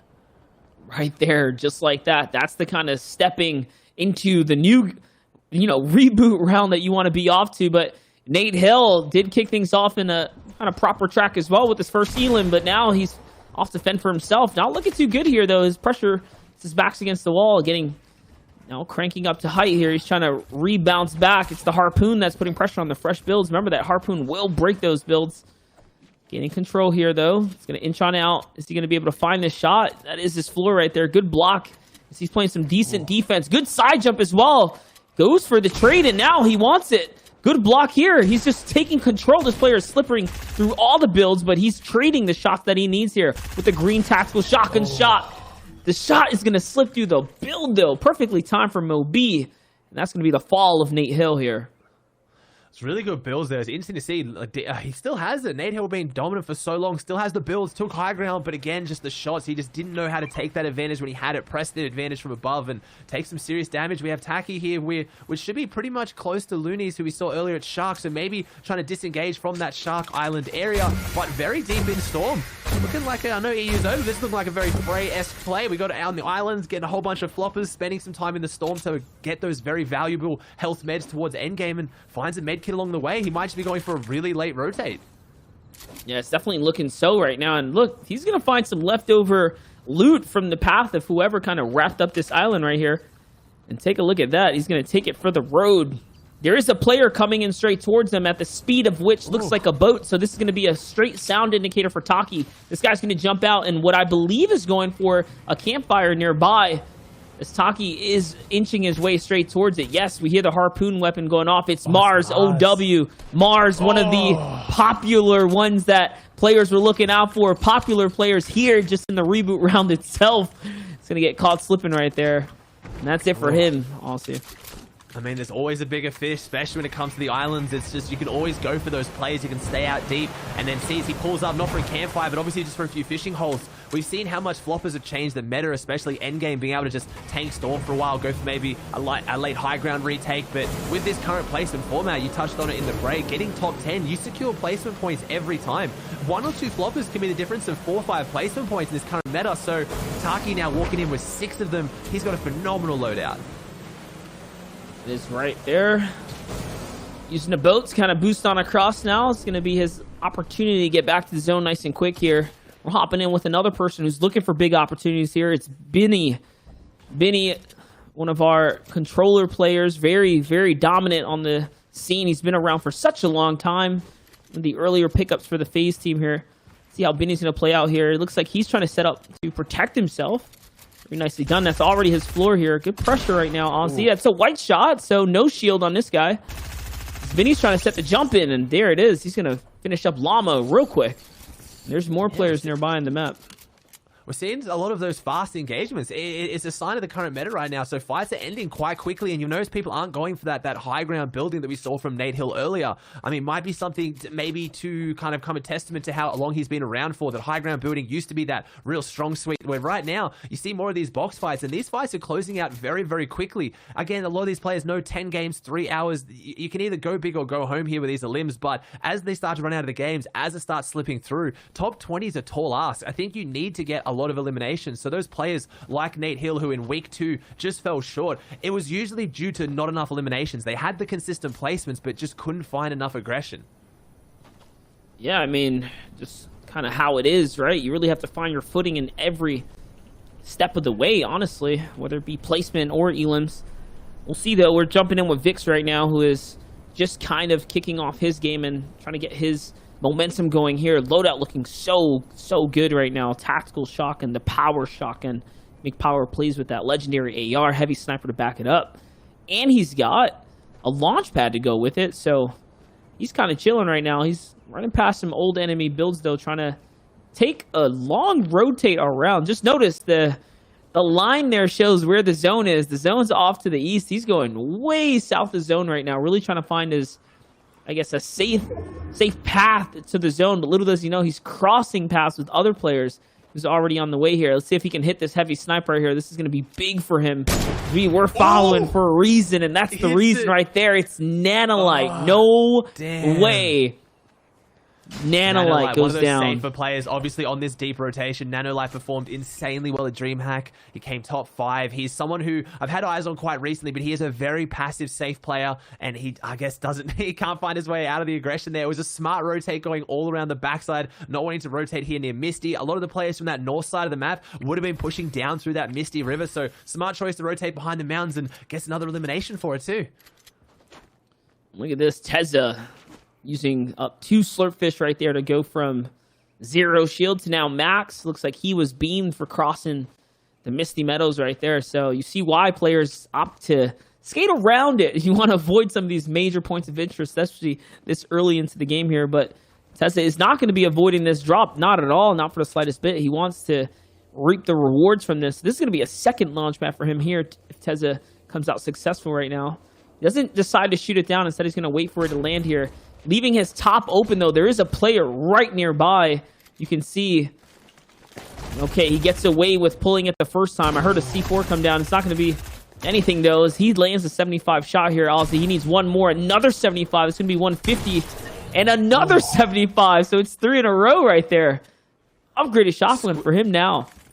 Well, yeah, so he had the purple pump out of the airdrop, and I got excited by that, but no, uses the green tack to take down Squish and takes away his legendary pump, so his loadout's looking very good. Dab, dab, dab. Well, Tezza, sorry, was one of those players that did just miss out of qualifying last week, came 109. Sorry, 206, so he was quite far away, 109 points. Needs to jump up there quite a lot with the aggression that we just saw, but he's hunting down the launch pad, so he must be feeling pretty confident. Double launch pad in the back pocket. There is going to be a lot of verticality potentially in this zone with these high mountains, so I think those launch pads are going to be invaluable. Quite often you see around Misty having to use those launch pads to get off high ground to go back down the verticality.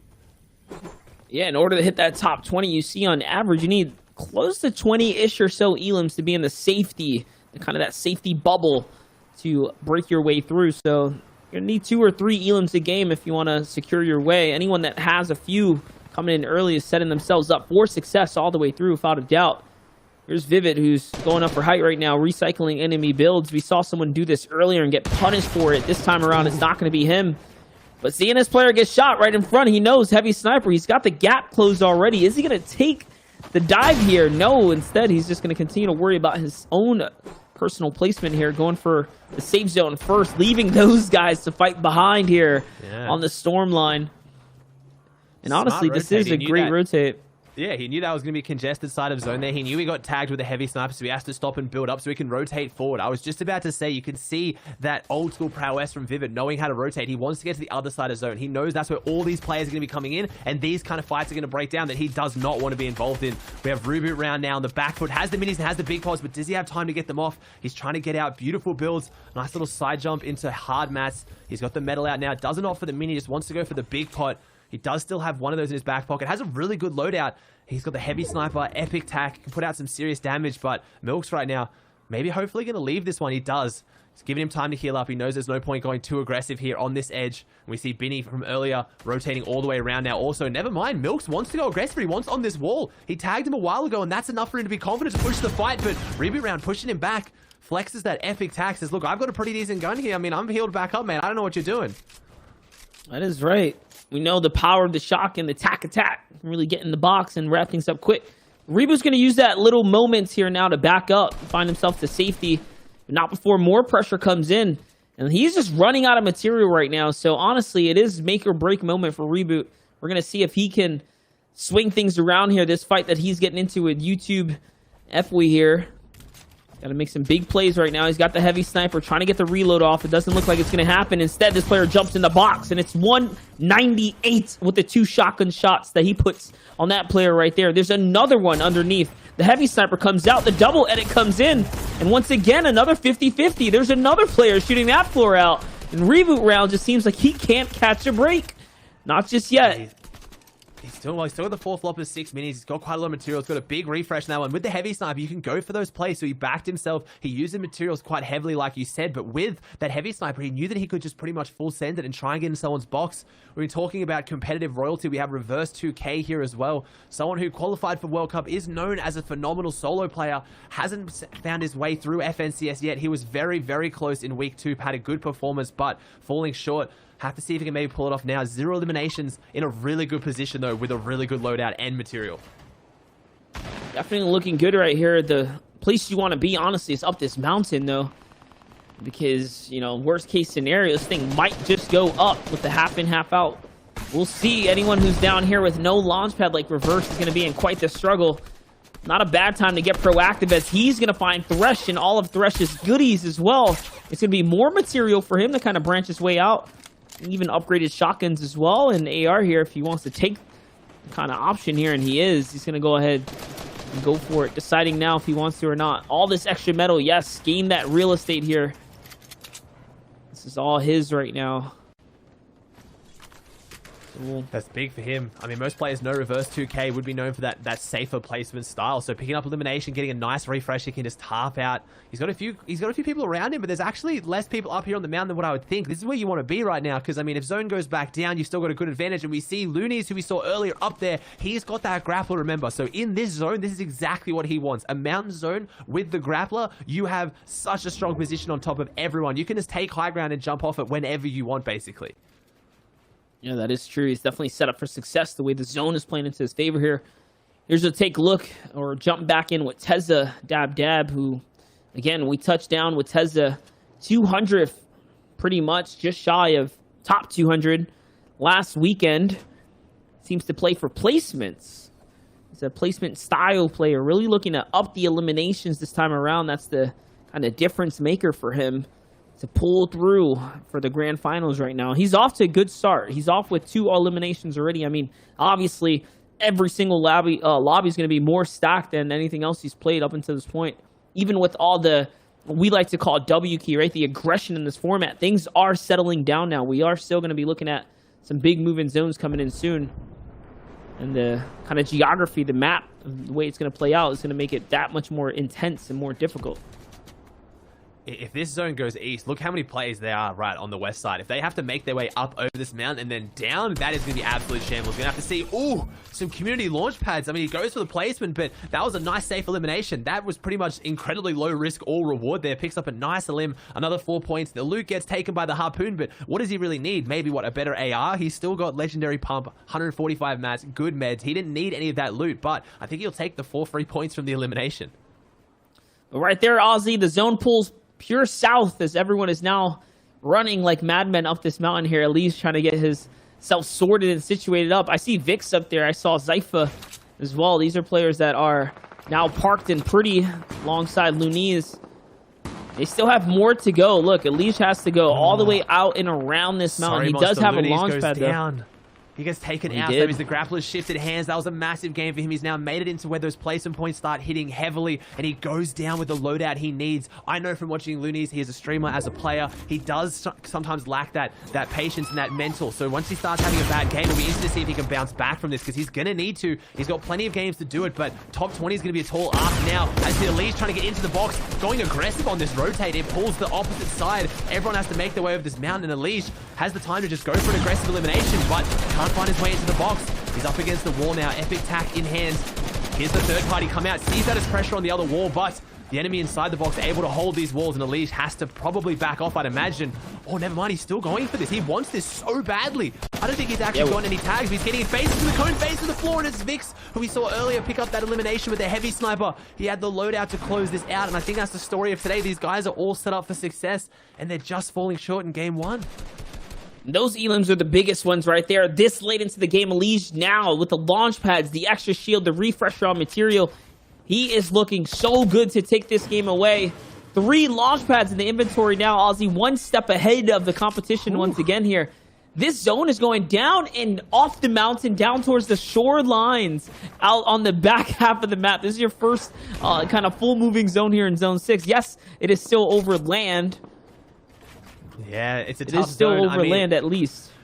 I mean, I've seen this one here. A lot of people have been talking about recently. Maybe do we see a bit of the... I know it's called the stutter pad for trick shotters, possibly the Arab pad. He's kind of coined it recently. We talked to him earlier. Using that stutter pad off the high ground to just launch yourself straight down. The glider doesn't pull, and you get to just kind of traverse all this verticality in such a quick instance, and no one can shoot you. It's interesting to see whether Elise maybe goes for that, or whether he wants to be the one who takes this high ground, because it's going to be a very, very high ground, though. A lot of people... There it is. It's dropping down. The high ground gets the tack shot, though. Finds a limb on his way down. That's the problem. As you're dropping down, there's much verticality. You're so exposed to those kind of shots from Elige. And look at his loadout right now. It can't get any better. He doesn't gain anything but 4 points from these limbs, but that is still a lot to gain. And he's slowly dropping down. Doesn't want to have happen to him what he just did to another player, so he's going to box up and just wait for people to drop down first. Goes for the pad. It isn't the stutter pad that maybe could have been better, but he can now pick where he wants to drop, and there it is. Never mind. Finds a beautiful mid-ground layer, and he can just set himself up here. This is such a crazy fight. When is it enough, though? Is he low enough now? I think he is. I think this now finding himself kind of in the middle of the pack here. Everyone else still has to come down. Remember, he also has this rocket launcher right here. He can put this RPG to big use on anyone that's too high up. And this is where it's probably going to come into play now. Players are starting to suspend themselves out in kind of over here. Things are popping off. I still see reverse 2K in the feed. Just now I see Vivid fall there as well. Zypha falls too. We're now approaching that top 10. Here's Elige inching his way back up the mountain. Running short on material though. He's trying to see if he can find himself another frag right now. This is getting more and more intense.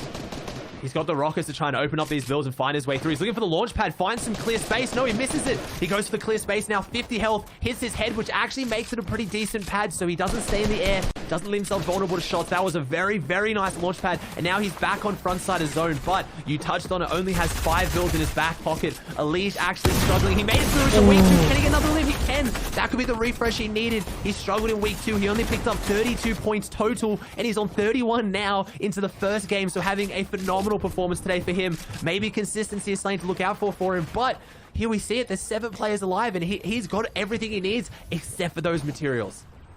It's crazy. He's playing that ultimate low ground right now. Doesn't want anything to do with the height. This is going to be a beautiful RPG, though, which is going to open up the breaking of the builds. He's going to actually catch that one as well, as that shot connects. No Elam for the falling players, but it's okay, as he is still in the running right now. Very much so. He's going to steal that one, too, with just one AR shot. 174 and another body. It's reverse 2K who falls now. Top 5 remain here. Elige still kind of looking to connect right now. Someone's coming out the zone. Ozzy, these are your final players. He's on fire right now. One more shot in a launch pad and a grappler in his inventory. He's going to go up. He's trying to find the last shotgun shot. Little does he know, the guy on height doesn't have anything left. It's just going to take one good shot. Can he get it? And yes, he does. The barrel stuff with the AR seals the deal. Elige runs away with it. He just doubled his points effectively from an entire tournament in week 2 to pick up 65 points in week 1. I mean, game 1, sorry, of Reboot Round. That is incredible. He played that to near perfection, the pad, and that is arguably the most difficult zone you're gonna see. Like, that's a throwback to obviously Polar Peaks. Have you seen a zone close out like that, Zeke, in the old maps where it's just so much verticality and so much movement? Dude, it can get very difficult, but for Elige there, with that grappler, that's really what played the factor in him getting that win. Again, as you kind of pointed out, in week number 2, 291st with 32 points. And in game 1, he's like, all right, listen, you wanted points, I got your points. Hold them right here. That's absolutely insane. And you got to think, there's only 20 spots available. So for someone like Elige to already start that far ahead of the pack, he's got to be feeling really good about himself. The problem will be is who else will look to step up as well, because the tides can turn after a single game here, Monster. I mean, we saw it in the EU. We saw players that were just there all the way through to the mid game, right? All the way to the middle of the pack, and then all of a sudden fizzle out at the very end. So momentum is huge. It's in his favor right now. Staying consistent is going to be what he's going to have to solidify for himself today. You gotta wonder. You gotta chase here down that top 20. There's no point. Like, there's no point going middle of the pack. You started strong, you set the pace, but top 20 is a very tall order. What was it, about 145 points for EU? Like, he's got 65 in game 1, but all it takes is go down a couple times early, and it's gonna shake things up massively for him. The 32 points last week does scare me a little bit for his consistency, but he set the pace for everyone else to follow. I have to think he's probably coming out of that one at least top 3. And that's what I was gonna say. It's literally like that consistency factor. That is all that matters right here in the Reboot Round, right? You have to make it in the top 20. You have to hold that spot with everything that you have. Is 65 points enough, right? Like, you called out 135, maybe 140 roughly is what we kind of like need to be edging on. So what does he need to do to kind of hold on to this place? Now, I will throw this over to you guys to ask as we head into the next game. So take us on in with your answers, babies. Yeah, that's right. I mean, thank you, Zeke. Thanks for setting it up for us. And yes, what is it going to take for these players to hold it all together, to pull in the glue? I mean, obviously, if you had a struggle coming into this, you didn't qualify up until now. something has to be done. Something has to be changed in your playstyle. We'll find out soon if it was some adjustments that he made from the previous weeks till now that's making him shine right now. But here we are with Sway, the one and only creative warrior himself. Yeah. Aussie antics. What do you think about Sway? Making a push. Yeah. He's picking himself up there competitively, picks up an easy elimination. I mean, that was a pretty easy one to grab, and then takes Mice's drum gun. If he can get that in his pocket for this fight, no, doesn't prioritize Mice's drum gun, goes aggressive with the SMG, 78 white tag, and he does. He secures agency now just like that. 2 eliminations and the drum gun. He's starting strong. You touched on a creative warrior. I mean, we didn't have to see really any of the fancy builds and edits that Sway is so known for. That was just run and gun there. Takes down 2 elims, and he's got agency to himself now. Kicking it off, 3 elims right here now.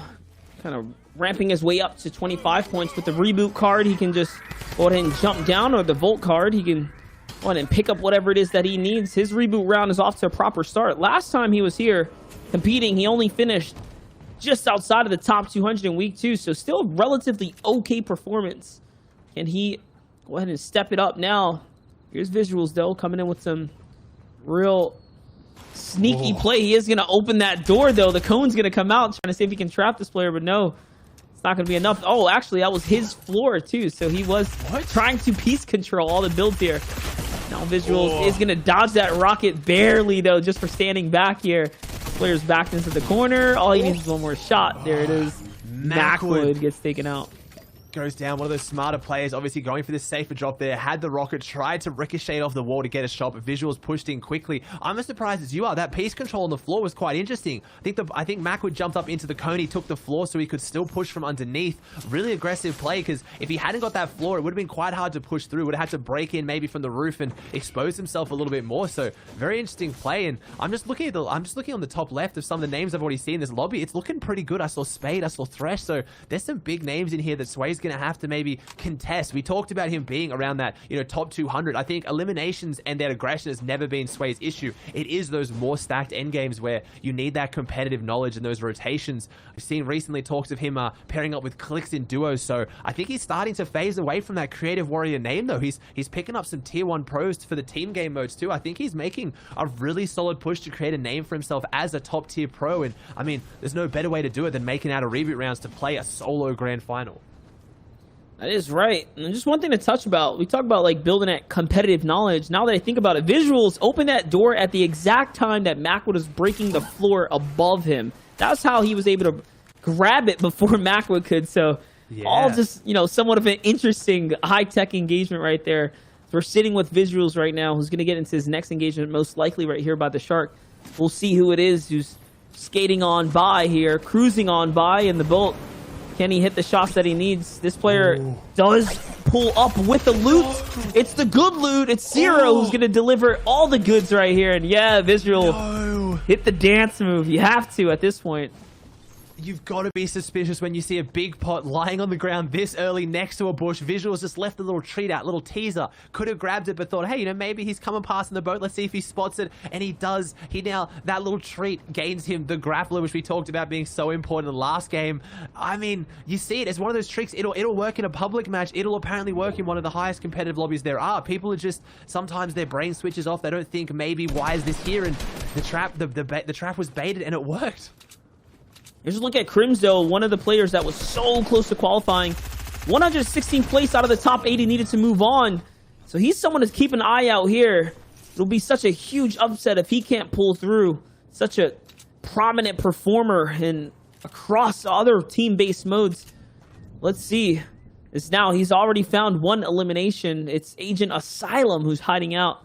That player that he just took out, though, Buff, didn't have any shield, so he's probably assuming that they're both in somewhat of a shambles situation.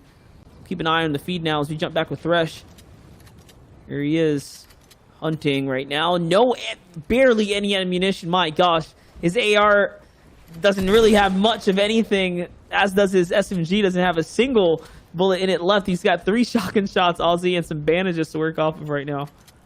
Yeah, it's interesting to see the fact that he's got Sky's AR, but then we saw another play with the grappler earlier, so I don't really know what happened there. Maybe a very, very scuffed shark fight. He's getting knocked down. He has no more builds left. That was the last one he does. He picks up one elimination, but he goes down to Purse. Interesting how that shark fight must have played out to get one of the mythic items, but not the second. So Purse here has Sky's AR, but doesn't have the vault to show for it. Could maybe jump back into Shark, assuming that they've all left, and go maybe grab that vault loot. This could have been a very long, drawn-out engagement where Purse followed out from the Shark, but interesting to see how that would have played out. Hey, I mean, at least Purse does manage to have the ammunition to kind of back it up here. As you can see, he's looking pretty good. I think he's looking around right now trying to see if the grappler was lost cause there. But yeah, to him, it also doesn't make any sense as to why this one player would have a mythic AR, but not everything else to kind of fill out the deal there.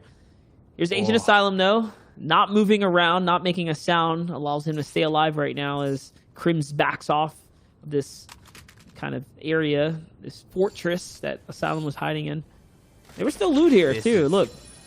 He's still got a bandage cannon, so I have to imagine that maybe he dropped here with someone else contesting, started to get some loot, and now he's found himself here. Just again, a lot of interesting situations closing out on the early game that we're just tuning into. And I don't know how Agent Asylum got himself in this position, but he has to stay quiet. Obviously, we can see that Crims is disengaged, but he can't. He has that bandage cannon to stay in Storm if he wants to risk it that much, but he's gonna have to get in at some point, and he's gonna have to find some loot. I don't know how he's gonna find his way back in this game. There's 10 games, 3 hours. Maybe he just goes aggressive here, full sends it on someone like Crims to see if he can get the loadout, because I can't see him pulling himself back into it without going for an early elimination. That is true, or maybe swinging through what would be leftover loot from one of these old POIs. We'll see if Agent Asylum can bounce back. I mean, he was taken out in week 1 with a not-so-great performance, only coming in 440th overall. Crims, though, Crims is one of the stronger competitors. I mean, just take a look. He's hopping around here, jumping around the main streets of Sweaty Sands right now, trying to see if he can get into any kind of interaction with another player. Talk about interactions, though. It's Camp and Sane who are going toe-to-toe, and they both are going to exchange some fair shots to one another. And look at that. The edit comes out from Sane. Camp's going to jump in the box with no HP, Ozzy. Oh my gosh, just going for the full 50-50. He didn't even care. I mean, he had to there. Sane went for that pre-edit, so Sane predicted which wall Camp was going to come down and try and take with the pickaxe, goes for that peanut butter, that top right edit, and then got the heavy shot back out. So Camp didn't let him do it twice. He was ready for the quick edit the second time, and as soon as the quick edit came out, he just shot straight through, didn't even go for the wall. And we see Reboot Round again, someone that we saw last time. Obviously, I see High Sky on the screen. High Sky, one of those players with high expectations, coming off really successful team game modes, but didn't actually even make it to week 2. He didn't qualify out of week 1, struggling to find purchase. So you have to imagine, was it a tough week for High Sky, or maybe is he just struggling in this current solo format? He is known for being a very good IGL, very good game knowledge, but usually a bit more passive and safe, and struggling to get those elims, which, as we've seen today, Reboot Round, not struggling to get at all. That's right. Here's Colin Fraggs, though, another veteran who's been around for a long while here on the NA East kind of region here. All big dogs going toe-to-toe right now. Good edits right here as Reboot Round's on his back tails. Visual's also on the run right now. Sway is kind of hunting around the backside. Reboot's going to time to jump in perfectly, though. And take a look. He's now going to come up on the grappler here, too. All big kind of a turnaround here for Reboot Round, as all of a sudden now the confidence surge is there as he already has the pump shotgun shot kind of all predetermined and lined up. And look, that's another upgrade here. Big decisions to make now. Jeez. 3 big pots, 6 minis, 3 floppers, grappler. He has everything he needs right now. He's probably just going to sit and chill, because this could be a game to just take a clean victory with how much resource he's set up with. But wait, also, we have another fight here. Fatal versus Leo. Another one, TJ on the high ground right now. Leo TJ's got 5 fish in the back pocket. Doesn't really need to use any of them. Closes it out quickly. Has the high ground advantage, and that blue pump going to work with the headshot critical damage. So he takes that one. He knows another player down there. We saw that beautiful third-person perspective from the Obs team. So we know someone's here as well. Obviously, Leo TJ knows that someone's here. I think I saw Bread. I'm not 100% sure on who it was, but trying to find his way through now if he can. Tries to take the wall with the pump. Always more effective with attack because of the higher fire rate and the extra ammo in the clip, but you're still putting the pump to work. Has that harpoon too if he wants to maybe try and phase through or just take these walls instantly, as Brett is down to building in the wood and a nice shot through the top. TJ, he knows his positioning here. He's going to try and and get on in if he can. Finds his way through, has that pump in hand, takes the wall too. The fluidness of this edits are coming out. He's taking walls, he's pushing forward, he keeps moving through and keeping himself safe. The right-hand peek, though, cracks him back. He has the one slurpfish, only has floppers left, hits for 90. But then great movement, has the little crouch strafe, and there he goes. He upgrades to the purple pump. That's 2 big eliminations for Leo TJ, the first of this game, and a lot of aggression on an area that, I guess, I mean, it's near that heavy snipe henchman spawn. It's a good spot, so not really sure. I guess near the slurp truck outside Salty. That Slurpfish quite literally saving him. He only had 50 HP when he got the elimination trade. Otherwise, that would have been 0. So the perfect amount of heals right there, showing you how beneficial it is to have the instant heals basically in your pocket. Here's Tylar's. We're now hopping with in the Slurpy Swamp area. And if you're just tuning in, guys, you are here for the start of the NA East region of the Reboot Round. We're looking at what would be only 10 games, their last opportunity. Unlike the other weekends, this is not a 2-day track until tomorrow, the Grand Finals. Reboot Round's only 1 day, 10 more games of performance. The do or die now, the make or break moment for a lot of these players. I know, these are the box fights you'd love to see. I know, obviously, Monster, you've been doing a whole bunch of VOD review content out there and stuff. It's just so great to see those slow, methodical box fights like this. Just using those door edits, keeping yourself safe. Oh my gosh, he's in the cone! Slow, methodical. EPWY just walks straight through, doesn't want to go slow, methodical, sits inside that cone. Enemy doesn't realize he's there, takes the chance, and he dances on him. He obviously went for the same door edit twice, maybe made himself a little bit too predictable, and he's made to pay for it. That's right. I mean, it is all just a mind game at the end of the day. The unpredictable are usually ones that win right there. Here's Jav jumping in the box. Very simple, very easy. Making it look that simple here for Reese. He goes for the full 50-50. But now this player's listening to the shots coming in. There's players moving in and pressuring right now. This is not the situation any of these guys want to be in. He has 3 medkits, though. He has plenty of time to take his time here. The additional bandages as well, just sitting down below him. Yes, that's right. He's going to sit here. He's going to heal. He's going to kind of vibe out right now and not do anything too risky. That's your boy Snood right there. Well. He's Rohan's. Yeah. Looking good. He's looking good. He's up there. And Rohan's looking really good with the loadout. Has that heavy snipe in the back pocket just to get those instant refreshes. Already has 2 eliminations. The launch pad doesn't really need a refresh. Haven't seen too many zones go down towards this Slurpy Swamp area. I mean, it's interesting. It has a lot of spare shield in it. A lot of these trees are going to provide quite a lot of cover from those players to the north.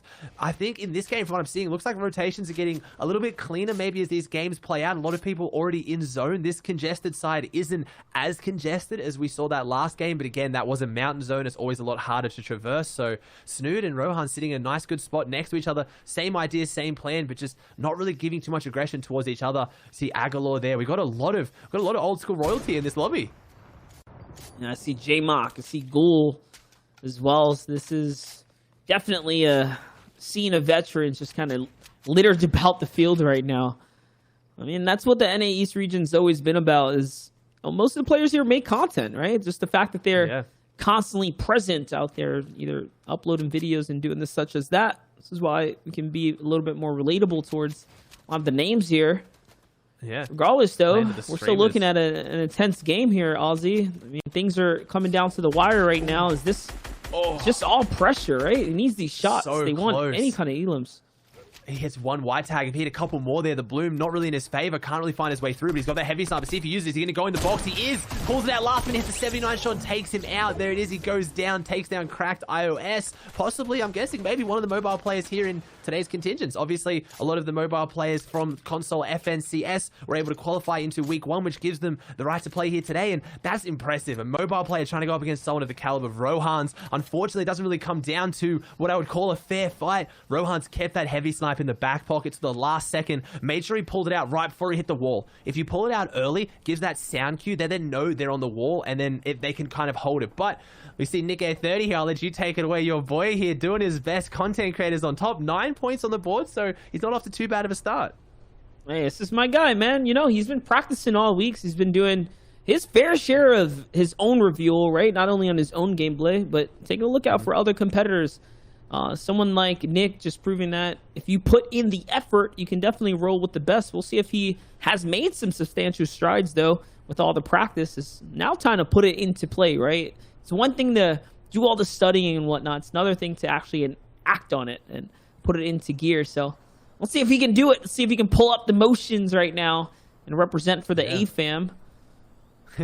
it's always interesting, right? So like Nick30 streams to tens of thousands of people regularly, like, you know, and the pressure's not there, but then you add the tournament scenario, and all of a sudden the pressure hits and you start to get nervous, and it's pretty crazy to see. It's change of worlds. He's used to having a lot of people watch him, but has that competitive streak, has that competitive nature, and like you said, just a great spokesperson for that, always wanting to improve. That if you want to get better at Fortnite, you can put in the hours, you know, do your VOD reviews, learn from the best, and again, I think Nick's always been known for it, just the modesty and the positivity too, of just like, well, today wasn't my day, but I'm gonna take what I learned from it, I'm gonna push forward, and I'm gonna try and do better next time. Just always that ultimate model of just positivity first.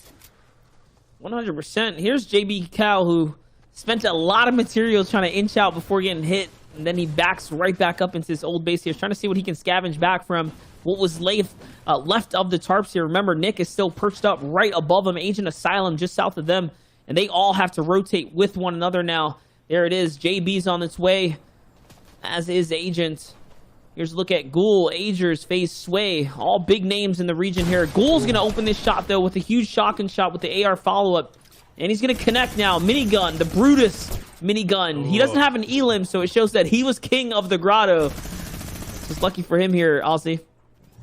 Yeah, same time. He's got the grey iron hand, but obviously not going to use that one. He's going to go straight for that minigun. That is not the sound you want after a heavy 80 shot on you. The pressure the minigun can put out is incredible, but maybe Ghoul going a little bit passive with it. I mean, the zone did pull very far away. Maybe that zone showed and he thought, like, this is not worth it. I'm going to have to back off and rotate.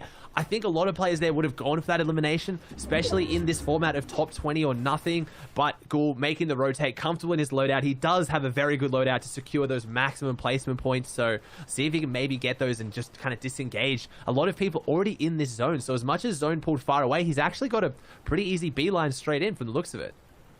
It's kind of crazy though. Ghoul did really well last week just off of placement in its own. In his 7 games, he finished mainly within the top 25 of every single game. Only 2 of his games was outside of top 60, so he's one of those players that play for placement, very methodical, so him backing off there is just playing to his play style, to say the least. Talk about playstyles, though. We're on the opposite playstyle. It's FaZe Sway, who normally come early in mid-game will be diving into players' boxes with a special kind of ramp boostage. Luckily, though, this is here in the Slurpy Swamps area. So for him being here so early now, he can just hang out. He can basically buy his way freely to the mid-game. If he just pulls the half in, half out, he can make that end game. Yeah, he's got the launch pads as well. This is going to honestly be the make or break game for FaZe Sway. He's gotten close to those placements. Can we see that signature aggression come out, maybe pick up a couple of eliminations, but is he going to be able to handle this more stacked endgame and rotate properly with it? He has the launch pads for it, but I mean, in the current meta, everyone's getting so good. I feel like the launch pads sometimes are actually more of a curse than a gift. People use them thinking they're going to have the free rotates like back in the day, and players are getting good, man. There's a lot of mythic items out there. You got Sky's AR lying around. Like, sometimes going to the Sky isn't the way, and we see zone half pulls completely across. He's maybe going to look for that launch pad angle, maybe over all these builds, finds the player in front of him, gets some heavy drum gun shots. He's going to go aggressive on that. You talked about the aggression earlier. This will be very big. This is either going to be make or break now, Sway. The third party comes out, needs to be careful. Never mind, he has it completely under control. The aggression coming out, that's 4 points right there. And now he needs to make this rotate. There's a lot of people ahead of him. What do you reckon, Monster? You're going to go for the launch pad? He's going to try and walk it in. He sees maybe that player behind him. That could throw a spanner in the works. Yeah, I don't think he's in a rush, not at all right now, especially with all the commotion nearby. He's probably looking to see what he can find here. There it is. River's going to be so lucky he was crouched there, I swear, because Sway would have probably jumped on him. So now everyone gets to use the launch pad and get to safety here. We're now hopping back to the western portion of the swamps here, Aussie. And look, Sway's in the feed. Sway just found Gilly before getting taken out by Trunks. So, I mean, that's it's 5 all right. though.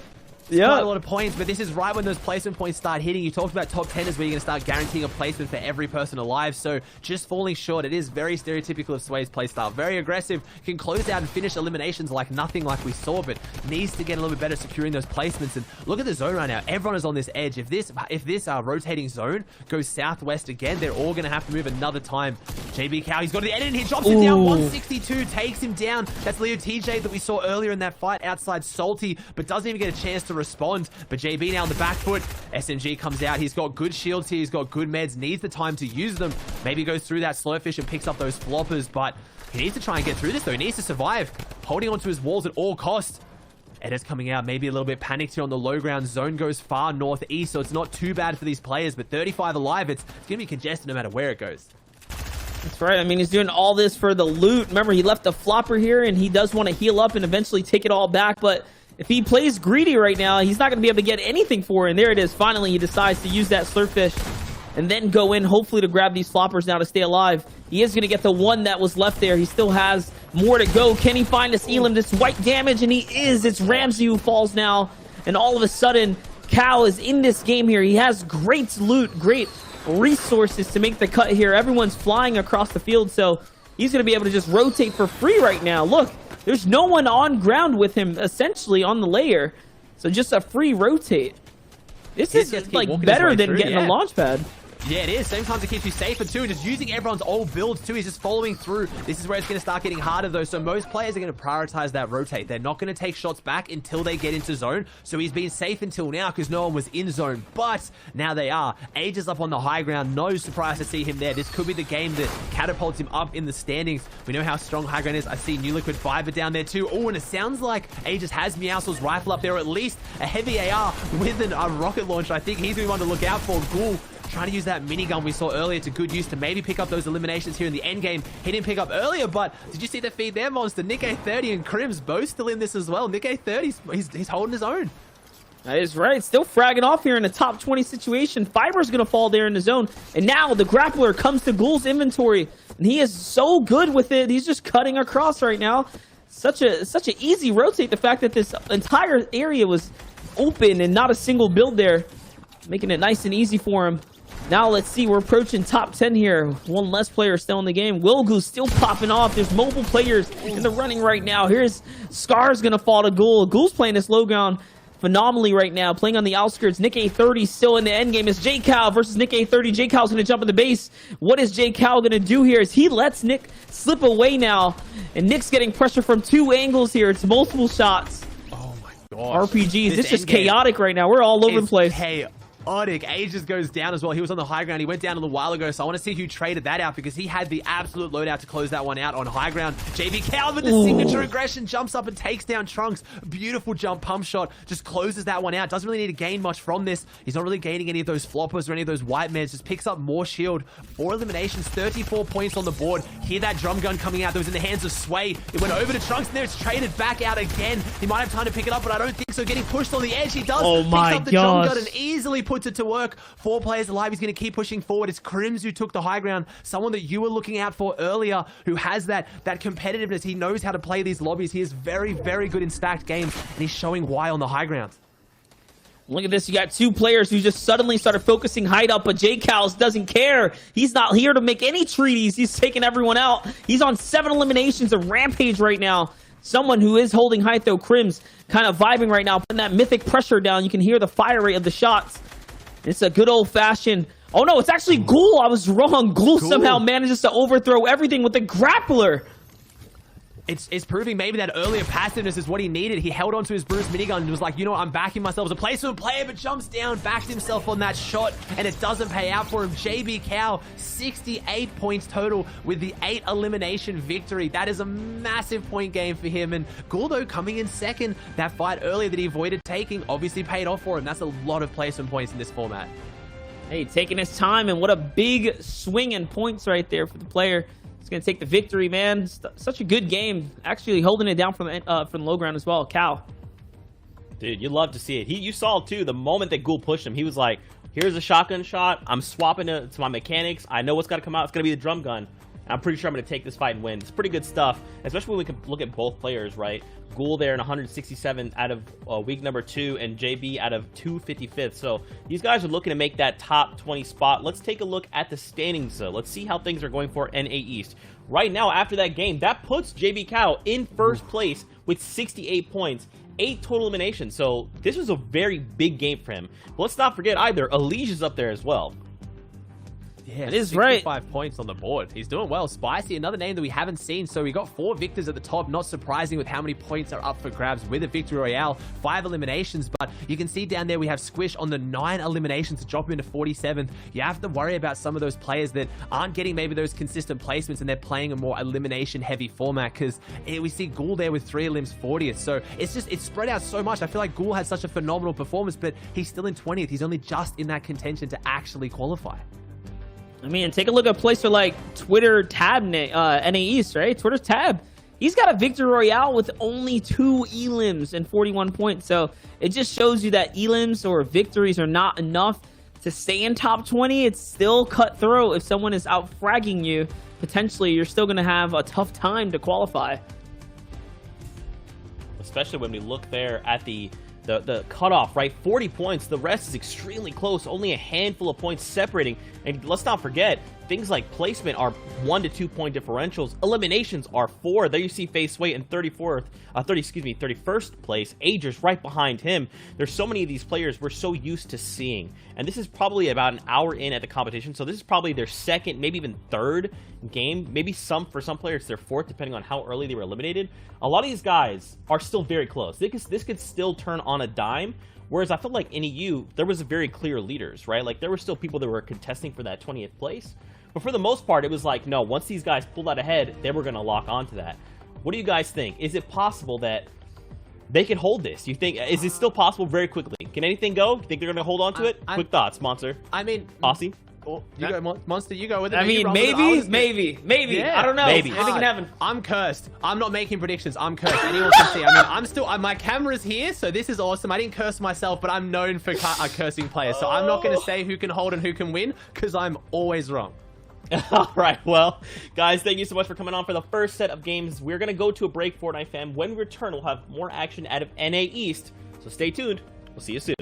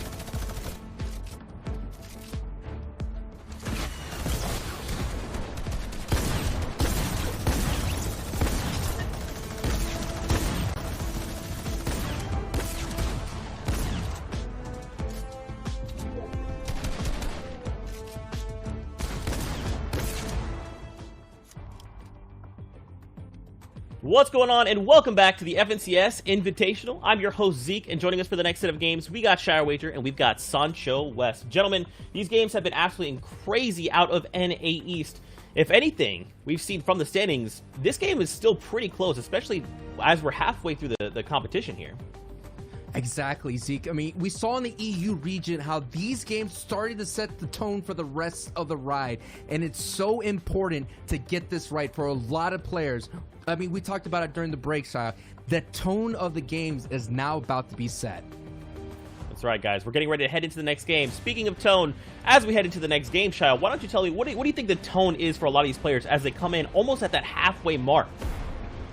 I mean, halfway, this entire overall competition, especially the reboot round, is a race. But it's a very fast marathon of a race. We can already see some people getting gassed halfway. We're asking questions like, you know, where's Clicks? Where's some of these other big names? Like, they're just getting ready to be ramped up. We're almost there. So we'll see exactly who are going to be the new faces rising that we've used to being seeing before.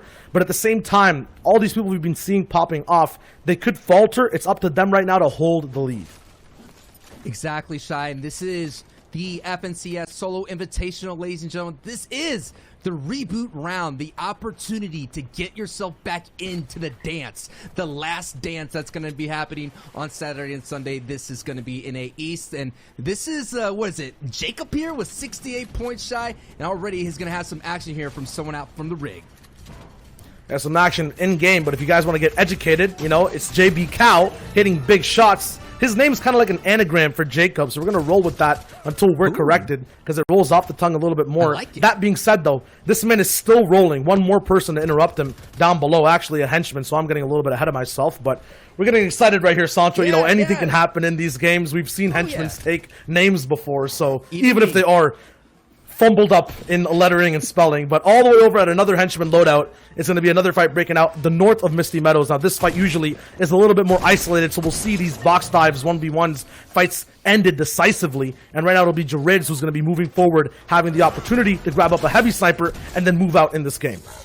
Also, Shy, man, what we've been seeing as well is that these NA East matches have been a lot of box fighting early game, a lot of people taking on the aggressive stance, you know, not waiting for the passive placement points. We've been talking about it all stream. It's about 20 elims get you right in.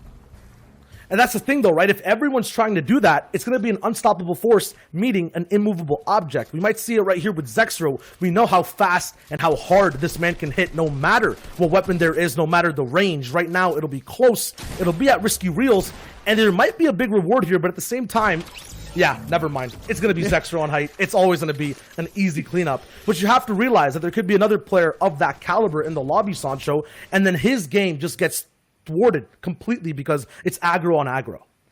Yeah, you know, doubt. You know, Risky Reel is one of the most popular places out there. You know, time to put on a show, get yourself some popcorn, get yourself a hot dog. But we're on board here with Trunks. We saw him in the earlier part of the broadcast putting on some big hits right here, and he has the green light to go right into the box here. And this is going to be a matter of moments before he's going to be able to take him out here using that big aggressive spray. No doubt, Child, this is going to be an easy 4-point. If things, yep, there it is. Big time 4-point. And then this is the build-up, right? All these different portions of the map. We have north of Misty. We have Trunks over here in the middle of Sweaty Sand, Salty Springs. We have Zextro at Risky Reels. All these guys are just getting prepared. They're getting their first eliminations of the lobby. But when it comes to 4, 5, and 6, they have to face each other. Right now, we'll see that build-up once again start over with Uzi at 24 points, still looking to rise higher in the ranks. He's waiting for this fight to just start so he can end it. But him being the person, you know, pickaxing first, looking for things and trying to find the fight, he might get a shot onto himself or even lose some of these floors, some of these walls. Right now, that's the case, but his shot might just hit a little bit harder. His opponent's builds all around him here, Sancho. He needs to find some type of way to get onto the advantageous side of this fight. Yeah, advantageous side is on Uzi's way right now. It is a good old-fashioned 1v1 out here in Dirty Docks. The sand's being kicked up as both people are kind of trying to jockey for position. Uzi doing his best to get inside this box, looking for that right-hand peek, that big old cam. We've been seeing this kind of meta kind of play out, Shia, where he kind of sitting on top of that ramp right there, looking right in, and the aggressiveness does not work out for controller aim as Uzi picks up the 4-pointer right there and get in his way, and he has the entire POI and some clean rotations going forward. And that's because this man came 142nd, 148 points overall in week 2, right? So we know he has the experience at this part of the competition already from week 1. And right now he's just trying to climb back. But that being said, you know, just 10 games, just one day, it's a little bit different. He's on that ramp up. He's taking his time. Right now we'll see another fight break out. We talk about that build up. It continues. Leroy looking for his big shot off over here just by Salty Springs. But there is one hidden individual, I believe, next to him. In a bush, possibly on the road. No, on a different build, actually. And now we have this big 3-way chess match. Will Jaith back up? Because his biggest mistakes have been in the past, these early, middle games. He will, and because of that, Leroy has a free fight here, Sean Sancho, and he's going straight into these boxes. Brick, wood, doesn't matter. I think he's controlling every piece he needs to. Pyramid inside the box, in the walls. He's looking to end the fight. He's going to do his best to end it quickly because now the third party returns there, Shio. Look on that mini-map. The third party is trying to figure out, waiting for the tags, waiting for the crescendo of this box fight. And as soon as it ends, you're expecting another ramp up of action here as Leroy closes the door, and here is expecting that third party coming in. Yep, and it's player number 3 who's going to be in the fray right now. Jaith comes back, slightly elevated, low ground position, but exactly what you're trying to put down right now. It's a little bit intense. Who's going to break out first? We'll never know. We're now in Craggy Cliffs. There's going to be pokes and spin, both not actually that healthy. A fight POV we haven't seen before. It'll just be, you know, big shots after big shots. It's just one single swing of this tactical shotgun to take out both enemies here. Maybe even slightly close by together. We'll see exactly what the motive is going to be here in this fight, but it'll be up to Spin because he does have height, he does have the harpoons. Remember, early game fights, house to house, we see Spin's materials, they're high, but over here at Pokes', his might not be so much, and because of that, he has to go for the all-in. Spin just takes him for a big cycle there, takes him and cleans him right out. After that, we'll see Slade and Kui in another breakdown as well. While this is all happening, you have to understand, now that we're moving into the mid-game portion of the game, you will see more third parties be prevalent. All these bases will now attract more of those people, like Zexor that we saw before, like Uzi, who've gotten their eliminations and now are looking for more so advantageous fights, not just 50-50s. So these fights will not be able to, you know, continue as much. Slade will be forced to the top of his base. He'll be in a good position, but there's someone looming just right below. It's always that person looming that you have to be worried about the most. I mean, at this point in time, you're always looking for that easy 4-pointer. You know, that's the elims that you're going to need to rack up. Those are the ones that, you know, those are the ones, Shy, they're going to be the difference. You know, as you hear to say, it's going up for the difference, almost losing height, but still able to cap with his own fort right here. Kui, we saw earlier in the cast, he kind of had an opportunity to get some more points. And Kui now is on the back foot, but oh no, Slade. So close, Shio. That's what I'm talking about. Coming down to the HP, and the attraction is there from the other people, and they're like, wait, I'm going to stay away from that fight as Slade comes out on top.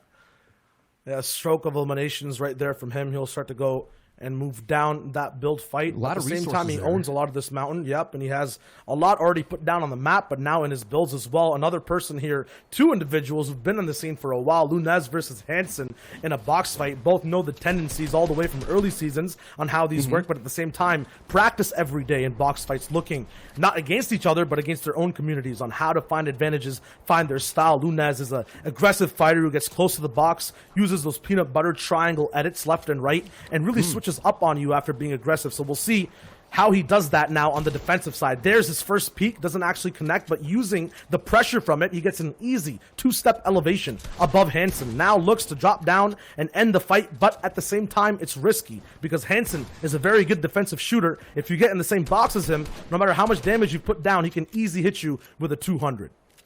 And that's why the fight is kind of taking some time here, as the peanut butter is not as smooth as it can be. A little bit crunchy here as the hard mats come out. So that now time is being taken as the storm is looming in the background, as you can see. And it's still going to be a clean 1v1s. What I've been liking about this game right today is so many clean 1v1s. So we're seeing some high-level play and some skill here, as Looney is going to have to back up a little bit, going to have to use some of his resources. But now he's kind of low on mats, and he's going to, I don't know if he's going to want to use his metal here. Those are very valuable resources to get this elim. Wow, the good thing he was able to close that so quickly there, Shio, because no doubt he was like, oh man, I don't know if I'm going to use these valuable assets, because no doubt as you look at the circle, his rotation, not a lot of opportunities to get some metal.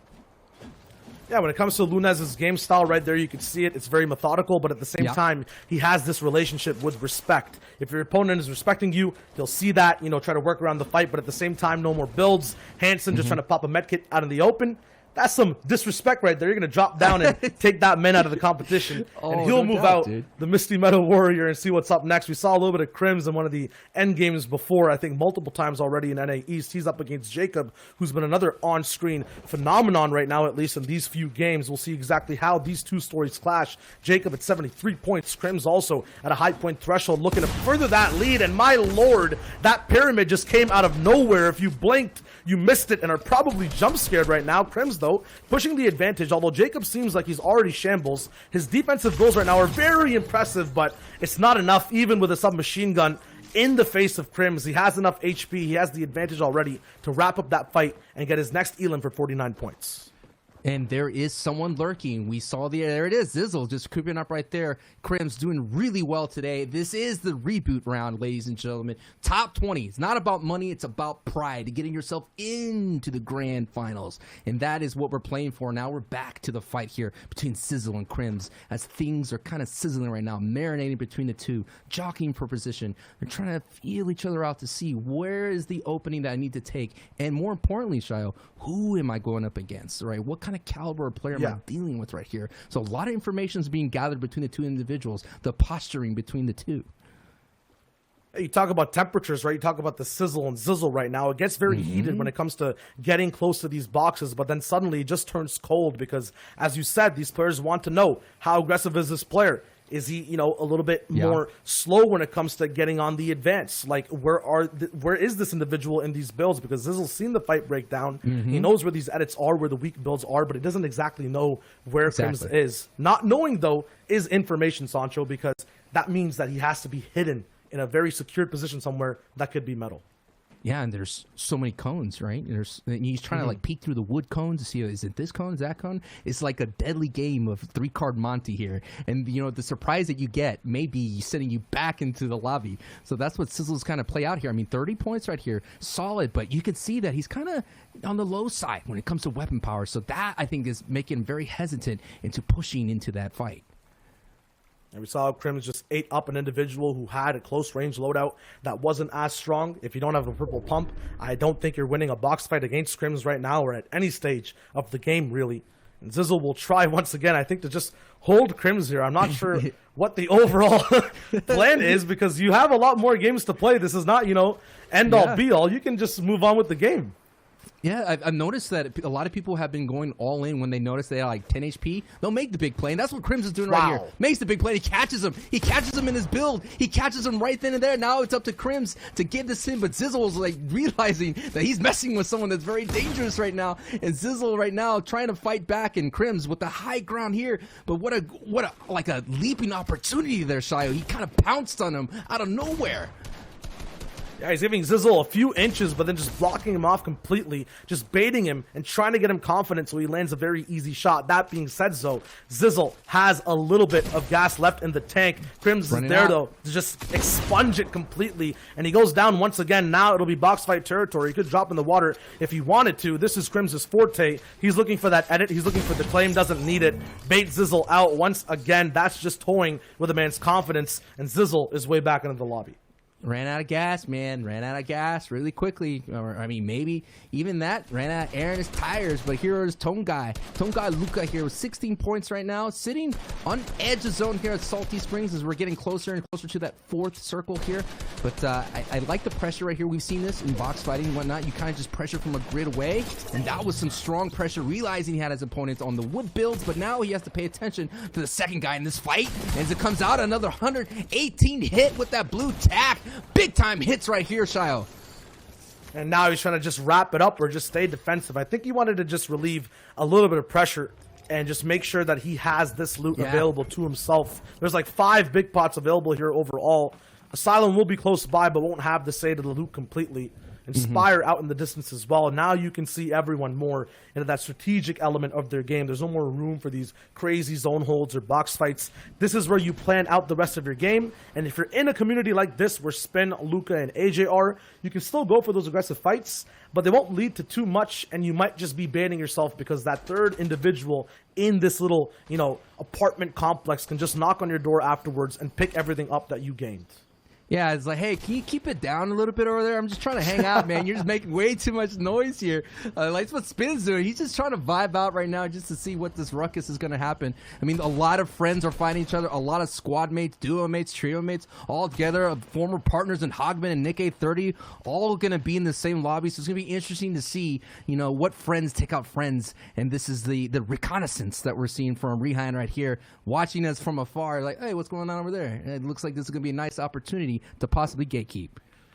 Yeah, these are the two different types of bases we see all over the map. Another individual that we saw over that big wide shot was Zypha in a very similar position by himself, isolated in a 1-by-1 box. Whereas we see AJ, we see Spin in communities. So those communities, you'll be able to save mobility sometimes. You'll be able to save materials and bait people out to build for you, right? But at the same time, you don't get to play your own game completely. For Rehan here, for Zypha, they'll get to just craft their own game at the risk of being a little bit more exposed. We'll see who comes out on top once that Endgame builds out. Here's Asylum moving straight in. Trunks, though, controls the height so far for where he's around. It's interesting. We see that it's a very free rotation. It's interesting to see Rehan, you know, not wanting to take that free hit. Maybe he's looking for, you know, someone who's eating Storm, to say, someone who's in shambles coming out of Storm versus someone who may have the strength and maybe be able to protect himself. So as you see here, he has this nice third-party opportunity. It's kind of inching his way closer. There's a lot of congestion on the south side of the zone. Rehan does get tagged a little bit, but he's almost in. He's going to have to work a little bit harder, but that water right there, Shio, is going to be a big factor here at the agency because there's a lot of the players as well sitting in the agency, so you're going to see some big-time heavy traffic and a big obstacle in the water.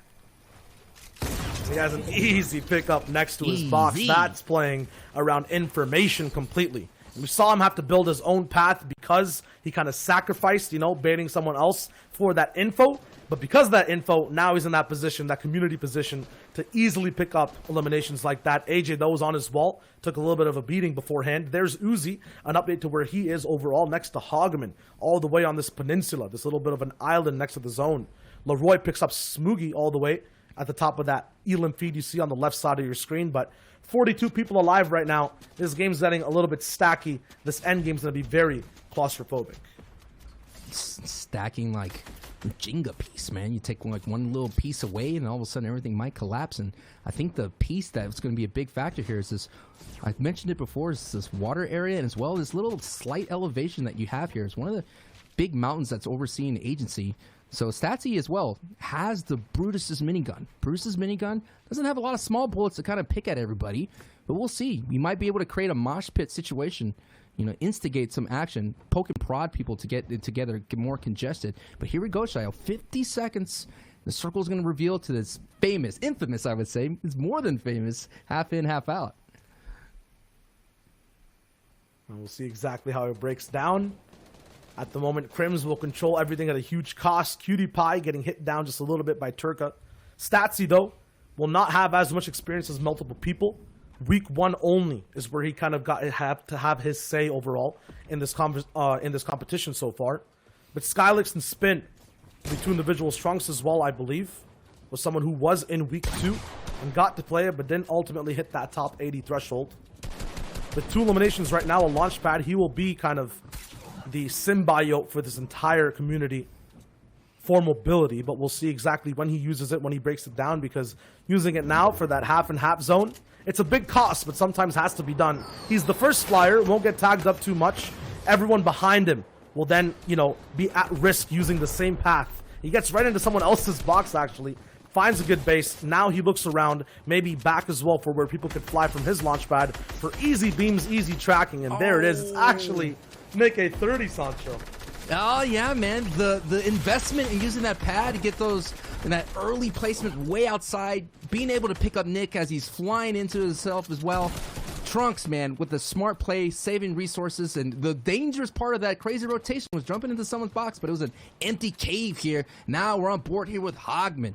Hogman is one of the IGLs of the community, has always been respected for having that game sense, and now taking advantage of Lupien, catching him with that fresh builds and some nice shots here. And Hogman has that magic AR, the Skies AR, and he has the mythical thing. The reason why I say magic, man, because if you have this Skies loadout in your inventory, man, you're setting yourself for a high placement and possibly getting that victory royale.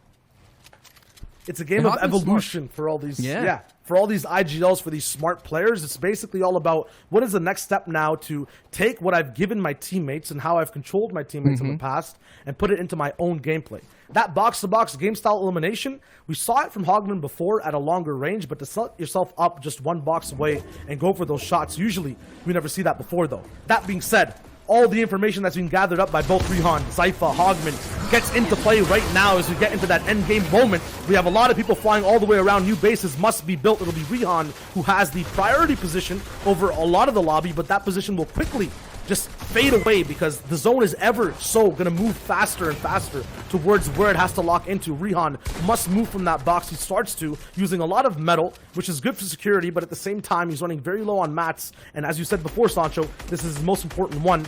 He needs to find an elimination, which he does. Not only that, though, he needs to get the materials, the loot off of it to make sure he has enough gas in the tank to end this game. Rihan can definitely do that with the harpoon. He could kind of snake his way and find a lot of opportunities, but what a nice rotation here on the outer side of the storm. He needs to get himself some prime positioning here, some power positioning to look back into the back line to look for more elims. People are ramping up to him, so Rihan gets himself a nice elim, big time plays, and let's see how aggressive he can be now. Shayo hanging on the low side. There it is! Big time bops right there for Rihan. 63 points, and he is still vibing here, Shayo.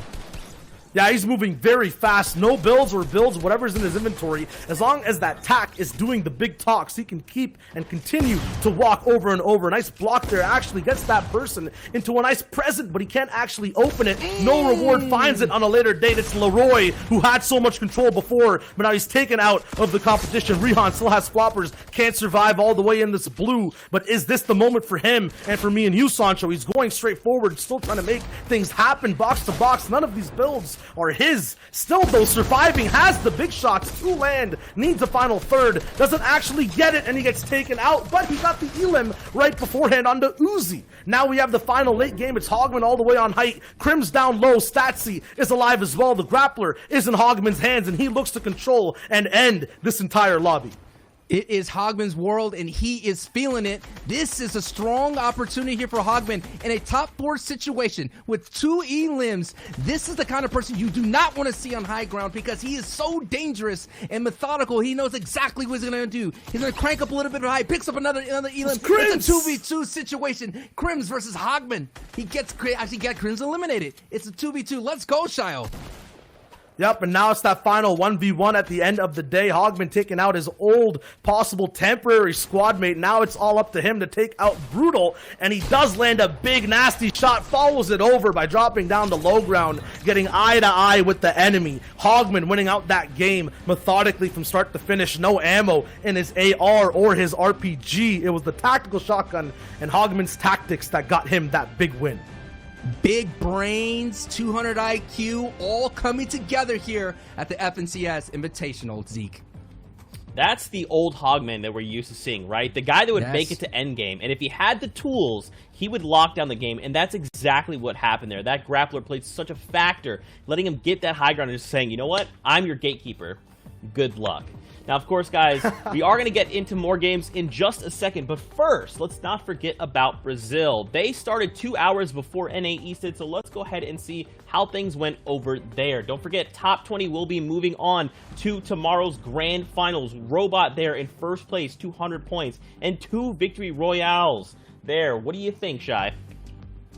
I mean, it's just automatic, you know, for Robot to get all the way to the top, the #1 slot. A lot of eliminations here as well, combined with placement. For 200 points, the one thing to note is that every placement literally mattered, including that victory royale, because it was a 1-point difference between him and second place. A lot of other people on that page as well, but on the second one, the people that finally qualified down to 20th place, Lurker, all the way there at the bottom, 153 points. But look how close the overall distributions are. Genuves, Luca, Escaracho, like all these guys are here now, and they're going to be looking for a moment and a time in these grand finals over the weekend to hang out with the other 80 people from Brazil.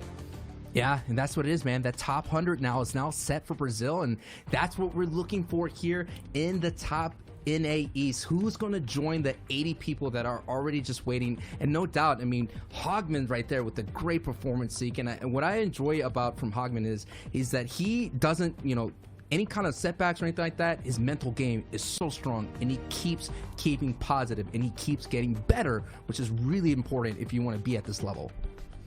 Yeah, especially with the competition being as tight as it is, right? Every single micro interaction matters. Did I get the elimination on that player? Did he elim me? Did I not pick that up while he was in the storm? Did I miss out on valuable points? Did I place where I needed to, right? All these things will play in a factor and be a factor in who makes top 20 and who joins the 80 already waiting in tomorrow's grand finals. Guys, these games are absolutely on fire.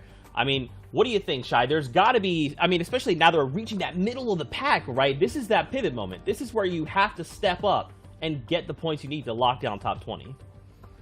It's sticky, though. You talk about a pivot moment. It's hard to make that move because we see Hogman winning, but Crims is still there with a high point count all the way at the top, right? Spin is moving around the map trying to get shots. We saw Zextro, Uzi, Statsy last game. They're all still making moves and accruing placement while people like Hogman are winning games. So while one person is shooting straight to the stars, there's other rocket ships still floating up in space. They're looking down, waiting for what other people are going to do.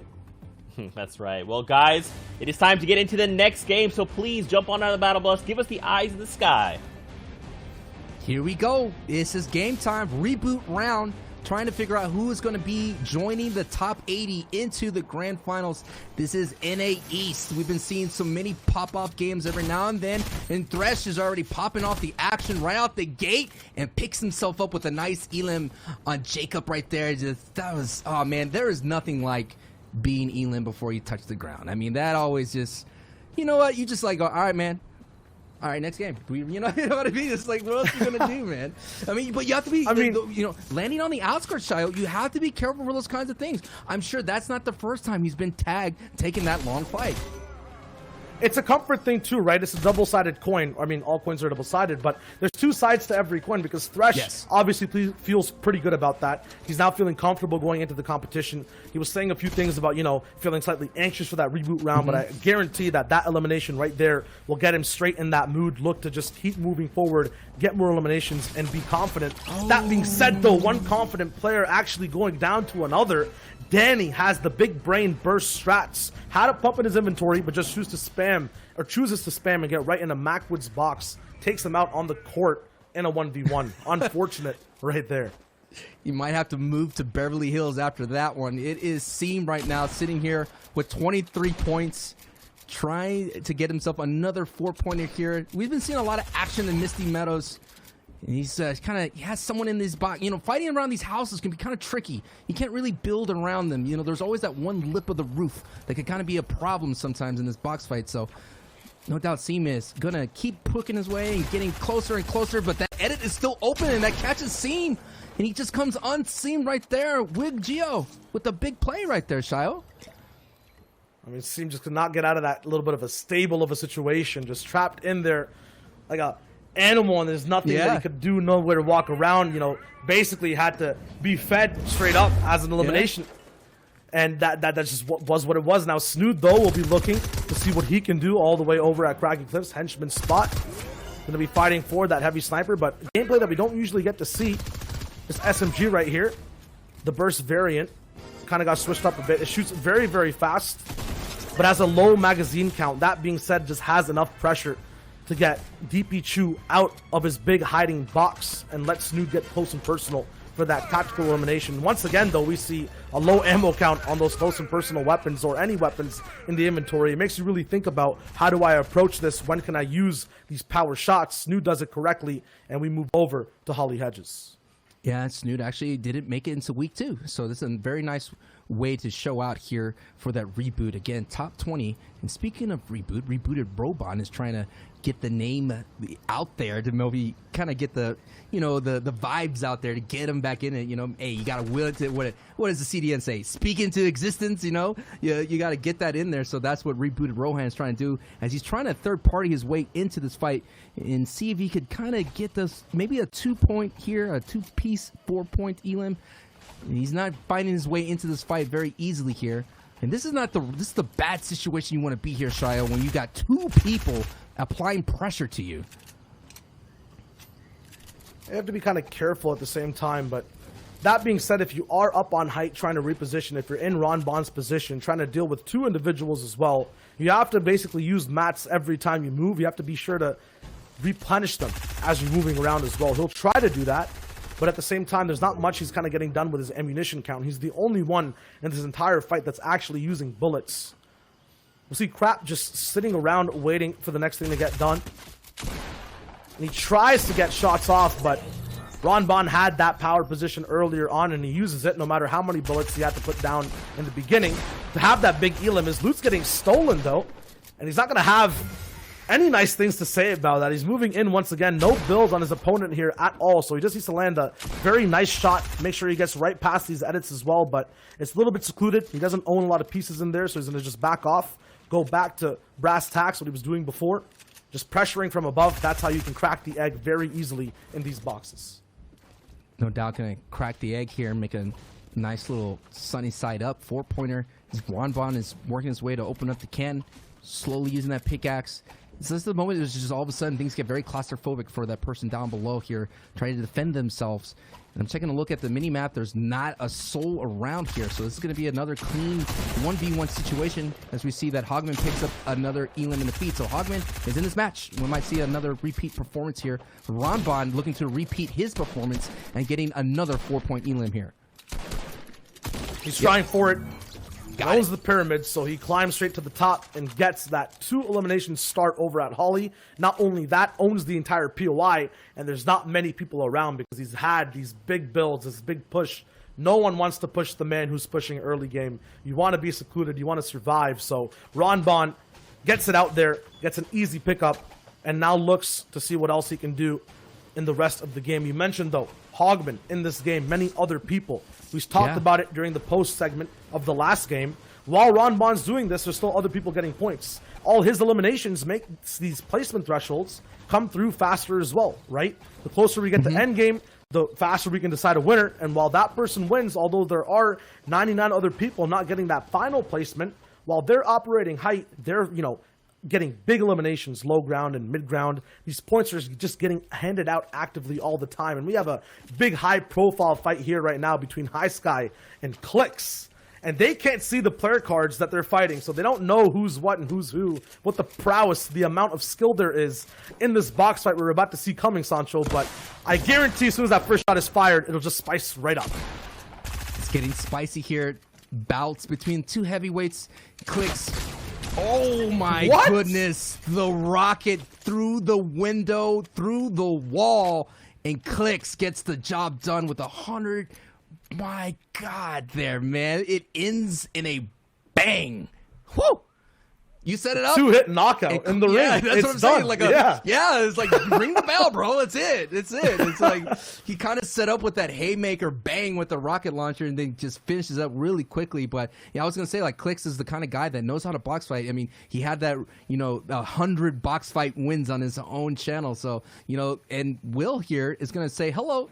No way. Hello. Can I just get some 4 points from you here, brother? As he's trying to get it here. The nice defensive play, but oh my goodness, Sniper, no doubt, has to be a little bit salty about that, Yeah, I mean, he was telegraphing it. He was at the door and had to be let in, man. It's Wogo.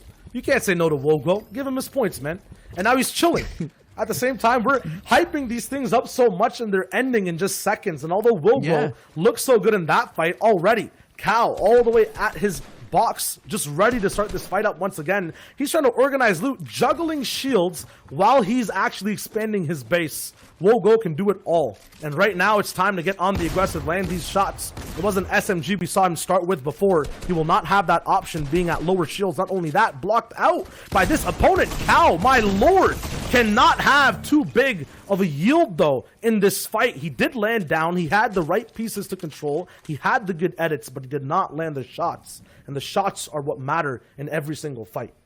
Absolutely, Cal sent out to pasture right there. Clicks sending a lot of people out of the server. Clicks has been on terror. If you've been looking at the elim feed, no doubt wiping that towel between every elim here. Now he's gonna have to fight that someone at the height right there, and that is the grappler out in play. So Clicks knows that. So Clicks is gonna have to bring this fight a little bit closer because he has the power weapons to deal with that. The legendary pump. He has the heavy sniper. So now Clicks going into form here, Shio. He's gonna go ahead and fight for height here. He's inching closer and closer. Gets a nice tag right there, and he gets another big tag right there. And now it is Clicks' time to get this elim and get himself a big time play as he gets a big time way inside the box here, Shio. He got into someone else's box and already controlled both the floor and the cone. Clicks is moving at speeds that I can't even analyze right now. Still moving forward, making this player run around circles, take fall damage while waterfalling. A grappler is not possible. Young Kibbles just gets scooped right up. Clicks is feeling himself right now, and he's hitting every shot super hard. He put him into bits. That's a big time play from Clicks right there, man. Clicks is just amazing, man. He's one of those guys, he's just, you want to root for him, man, because you know what he has inside of him. Drunk right there, 33 points, 3 elims, looking really, really good right now. 34 people left. I like this. I like the kit right here, child. He has Midas' drum gun, of course, so he could definitely get this taken care of, but he has to hurry up and do this because there's someone, as you can see on the map, getting the way closer and closer to this fight. So this is going to be an interesting thing. He does have the pads if he totally wants to disengage, but no doubt he wants to keep that to his advantage as they have a little bit of agreement. All right, let's go ahead and met up, and here we go. The reapproach is about to happen as the third party approaches. Yep, Druck is moving with momentum, not only in this game with 3 eliminations, but overall in this competition. He got about 171 points, 101st place overall in week 2. And right now, he's also getting momentum in terms of some aerodynamics, taking a lot of fall damage, unfortunately. And we'll see Stitch get right on the move there, right onto his box, knowing that Druck had to have taken damage. So, although he might have fumbled that top 80 last week, he's looking to just get right back at it, and he hit that drum gun just before, never actually shot it off, so Stitch did not know what he was running into. I'm not going to say that was planned because, you know, and maybe it was. Maybe I'm going to give this man the credit he deserves because that was a nice bait there. Druck picks it all up. Yeah, it's like, you have this? Well, I have Dryas'. I see you, but I'll raise you. Dryas' Midas' drum gun right there, and Seabass. You know what? This name is fitting for this rotation. It's a very, That's what I was about to say. It's too easy. It's I too love easy it. to mention. We ain't going to mention. Maybe he plays the bass. I don't know. Maybe it's not, you know, it's bass versus bass. I mean, it could be the C note, but Yeah, true. I like the free rotation using the water, of course, introduced here in chapter 2. It's a great way to get up. It's almost like a speed boost right now, and Seabass is trying to get his way in. We got the soft mats is going to be a great sign for you to give you the green light. Wilgo, who has been turning a lot of box fights, unable to turn that one. Just you know, you got the first, second one, just not enough. The third one was the one to get him out of the server. Yeah, Seabass had his number. Wogo, a mobile player who we just saw dominate another fight, this time on the defensive end. Just unfortunate. Seabass picked it up. He's moving in with speed. He knows the area and the rotation, so you can fight with confidence knowing that no one will interrupt your actual box fight. Yep, and that's what it takes right there, is we're here with back idiot. And now I got to give a shout out to them. You know, got the branding right, got the Twitch handle in there, letting people know he's streaming. That's what you got to do. Put the Twitter, get the clout, get the Instagram, get those follows. I mean, this is your opportunity. You are one of the best solo players out there in the world, in your region, competing. And now he has to go ahead and get him 52 points, Meowscles AR in his inventory, and he's going to have to fight Soul right now. So it's a little, let's see what happens right here. Now he's going to go ahead and extend here, Shio, and Soul has one elevation right above here. And I think it's one of those interesting moments right here. This is third circles. A lot of box fighting is happening, and a lot of people, as you see, the arrows are now looking over, kind of peeking over to see if they could go ahead and steal an elim. And wow! Prism gets stolen right there from back with a nice use of that very accurate AR there, Shio. Yeah, and you mentioned it, you know, the type of aggressive game, a lot of eliminations all over the map. A lot of people prefer to play these stacked games. They feel like they can VOD review them a little bit more and learn a lot from them. When watching a game like this, you know, 30 people, third zone hasn't closed in just yet, you can learn a lot about positioning and putting yourself into boxes and places where eliminations are so basically just free. We saw Back do it there in that box. Although he's baiting a fight to him, he's still keeping track of what's going on around him. You can still have a lot of things to digest in a game this aggressive. You can see how to tone down your gameplay and slow down a lot of the times, because we'll see people run into trouble, right? Wogwo moving so fast off the map, off of a box fight, just gets taken out by Seabass. That's maybe just moving a bit too fast, basing up because, you know, you have to slow down. Right now, Druck, unfortunately, I believe might have just disconnected out of that match. It'll be right in front of Stretch 2.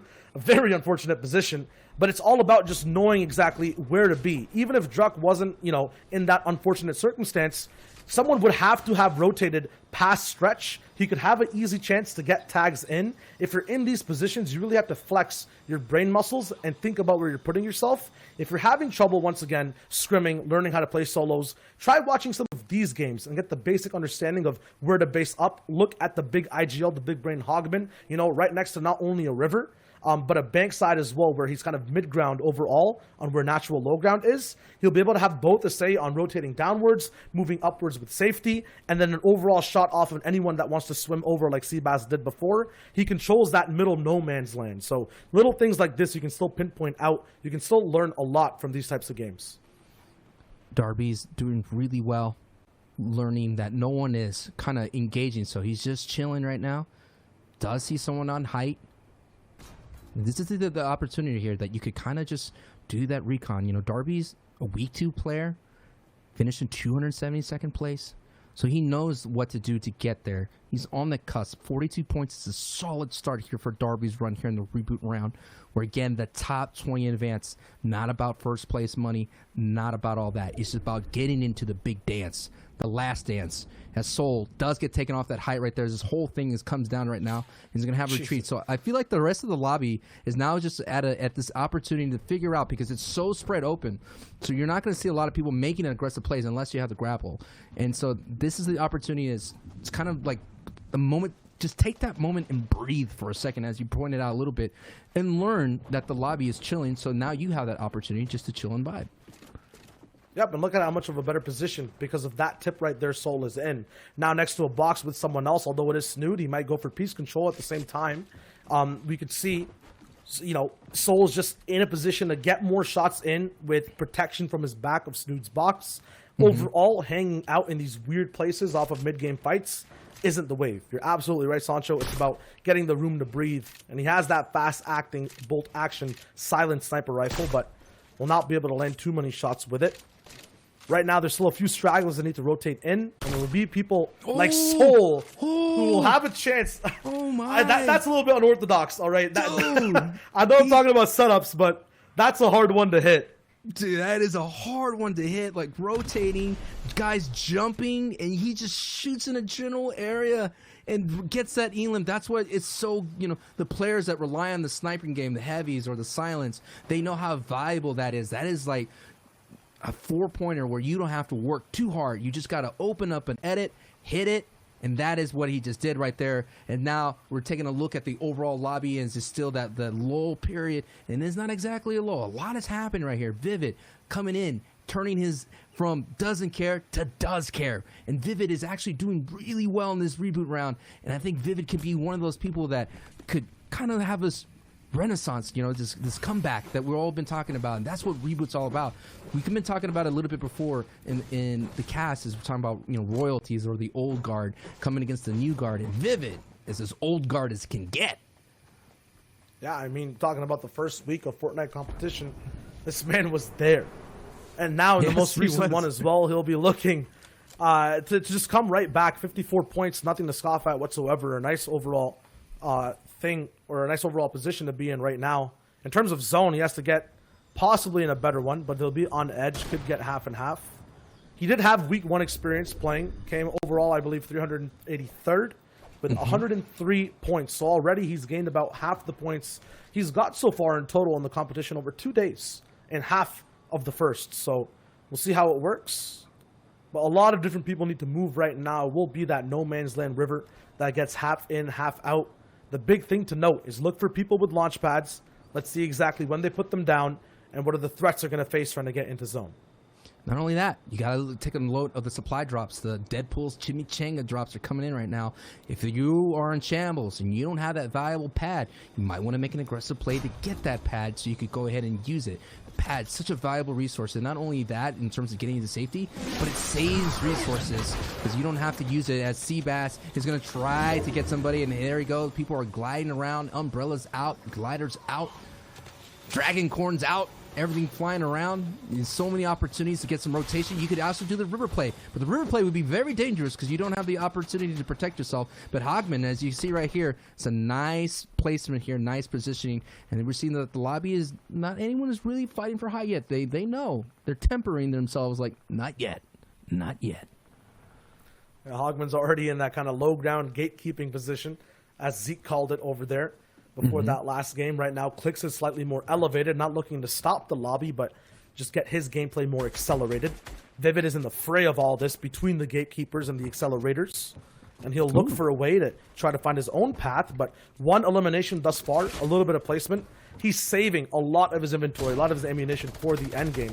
If he doesn't get there overall for his competition, that will be tragic. So right now, even though there's one person right on top of his box, he still chooses to be quiet because he's guaranteeing himself more points down the line. He's looking for zone. No mobility either. He's just testing the waters. Who will put down a pad first? Will I have to walk? You mentioned before, Sancho, it's bad to take rivers. If a lot of people pad before you, people like Hogman, the gatekeepers, get distracted by that. You might be able to sneak around. Right now, though, Vivid makes his name known, getting a little bit of tags down all the way through the range with that burst AR, but he's not going to be able to find too much off of that. Maybe just a little bit of relief on pressure. One person right above his box, and there it is. This person has the grappler and the launch pad. It's Clix that goes down, Sancho, and now Vivid has the whole game in his hands. Wow, what a big impact elimination, getting himself a grappler out of that and getting Clix's run ended, but that was a big time strike from Vivid. Vivid is now in complete control of that high ground situation. He could go low, he could go high. Let's see what OKers can do sitting here on the low. I didn't even know that there wasn't a cone on Vivid's box, but he definitely did and waited for the perfect time to put it down. And now Ockers will look to move in. 0 eliminations on himself, has the RPG, but just pulling it out. This individual heard the noise. He gets a few more floppers to use and an upgrade for his pump, so a few dividends paid for staying in the storm. He'll be using those late game floppers a little bit too early, I think, but will have to. He's forced if he wants to make it into zone now, moving up slightly from lair to lair. He's looking for a comfortable position to be in to win out this entire game. Oker's doing really solid work here today. 80 points. Going to go ahead and extend out a little bit. Hogman's still alive, picks up another elim. So we're seeing Hogman and Vivid, the big IGLs, and Okers with a big time hit. The 165 with the legendary pump. And he's going to keep going and keep vibing right now. 2 floppers in his inventory, Shio. He's looking really good as things are going to go down here in the orchard. And just like Dandy took out Macwood early game, Ockers pays him right back. A little bit of homage with that spray. A quick edit, though, as he takes out Snood, reacts to his opponent box to box, survives on low ground, has floppers to use as well. Ockers is a multi-dimensional beast right now. All forms of the game he's using to his advantage. Right now, playing zone as well. The decisions on staying on this layer, even though he has mats, are just amazing. And Hogman right now, you were talking about him before. Big eliminations, but his health is low. Really low right now, and also Mammy's sitting at height. Vivid is in the barn with the grappler. I'm no doubt he's going to wait for the very, very last moment to go ahead and just grapple his way to height. I'm thinking right now he's looking on any kind of hope to pick up some eliminations, working through the builds as doing. We've seen so many opportunities that you could find some solid loot, and there it is. He's finding some loot, scavenging his way to higher placements there, Shio. Yeah, no shields, but he's laying out a lot of traps. One of them being, as you mentioned, not using that grappler. So we'll see when it comes out into play. This has been the most standoffish endgame, though. No one is shooting a shot. Everyone is waiting with heals. The tension building. The sprays are there, but Darbsy will still not take them. He's walled. The wall finally lands the shot and tries to just transverse into an elimination. It's Strobe that gets lights out all the way inside that storm. Now it's ninth circle. 3 people left alive, but everything's still calm. Everything was so calm, but I mean, Vivid popped off in the feed right there, picking up 2 E-limbs, and one of them was on Hogman. So now as Darby's on the low, no doubt, you heard the grapple sound. That means Vivid is on the high. It is all going down here, and there it is. Vivid is on the high, does have not a lot of that white health. It's all going down right now. Vivid picks up another points right there for placement. It's a 1v1 situation. Darby's and Vivid. Now it's all Vivid's world. This is Intoli is in command. He does not have a lot of builds here, Shio, so it's up to Vivid to close this out. He's going to wait patiently, but out goes the Bills. Darby's is going to try to protect themselves from Vivid, and this is this opportunity here, Shio. Let's see how it all unfolds right here. Will the grappler be an opportunity to get a little bit higher, but is the tack shotgun put in 107 hits right there, and Darby's catches him and gets that prime opportunity and closes the door with the legendary pump. Yep, Darbsy just had the overall advantage in that fight because sometimes it's not height that wins you games. It's staying consistent on low, getting your refreshes. It's a lot easier to do that man-to-man, box-to-box. And he had that strat laid down early on. Didn't take a lot of shots until he was close. And at the end of the day, that shot as well on Vivid was chest to chest. He won that game out the way he exactly wanted to. Man, this just takes me back to old Vivid, you know, back in Summer Skirmish when he was like, wait, did I win the game? And then eventually leading us to the Vivid now, the liquid Vivid, you know, such a good and awesome player. Super happy seeing him hit that second place. It's not a victory royale, but second place is still a fantastic place to end. Now, of course, guys, thank you so much for coming on and casting the games. If you guys are at home and you aren't following Shy Wager or Sancho West, you need to do that right now. These guys are absolutely incredible. Also, check out FN Competitive over on Twitter. That's a great place to stay up to date on all things competitive. There's also plans there for what Fortnite looks like in 2020, so give that a follow if you use Twitter. Now, gentlemen, that about wraps up this portion of the games for right now. What we are going to do is go to a break, and we'll be back for the tail end of NAE. So what you need to do, go find yourself a snack, make some popcorn, bring back some water, and when you come back, we'll catch the tail end and see which 20 players will be joining the grand finalists tomorrow. Keep it locked here, Fortnite fam. You won't want to miss this ending.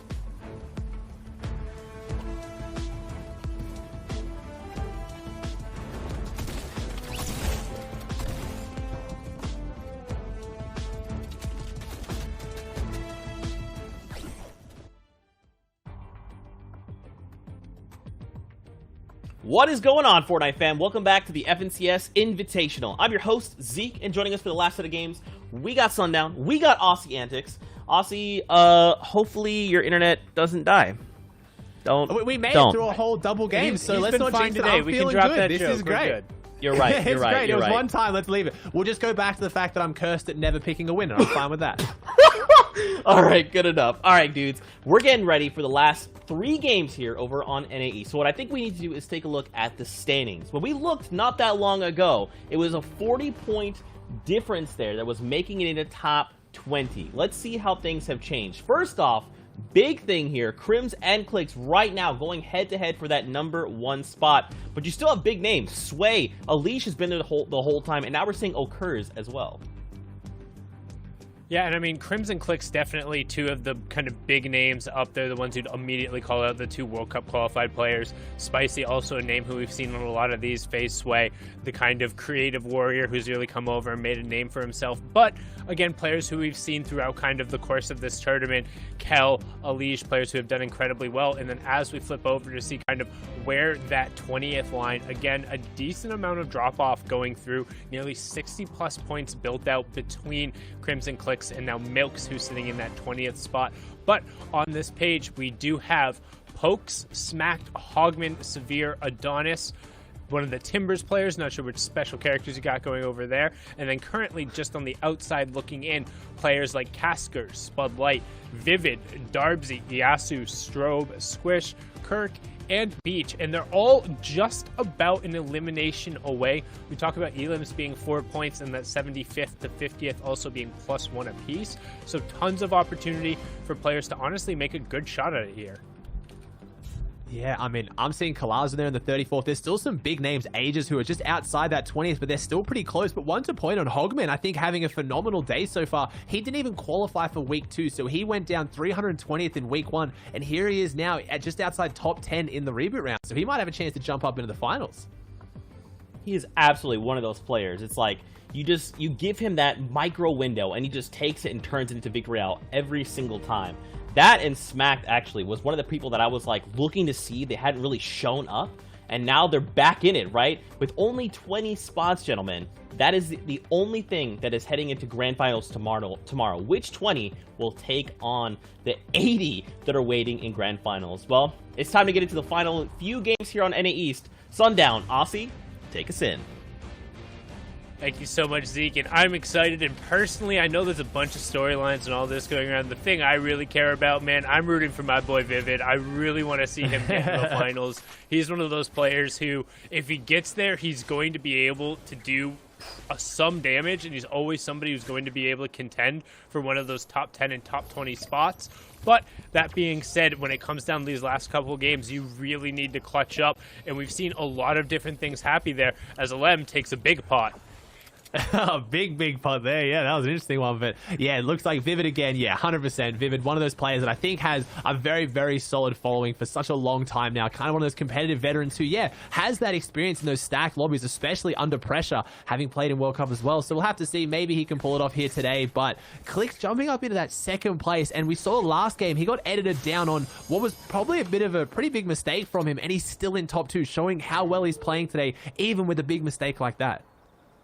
I mean, this is what Clicks does best, right? I don't want to say, like, Clicks beats up on players he's better than, and then once you kind of get up into that real top tier, it becomes a little more difficult to kind of enact on that game plan. But when you take away all of the, like, super big sharks in the water, like, the 80, theoretically, 80 of the best solo players have already been drained to the pool. That's kind of all it really takes for Clicks to be like, oh, okay, well, I can push literally everyone else, and I'm probably going to win these fights.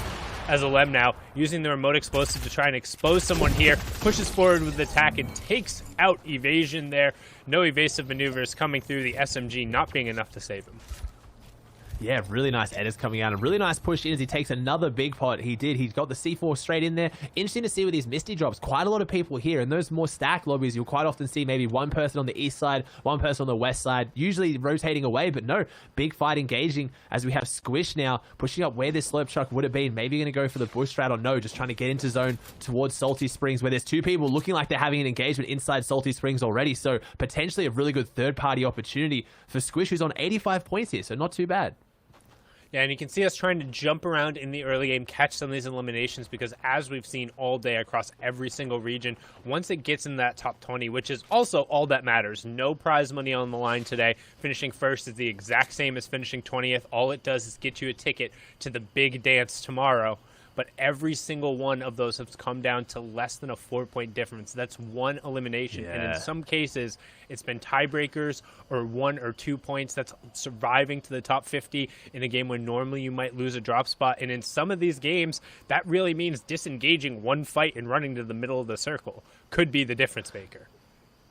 Yeah, and then when top 10 is going to guarantee your placement points each as well, like sometimes it is those tiny little interactions, which we might see one here. Squish has the advantage, doesn't know he's there, doesn't jump the gun. The player's in front of him, needs to maybe try and find this angle. Wasteley comes out from behind that cover. Player has no idea he's here. He's open. See if he gets some good shots off. Ooh, 2 headshots. Yes, very good shots back to back. 262 tags. Going to try and find his way through. Used up a lot of that AR ammo, but it was still enough. Takes him down and upgrades to the purple tag. Just showing the patience is a virtue in these games as well. No matter how aggressive they are, you can still play it nice and slow.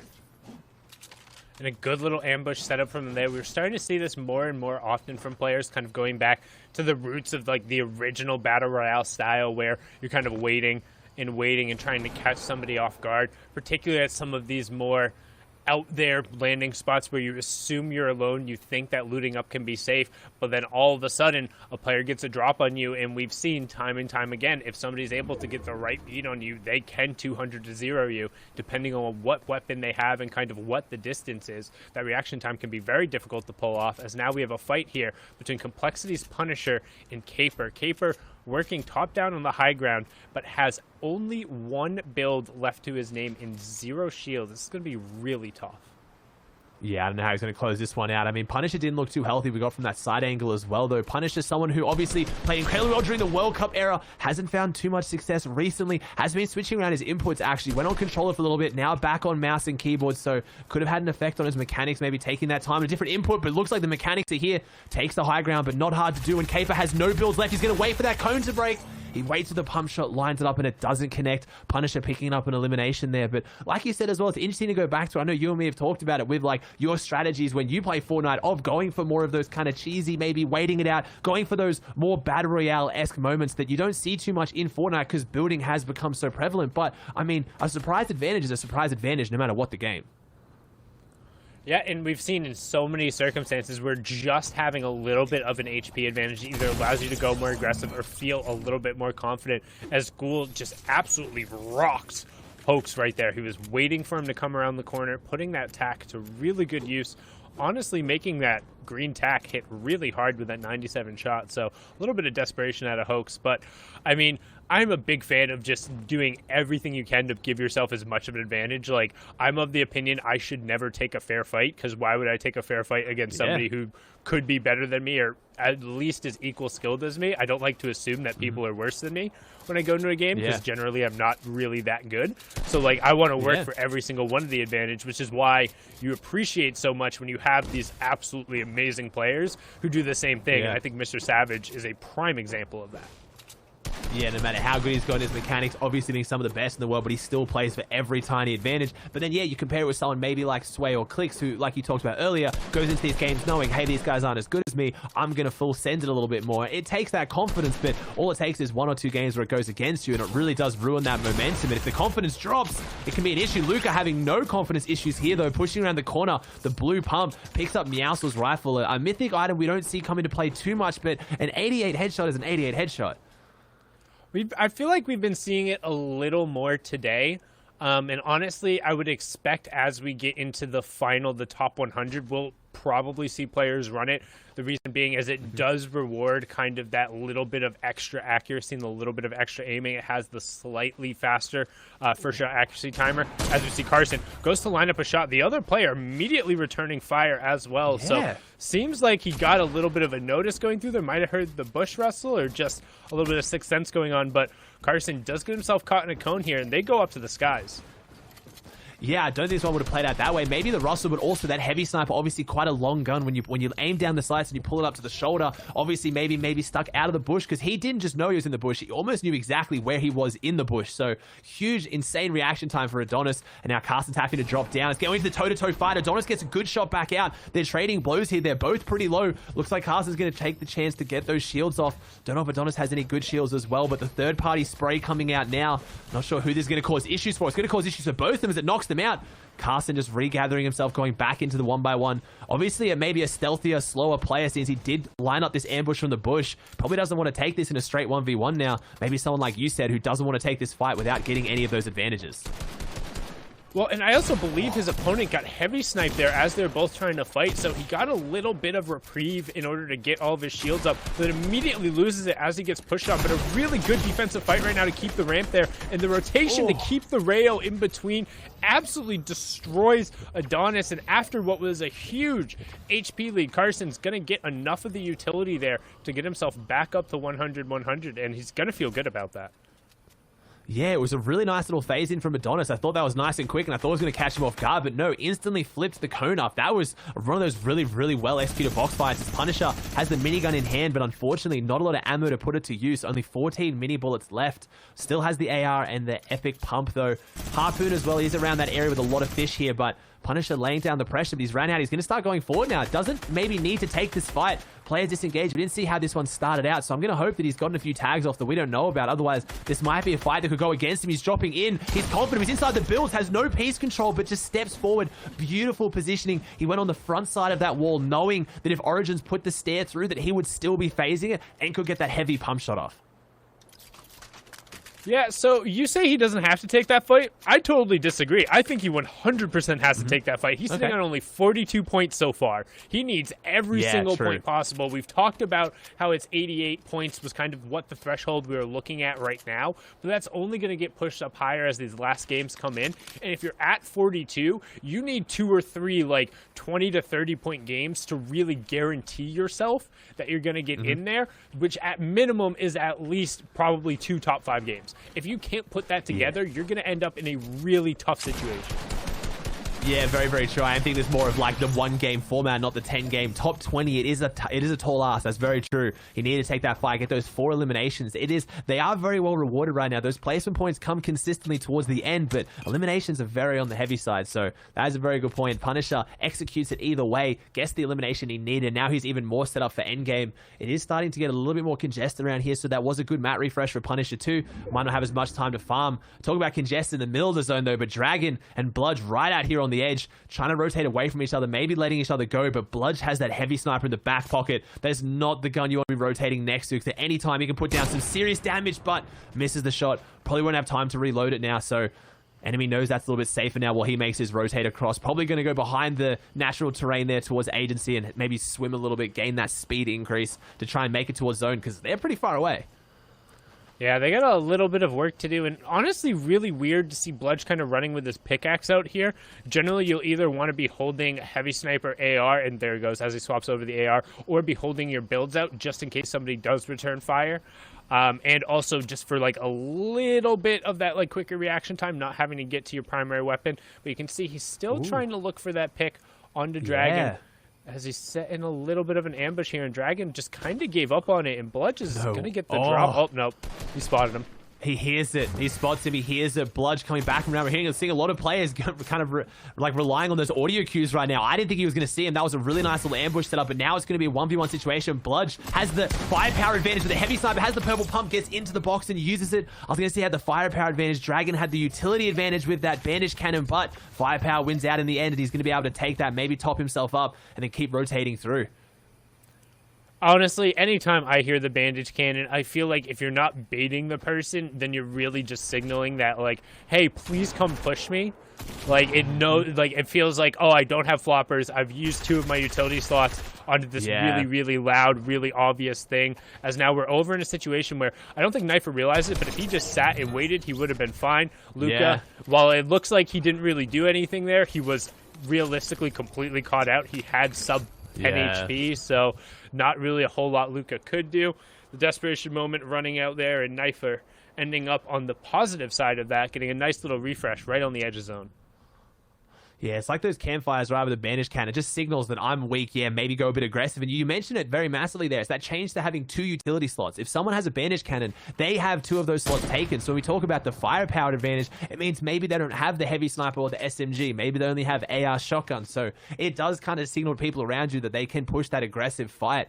Tyler's here boxed up in his hard mats on top of this mountain, trying to signal to people they can't take the fight with him, taking some just kind of some warning heavy snipe shots, plenty of ammo there, 26 bullets, doesn't lose much by just taking these shots to suss out who's around him. Not too scary of a zone, probably one of the safer, more easy zones. It did pull pretty far south, but no massive mountains for the most part unless it pulls really far east, and most likely not going to turn into a water zone unless it goes too far south over Misty Lake.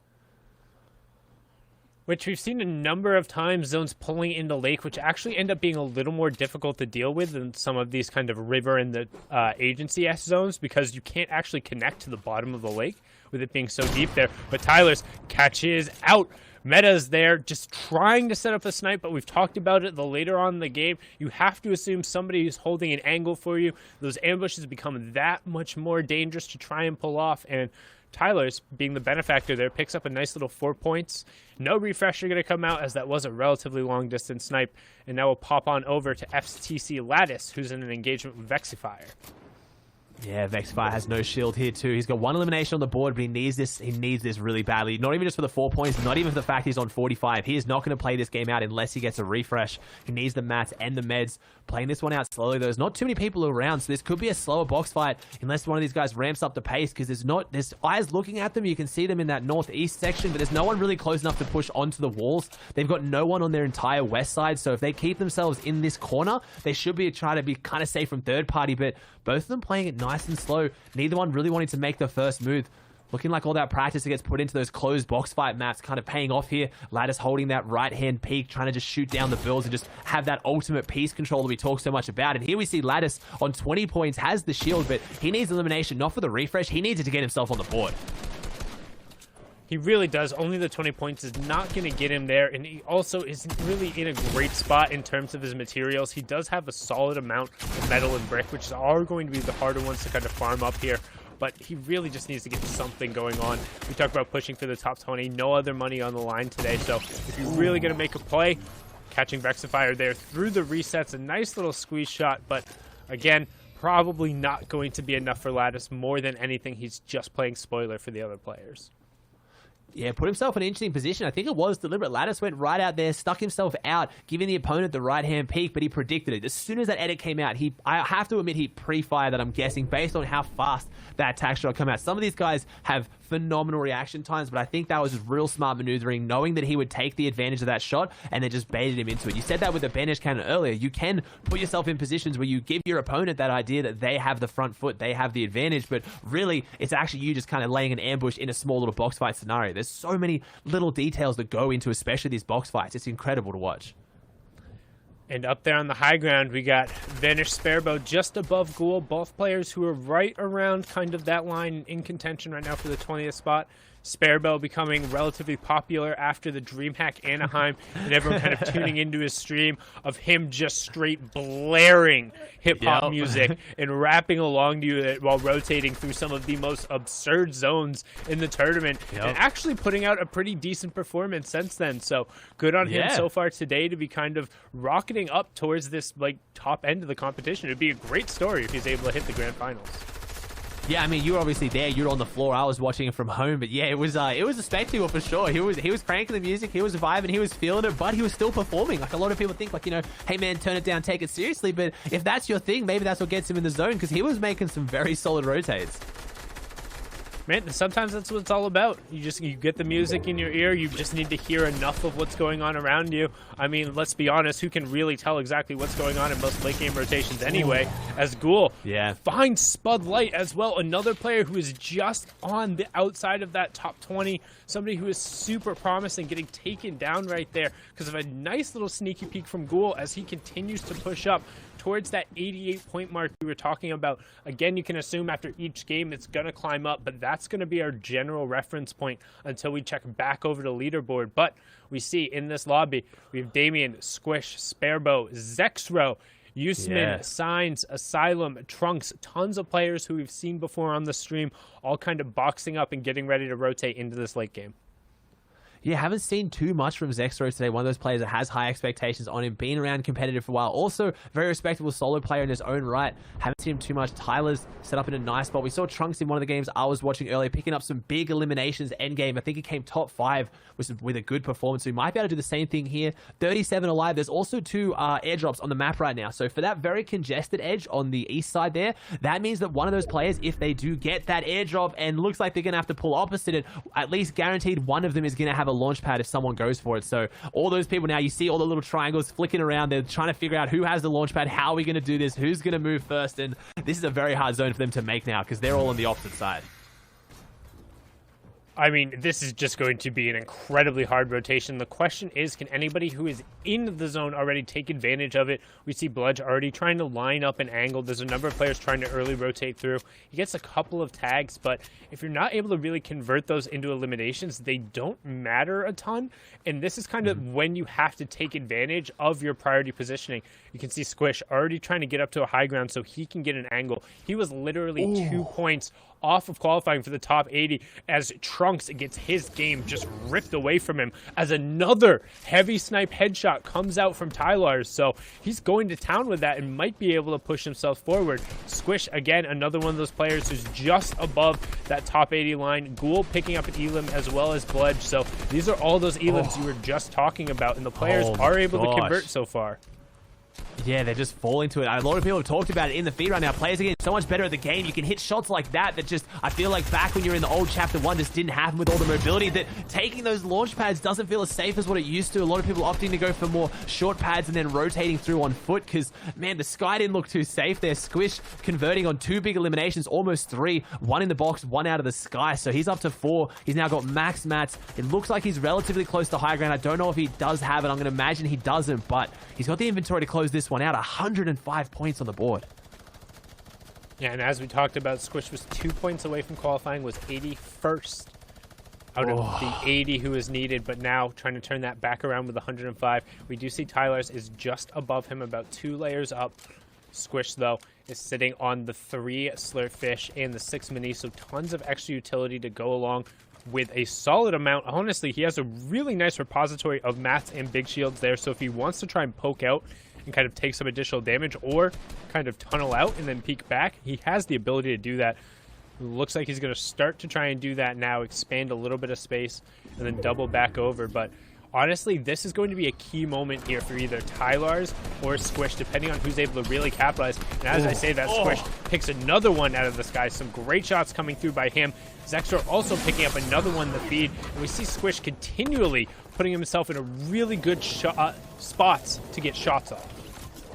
Oh, he's going for the launch pad. This is going to be an awkward one. Oh, I didn't think he was waterfalling. I thought he was going to try and jump straight onto that one. I panicked a little bit here, but Squish got it all under control. So he ended up building out those extra tunnels, but he gets the elimination, but could have maybe tunnel visioned a little bit too hard because he's now lost the rotation advantage. Doesn't have front side, but he's in there, and those were some bigger limbs he picked up. Didn't get the refresh. He's going to have to try and see how the builds come out. His aim is obviously on point. We see really nice rotates from Asylum. Bludge finding himself through a nice tunnel. It's not his tunnel, though. I think that might be Zexor that's in front of him. Gets the cone, but it doesn't find him. Bludge just using other enemies' builds because he's only got 50 left. He's on ultimate low ground. I think that was Zexor. He caught it, got out there. The minigun there, instantly he goes from the frying pan straight into the fire. He was on the edge of the zone. Now he's outside of it. Only has that bandage cannon to top him up, but he's still moving to front side, trying to find his way in with the 28 builds he has left. The bandage cannon does get a little more valuable the later on in the game when players run out of floppers. A really good pump into AR swap there to pick up the elim onto Alum as he gets into the top 15 with that as well. Severe also picking up an elim up on the high ground, and Bludge, a nice little tunnel, drops down a layer as well, pops off whatever minis he can, and now he's going to look to pick up a siphon before swapping over. Gets a good pump shot off, but not quite going to find it. Another 70 tag, and then he picks it up. That's Funk Bomb going down. It was right after he picked up an elim onto Ghoul. I don't think that was Zexo, that was Funk rocking the soccer skin as well. So still competitive royalty, someone who's been in there for a very long time. Now 6 players alive. We see Aimbot on the high ground. We have Asylum down there. Tyler's and Sparebo, who we talked about. You wonder what tunes he's cranking right now as he tries to crank his way into the next zone. Zone seems to pull back up the mountain, so Aimbot in a really good position. Asylum, I don't know what his materials are looking like down there. Needs to make their way back up. There's no one to help him. If he has no builds left, which... Oh no, he does still have some, so he makes his way up and through. Bludge is down here now, gets the edit on Tyler's. Doesn't realize that it went back through his own builds, has that advantage, understands which builds are still his. 106 points on the board, 6 eliminations, top 5 now secured. Everyone who goes down here, everyone else in lobby is going to gain those crucial placement points. We talked earlier where sometimes the split in between top 20 and not at the moment is 1 point. So right now, every single time is going to matter. Bludge is going to start pushing up, has 13 builds to his name, so he's not making any overly aggressive plays for height. He just wants to push through and hold these tunnels. Still has all that utility with the bandage cannon. Still has the 6 minis, but maybe needs to find an elimination reset for these mats, or just keep going through these old builds. He's picking his lines perfectly so far.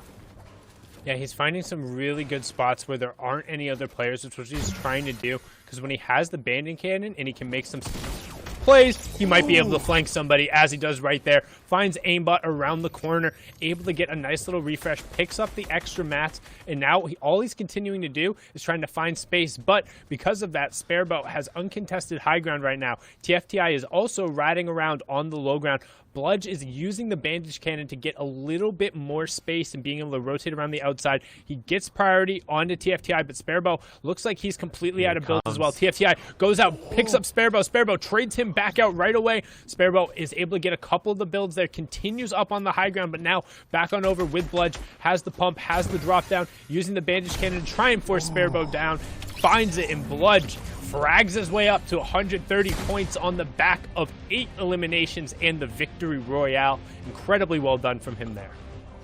The 8 elimination win, that jumps him up there. We talked about how many points Clix was on. He was around that mark, so Bludge is up there. Unless Clix is pushing out the pace, that is a massive game. He takes down Sparebo, who we talked about a lot, so second place for him, that's a really good game too. I don't know, Zeke, were you watching DreamHack? Do you know what we're talking about with the Sparebo vibes, or was that one lost on you? That one's lost on me. I'm sorry. I gotta be honest. It was a sight to see. He is an absolute beast. He pretty much just cranks music at max volume, no sound, plays the end game, and he gets second places like that. So he's become a bit of a fan favorite when it comes to these tournaments. Man, I'm incapable as a human being of doing that, but more power to him. I mean, hey, look, at the end of the day, Bludge did get that victory out, right? Like, it was pretty dang close, all things considered. What I love about that victory royale as well is Bludge was 195th coming out of week number 2. And now he's like, okay, listen, I know 88th is what, like, the point value when we saw what we need. I'm just going to start shooting past that, right? Because for a lot of these guys, especially as we near the end of queues, this is it. This is either their 1 or 2 last games that they need to really pull something together if they hope to make that top 20. What do you guys think they need to do? Because a lot of these players, like, I'm not necessarily worried about anywhere from like top 1 to 10, right? For those guys, it's probably pretty cemented. And even if they get pushed back, it's probably like 5 spots total. But I'm talking about the guys right there on the edge, right? That bubble where they're like, look, regardless of what's happened, I know I'm like 1-2 points off, and I need to like make this big moment right now. I need to pull it all together. What do these guys need to do? Sundown, let's start with you. Honestly, given how we've seen every other region, like the end of the day kind of play out where people start getting super desperate, honestly, like, I think you swap out, if you're landing in a major POI or a place where you've been contested, go find a scavenger route. Like, go find somewhere completely alone, pick up whatever weapons you need, and get to the middle of the zone. Because we've seen, like, yes, the last 30 will end up getting contested, but if you're right on that bubble and every single point is mattering, you can get that 75th and that 50th placement point in these games by just rotating safe and being in the middle of the zone. 50 people have gone down before Circle 3 in almost every single game we've watched. And if the difference is literally 1 or 2 points, you do that safely for 1 game, or you do that safely for 3 games in a row, you've now manufactured 3 or 6 extra points for yourself without ever even shooting at anybody. Yeah, I mean, and the same thing, when you talk about, obviously, those players that are maybe not outside that bubble that are way back down there in the pack, they're the ones who are like, I've got to go for like a 10-elim win or nothing. So those are the players you want to avoid. So those majorly contested POIs are only going to get scarier from here on out too. That's right, man. So many little things. They're going to dictate the final results. Now, gentlemen, as we get ready to head into the next game, what I do want to tell you is this game we're about to watch was actually going on at the same time as the game we just watched. It's actually going to be very relevant to the standings a little later on. So, okay. gentlemen, please Awesome. take us into the next game. Giving us a nice little teaser there as we see literally Whoa. everyone and Whoa. their mother, sister, their brother, their dog, Jonesies, Bonesies, doesn't matter who it is. They're like, hey, I heard Sky's AR and the grappler is pretty good. Yeah. Well, looks like everyone coming on over to the Shark looking to contest for that weapon as we see a who's who of NA East players in the top left, but we're on board here with Wilgo, the mobile player, right away off the bat. Picks up a good little trade on the Muaruni, and then immediately going to look for more, as you're not going to get a whole lot of breathing space here, Ozzy. Yeah, he's pushing up now. We've already see Sky's already gone down now. Someone has control of the grappler. Maybe Wilgo going to grab this one and leave. No, doesn't want to grab the grappler. He wants to go all for it. These are those big games we talked about. People get aggressive and they need to pick up their eliminations, and that's what Wilgo is doing here on Snake, the mobile player, representing it here, and he's playing so incredibly well. It blows my mind that people can play like this on a mobile device. It is so impressive. And with this new FNCS format we have, obviously them qualifying from the console only FNCS have shown the fact that they deserve to be here. I say that, but unfortunately he goes down, but that was still a big 8 points. If he now gets into another game, it might be all right, but I don't think anyone was listening to us on that pre-game Sundown. This is the complete opposite of what you were suggesting, but maybe these guys needed to go for their big point games. Like Hogman, not someone you're used to seeing drop at a very contested POI. I know for the most part he normally drops at his house outside Lazy, so huge difference. He must be going for a big game. No, he'd been playing Shark today. He'd been mostly playing Shark today and getting relatively uncontested, or one or two people there, which was interesting. But with just so many people going there, your entire game plan is just going to be thrown completely out the window as Leaf tries to throw this other player out the window, hits 225 tags, and he says, that's good enough. Begin the W key. Let's hold forward and see what else I can get on this player. He's only got 83 bullets, though. He doesn't have a shotgun, so that 83 ammo that's in the minigun is shared with that SMG. You see it being eaten through quite quickly, so he needs to close this one out fast and get some serious tags, or he's not going to be able to win this one unless he's going to rely on that close-range AR, which is never the best idea, depending. He's going to come up here, try and use the minigun, but at the charge-up time now, it's going to be a little bit too slow, so opting to swap to that gray SMG. These are those plays we talk about where people have to go super aggressive to get their eliminations to get through, and he takes him down. There's Jesse who gets taken out, gets the massive mini refresh. I still think has no shotgun either. I think that was SMG versus SMG. You can sense the desperation in that fight. Both players realizing, hey, I gotta go, gotta close the distance. Didn't hear a shotty come out there, but now we're gonna flip on over to Beast Benolo and JMock, who are right now currently just farming relatively peacefully away from each other over here in Holly Hedges. You can see a number of players hanging around on the outside, but not a ton of loot over here at this POI.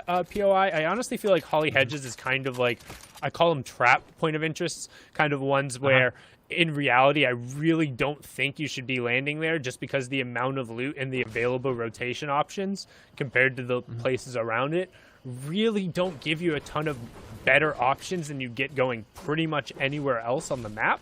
Like super limited number of chests when you come through, but as I say that, Ben Lolo is able to find an elite chest and take nothing out of it. Yeah, I guess the epic pistol, unfortunately. But yeah, it's crazy to think that you have Holly right here, a major POI, and then just to the north, the little house that's outside there, the henchman spawn, that gives you a guaranteed heavy sniper and minigun. So yeah, I have to agree with you. This is one of those POIs that doesn't have the best loot, but we see Ben trying to do the best of it by maybe getting it all to himself. If you get the whole POI to yourself, though, you're going to walk away pretty stacked. So JMock pushing forward, and Ben needs this fight. He is right down there on the leaderboard, only on 35 points, so he needs massive gains to jump up here. I don't know how many points JMock's on, but a really beautiful cone. The mechanics coming out, making me question what went wrong today for his points to be this low, because he's playing this very, very well. He took some heavy shots from JMock, though. He dropped his small fries, which we probably down on the other body, and then we see that bandage cannon we've been talking about so much in the last two games come into this one. JMock topping himself back up to what I imagine is 100 health, and yeah, there's the 50 shield, so they're relatively similar. They pretty much have the same effective health. Going to a bit of a build battle, there were a few eyes around this area, but so far JMock not getting third-partied, holding the builds. There's the sniper shot, though. Like I said, there is a heavy sniper spawn at the henchman right to the north, which you can see in the bottom right on the mini-map. That's where the henchmen are huddling around, so someone obviously has that, and they're going to try and put it to use here. Yeah, that's what honestly is very scary if somebody is able to get one of those early on. Generally, you don't necessarily have everything you need to deal with somebody coming charging into your box. Not that you always do anyway, but early on in the game, it can definitely be a little bit more disorientating. Benlolo, though, brilliantly done there. I think he actually lost the ramp flip in there, but stayed composed, stuck to kind of a shoot-first mentality, and was able to hit all of those tack shots, as now we flip back on over to what was a party at the Shark. It looks like we just have Trunks and Danny left over, though. Yeah, Trunks leaving. I wonder if maybe someone got the grappler and got out. And let's see the inventory here. I don't see Hogman in sight. Maybe he saw how contested it was. He said he's been dropping here all day, decided to disengage, or he went down. I don't see. See Clicks picking up an elimination on Seabass in the feed, so that is one of those big names to look out for, as this game was going on at the same time as last game. We had them put the pressure on, jump up into 130 points. Sparebow was up there as well, so Clicks has got to keep his foot on the gas. It is top 20, but at the same time, it's always bragging rights, right? Like, I'm sure Clicks wants to, as a massive content creator in NA East, who has been posting recently about a little bit of pressure and stress around his success. I know he made a post about how when he underperforms in tournaments, he really feels like he's letting people down, so it might not even be like a top 20 for Clicks. Maybe he wants to stamp his mark on still being a top tier competitive player. Honestly, I think that for a lot of people, it's like trying to maintain and be at the top, particularly in a battle royale when there's so many different variables, so many different formats, game types, and different items and adaptations and changes to the game. It's really, really, really hard. Like, I don't think of some of the people like the Zates, the Megas, and the Nates of the world who have qualified for literally kind of every major event. I don't think we kind of give those guys enough credit for just how difficult that is, or just even enough credit for some of these guys who are in here and in the finals consistently from the very beginning. Like, that's so incredibly hard to do, particularly with how the meta has advanced and how mechanically skilled the average player has gotten. The skill floor in Fortnite is ridiculous. As you see, BloodRR there doing a really good job to kind of block off his opponent and take advantage there. But just like the average fight you take in a tournament in Fortnite, the skill level required to even like feel competent in one of those fights is really difficult. Yeah. Yeah, it's massive. And like I said, this is a sport at the end of the day as well. Even the consistency when we talk about, Zayt and Mega, who've qualified for everything, just to not have an off day. Like, just to not have a day where you weren't feeling it, or maybe the decisions weren't there. They're just so consistent that it is ridiculous. And yeah, it's a battle royale at the end of the day, and that's why we love it. Anything can happen on the day. Anything can change it up and shake it up. It's sometimes frustrating for the players, but that's also why we love it. You know what I mean? There's these stories that develop where someone just has a phenomenal performance out of nowhere, and they're an overnight superstar. So it is entertaining in its own right as well. We see a interesting loadout here though from Zimki. Has no shotgun whatsoever, opting for that Brutus minigun, who it obviously puts down the damage, but with that charge up time, if someone gets inside his box with a bit of piece control, it's going to be dangerous.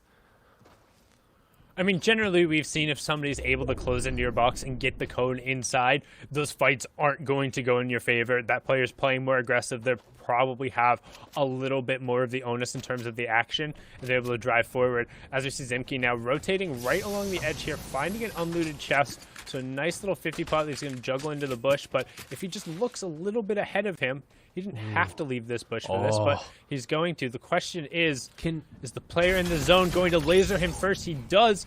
Spirits gets completely cut off guard, but Zimki comes out ahead there, getting a nice little refresher, and now he'll have Brutus's minigun to kind of just play gatekeeper over here.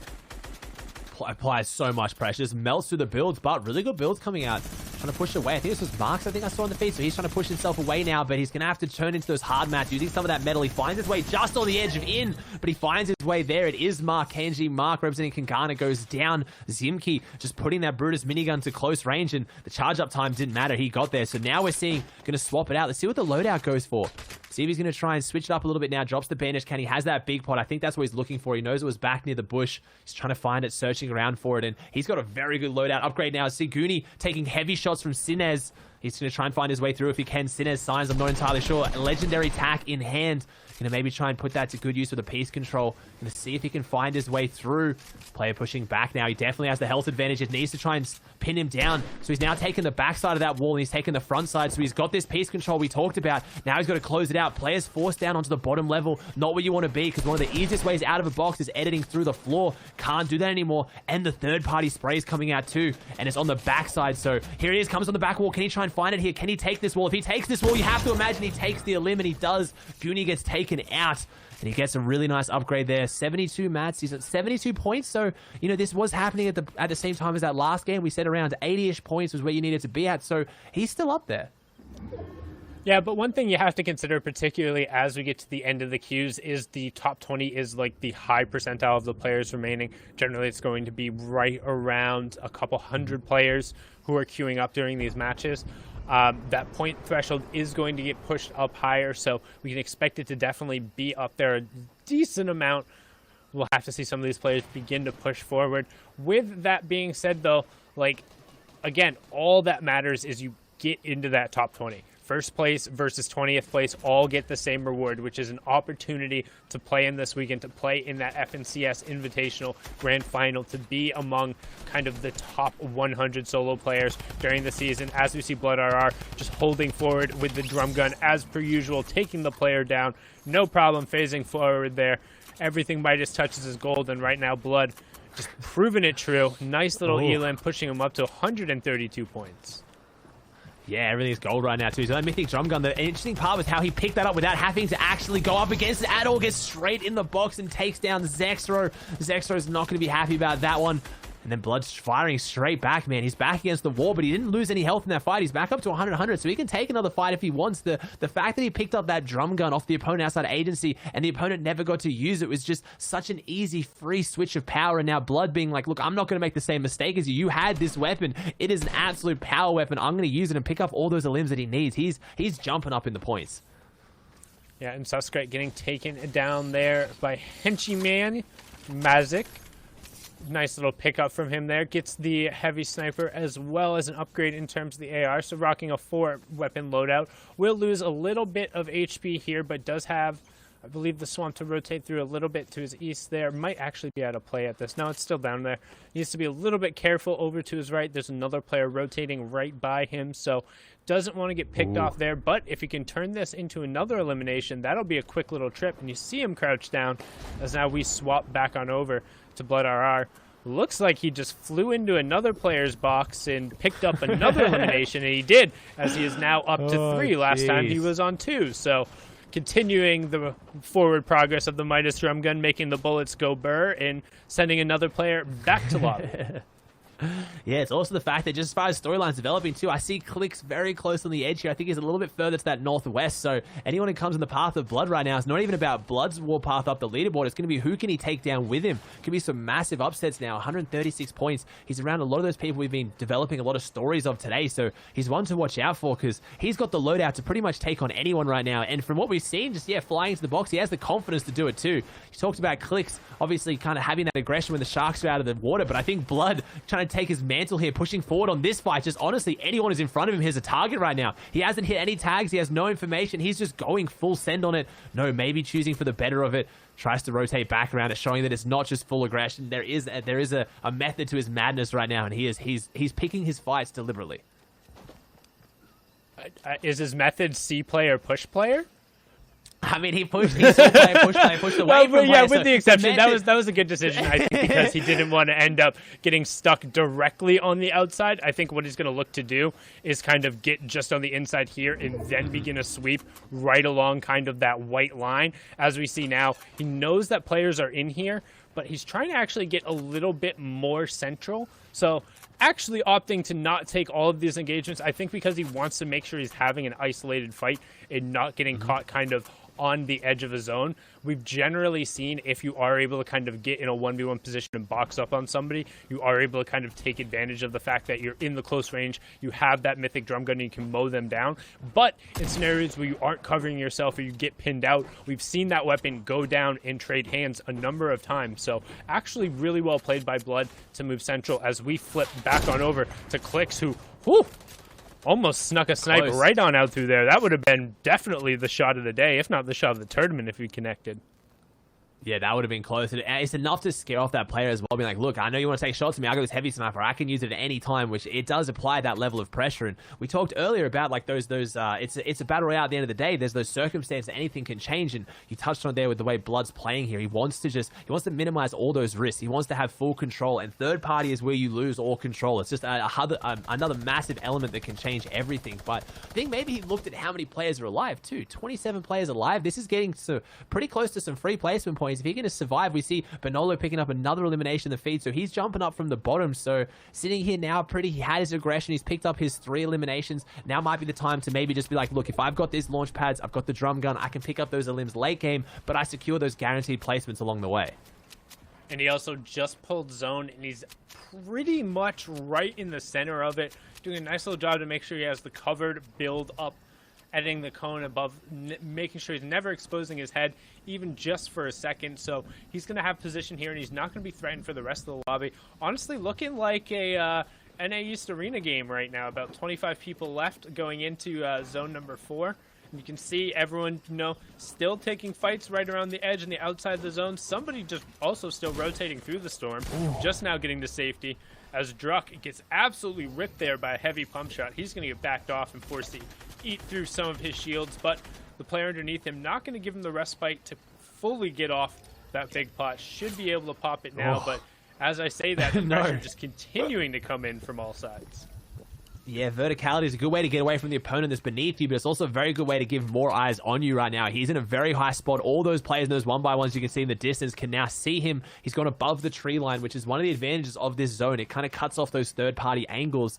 But yes, it's looking like he said, the lobby's getting a little bit smaller, but we predicted this players going a bit more aggressive to try and jump themselves up into that top 20. It's why those big performances at the start we've seen like Clix are so much safer to rely on, because the lobbies get a lot more W key towards the end, and you need to try and avoid that. But Clix picking up 2 eliminations himself, one that you can never back off. Obviously, his mechanics, he can usually back himself even against W keys. I mean, you talked about earlier, he is one of the best in the region at it, so I think he knows the mindset. We talked about Blood's method, obviously, see enemy, push enemy. Clix has that method sometimes, but proving here that the old competitiveness coming into this. He played World Cup, he played some very stacked tournaments. He knows how to play the Endgame, he knows how to get there, and the tournament pacing. He knows that he's got the lead right now. He just needs to secure it and hold it. He doesn't need to make any giant moves. In particular, with only 5 minutes left in the queue timers. Again, this was a little bit of an older game, but everyone's going to be down to their last couple of games. Pretty much everyone playing at least 7 or 8 minimum. Some people on their 9th and 10th already. We have Has the Great over on the side with Jeremy, trying to get some kind of pressure onto him. Has does have a decent amount of floppers here. Is also sitting on 91 points, so trying to make a push up towards that top 20. Again, about 40 minutes ago, it was at the 88-point mark. We can expect it to jump up significantly from there. We saw in Europe, it was really, really, really high. So Has right now trying to do everything he can to try and push forward and create a little bit of space. He'll have a relatively long rotation here, trying to get some shots out there. 2 okay tack shots. First one hit for weak, second one hit for 59 going in there. So trying to be the one who cleans this up, getting an interesting angle, trying to drop that player down and kind of get a nice little alley-oop shot there. Actually dipping out into the storm and going to be the benefactor of it anyway. So loses a little bit of HP for the refresher, but he'll have a flopper to top himself back off. Yeah, he got good refresh now on Clix going for his rotate around the outside here. We can see with this nice perspective just builds up there. We got Vivid, someone like you said that you were watching out for. Interesting to see how many points he'd be on right here. So Vivid, not one you're going to see much in the early to mid games because he doesn't usually pick up the eliminations that Clix makes all too easy there on Aliens, takes him out. The heavy sniper being put to work, obviously being adjusted recently for the body shot damage. It still does a lot though. Yeah, it still hurts a lot. Like, I mean, it's gonna hit you. You save effectively kind of that one extra mini pot, but you are kind of the one additional health threshold upward. So if you had the mini shields on, you will be able to survive in most circumstances going through. Vivid now we see sitting on 93 points right now, trying desperately to get in. You see we have hit nearly the top 20 players, so top 15 will be the next threshold. Everyone in the top 10 gets additional points as players go down.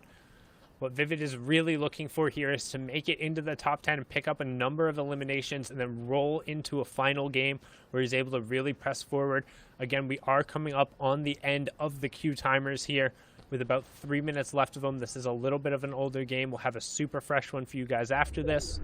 But right now, it's all on the back of Vivid. 93 points, trying to push himself up into that top 20 contention during this FNCS Invitational Reboot Round, the last chance qualifier for players to get into that top 100 and have an opportunity at that prize pool. As Vivid picks up the Elam there, Ozzy.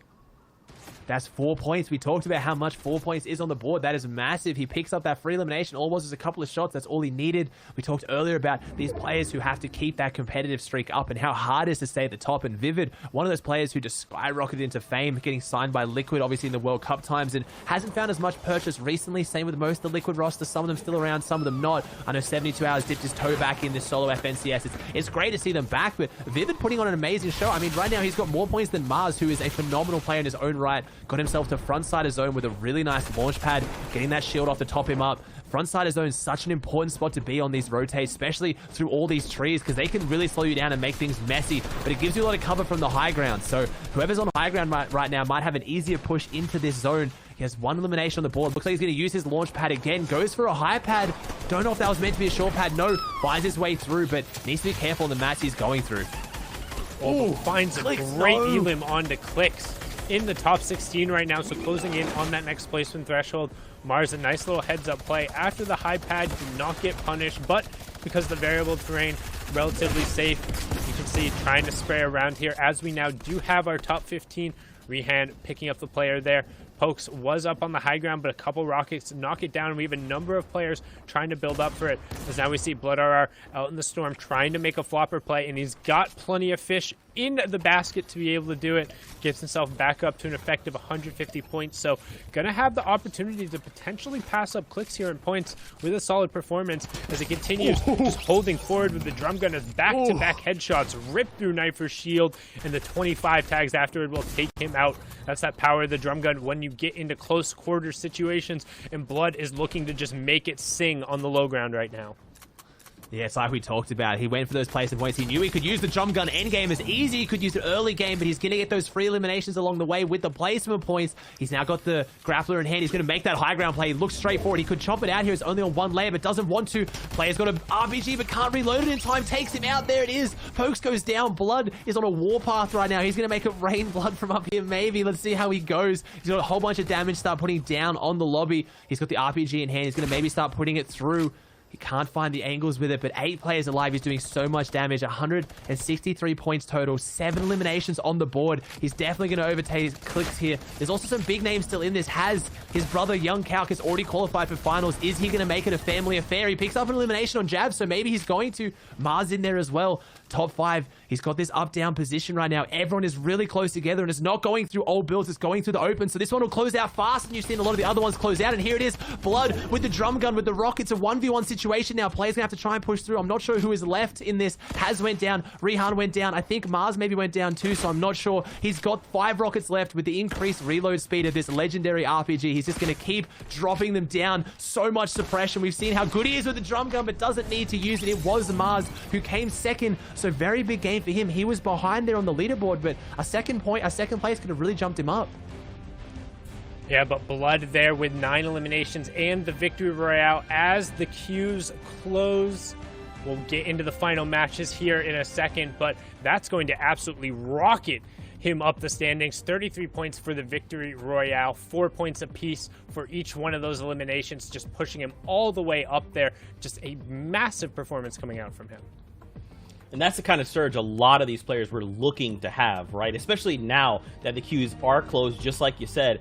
This is it. So anyone that did make it into one final game, that is going to be their last opportunity. And especially as we go ahead and take a look at this next game in a moment, you know, that's something to keep in mind is when you're watching these players and their micro interactions, if someone eliminates another player, that's probably it for that player. This is everyone's last opportunity to earn any amount of points at all. What we saw there, obviously Hogman had his strategy going the Shark, and we saw how many people dropped on him. He was in 11th place, so that can shake things up. If he tries to go there again and the same thing happens, people maybe just going there again for, I don't know, another W key game, it is very scary for those players that are dropping those more contested POIs and not going those scavenger routes that Sundown was talking about earlier. And I mean, you can sense the desperation in players thinking, I have to get Sky's Assault Rifle, I have to get the grapple, I have to fly at everyone to make it a chance.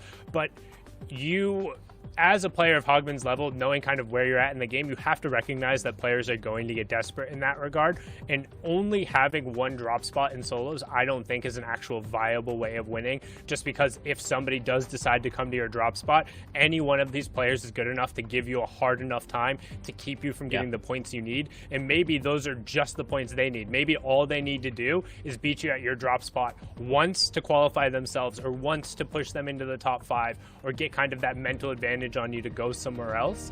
And if you're not prepared and adapt and being able to go through, sometimes it's not going to be enough. Sometimes you can't just stick to your game plan. You have to have something ready to go with to kind of bring yourself up another level, or just get 10 more points, 8 more points, 4 more points.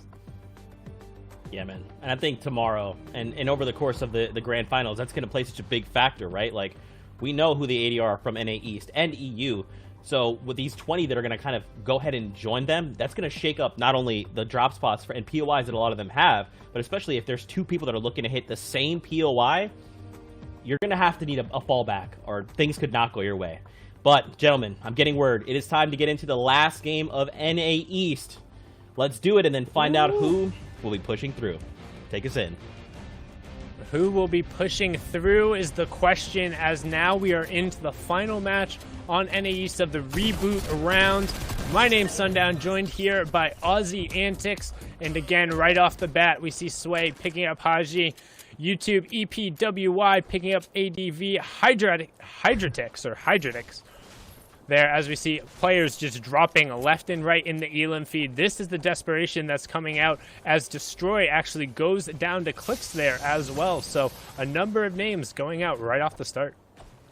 Yeah, we're seeing those big names. They're going aggressive off the bat. This is their last game. Qs are over, but still playing their game. Clicks knows he's a shark as well. Sway, I don't think you'd expect anything else. I don't think he's ever going to go a scavenger route ever. So backing his mechanical skills, and as he should, with EP pushing up forward now, he has epic burst rifle to put some serious damage down. Also has those small fries. I mean, a bit underrated as an item. Is still very good health in a fight, and they pop quickly. Isn't going to need it though, or maybe he will. Comes through with a really, really nice edit. Double tack shot as Sway picks up another limb in the feed too. So we thought this was going to be like, you know, a slow and steady last game, but there's quite a lot of elims dropping, and nice little spot there. Spots the launch pad and marks it from a distance to get 2 launch pads, which when your final game, if you're leaving spawn with 2 launch pads in your final game to qualify for a tournament, you're feeling pretty good. You really do. You have to feel like you've accomplished something, and you're being able to kind of press yourself forward a little bit as Zexo picks up Trishir Bofu there. And we have our top 75 already just off of the start. So again, we talk about if 1 point being the difference, sometimes just getting to this stage, just getting an uncontested area or disengaging from one fight could have been the difference, as EPWY taking yet his 3rd fight right off of the rip here. Very low on mats, but again, close range tack shots proving to be a benefactor to him. Hits a big 102 there, but forced back down to 60 HP. However, has the small prize, has the minis, also going to chuck a couple decoys in case this player comes flying into his box. That's a little bit scary. You don't necessarily know who's the one to shoot, as EPYW completely negates the fact of throwing out decoys to come sprinting out of the box, but 7 HP is enough of a difference, as the small fry he ate before, the little bit of a sushi snack he had there, gave him just the boost in metabolism he needed. Yeah, just a little bit of a bonus there, a little bit healthier. But yeah, it's crazy. He dropped them down. Obviously, the decoys are always going to have that pump shock, and he had attack, so you can maybe try and figure out who it is. But it's just that confusion. It's that split second of doubt, and maybe you pick the wrong target, which is the difference in the fight. And he was down to 2 builds, so he couldn't even box out there. He had to drop the decoys. He knew he had to play out of that box, which is probably why he aggressively edited out, because there was no backup plan. If he didn't edit out there, he's either going to win or he's going to lose. If he sits there, he's not winning it, as Nobu putting some pressure right here now, trying to find his way back around. Hits TNT in a very, very low and gets in, and that's it. That's tournament over for Maze. Tournament over, go back to the lobby, but Lupian trying to do everything he can to push himself back up the leaderboard. You see Slush also getting picked up in the feed there by Cease, another competitive veteran who's trying to do everything he can to climb up. The Battle of the Shark not quite being resolved yet. See the tally marks up there on the board. That's a number of players who dropped here and were fallen right off of the start, if you ask anybody else who was there. But Spudlight currently hanging out in the bottom with one other player over there. But now we're going to flip on over to Squish and Trunks, who are about to get in a quick little altercation here. Ooh, Trunks getting some decent shots. Not too many, though. Even with those shots, he still doesn't have a health advantage right now. Squish has still got the lead on him. Krim's getting elimination on reverse 2K in the feed, so reverse this tournament maybe over there. Has the edit if he wants to edit this out, but chooses not to. Goes for the boxing up. How many builds? He got 46 builds left. Now he goes for the edit out. Goes for the angle, but nice little stare in. Unfortunately, when you go for the edit, you really need to put a cone on the floor to make sure that you still have the piece control. He has the edits again. Might go for the same strategy to knock this player out above him. Squish on the back foot, though. The SMG comes out, gets a really nice 90 shotgun shot. That was the difference. It was the shotgun with the SMG follow-up rather than just leading with a pure SMG that gives Squish the advantage over Trunks. And 137 points. That's big for Squish so far. He needed to win that. He really needed to win that, particularly as we've seen kind of that bubble be right around that area in other regions. We've seen that 140 has pretty much gotten you in the smaller regions, but in the larger regions, it hasn't necessarily been enough. So going to need to continue to press forward and do everything he can to get out into that group. Meanwhile, Clix in a box fight over here, never been more at home than when he's taking these box fights. Again, Clix, one of the big progenitors of kind of playing in that playstyle, both during the World Cup and using it to practice in creative. Is really working all the way around Alien right now. Had the health advantage going into the fight, also has shields as well, but opting not to really give up his pressure in favor of continuing trying to push forward. And one thing you'll notice with Clix in particular is the number of ways he tries to secure the walls as he pushes through. He's constantly pickaxing it, shooting it with a shotgun, trying to replace, swapping back over to a pickaxe, hitting it twice to get it down to 1 HP as it's building up, and then tack shotgunning and then trying to phase through rather than replace. Mixing it up on each one of those opportunities while keeping the aggression is kind of the foundation upon which like Clix builds his box fighting, and it makes it really scary to fight against because you never really know how you should be protecting yourself. Should you be pushing forward to line up a one shot? Should you be trying to back off and disengage? Should you be trying to hold the wall? Odds are good. Any one of those is the right answer, but it always seems like Clix is picking the opposite of what you want to do, as now he's lining up a heavy snipe shot here.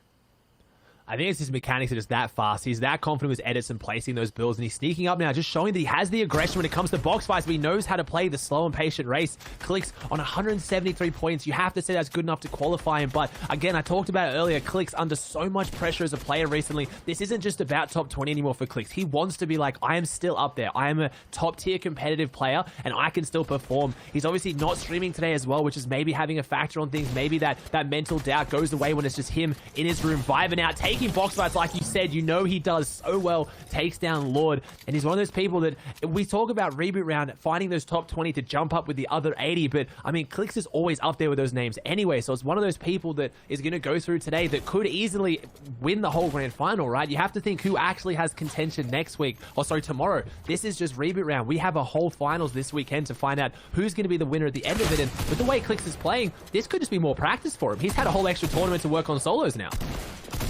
Yeah, he's really had kind of this extra 10 games today, or however many he ends up playing, to really just kind of refine his style, refine his practice a little bit. I wouldn't say he's a shoo-in for top 20, but this is definitely a situation where he plays very well as Smuggy, building up and getting a nice little playground fight over here in Slurpy Swamp. That's kind of what we call it when people are just kind of building up for height and no real regard for the number of mats they're using or anything else in this situation. But Smugly picks up Zuki there, blasts him in the face with a tack shot, going to pick up all the spoils out of that and gets a number of nice little upgrades as well as shields, so can basically head on into the middle of the swamp and begin farming up. Yeah, and that's the thing. You got to respect the players as well. 50 points on the board, probably going to be quite a tall order to get in that top 20. But again, still taking it seriously towards the end. It's still practice at the end of the day. This is the first solos FNCS, first solos kind of stacked tournament we've had for quite a while now. It's all experience and practice for these players. So Einsight pushing forward, a really bit of a misplay there, editing himself down, takes a fair bit of fall damage, put down to 52 health, 100 shield, but has time to get the med kit off as his opponent has been tagged up as well, but the opponent is kind of pinned between two people. You see on the bottom right in that minimap, there is someone lurking to the north who has got eyes on this, only held up by one ramp. Shots come out and Einslag trying to go for that high ground. Trying to see if he can find his way through. Can't take the wall. He's going back above. Can he take this wall? He does take the wall, but the player's inside, drops back down. The quick edit through the floor. So it's all about this piece control now. He has the tag to try and maybe take the wall. 112 tag. Didn't take the stair, or the roof, sorry. But it got edited off for him, so he had the angle either way. 67 white tag here. Is Einslag's tournament going to end right now? Or is this player in the box going to be able to turn the tides of this one? 117 health. He has the advantage. This player in a really bad position, but he's playing it calm. Rehan still going around the outside. See if he can find his way out, but Blood, we know how dangerous Blood is. He is lurking around the edges. 1 health now for Ironside. He's put on the back foot. It's only 1 damage, but no, 1 health was enough. Gets the siphon, but Blood has eyes on this one. He's been hanging on the edge, on the outskirts. He hasn't pushed in, though, so maybe he wants to play that last game safely. We talked about it coming into this in the pre-game interviews, and we were chatting about it. If you know it's your last game, you got to play it out completely. You do. You need to guarantee pretty much every single point. There's no point in trying to W key going forward unless that is your only option. You desperately need the points. Remember, the line in Europe was 146. You can use that kind of as a rough estimate for NA East, but Clicks now in a box right here. 2 huge dots, 36 into 118 coming out from the rare tack, and then desperately trying to push forward. And Squish gets squashed into the box going down there.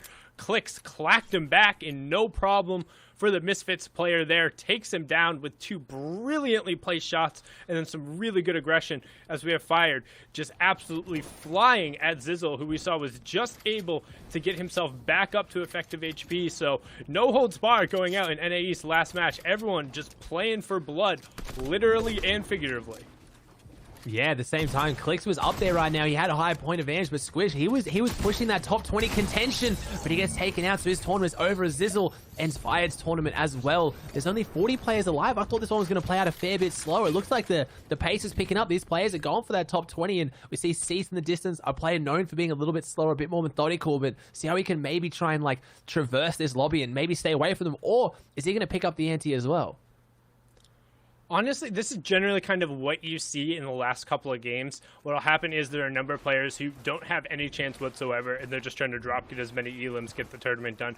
There are players who have to drop a 10 to 15 elim game and then be able to get in, so they're all pressing extremely far forward. And then you have the players who are just trying to be consistent, get whatever points in, or have already qualified. Clicks falling into one of those categories here. This is going to be a big engagement. Sway versus Clicks. I want to see this turn into a box fight. Selfishly for myself, I want to see these two go head-to-head, but Clicks, no!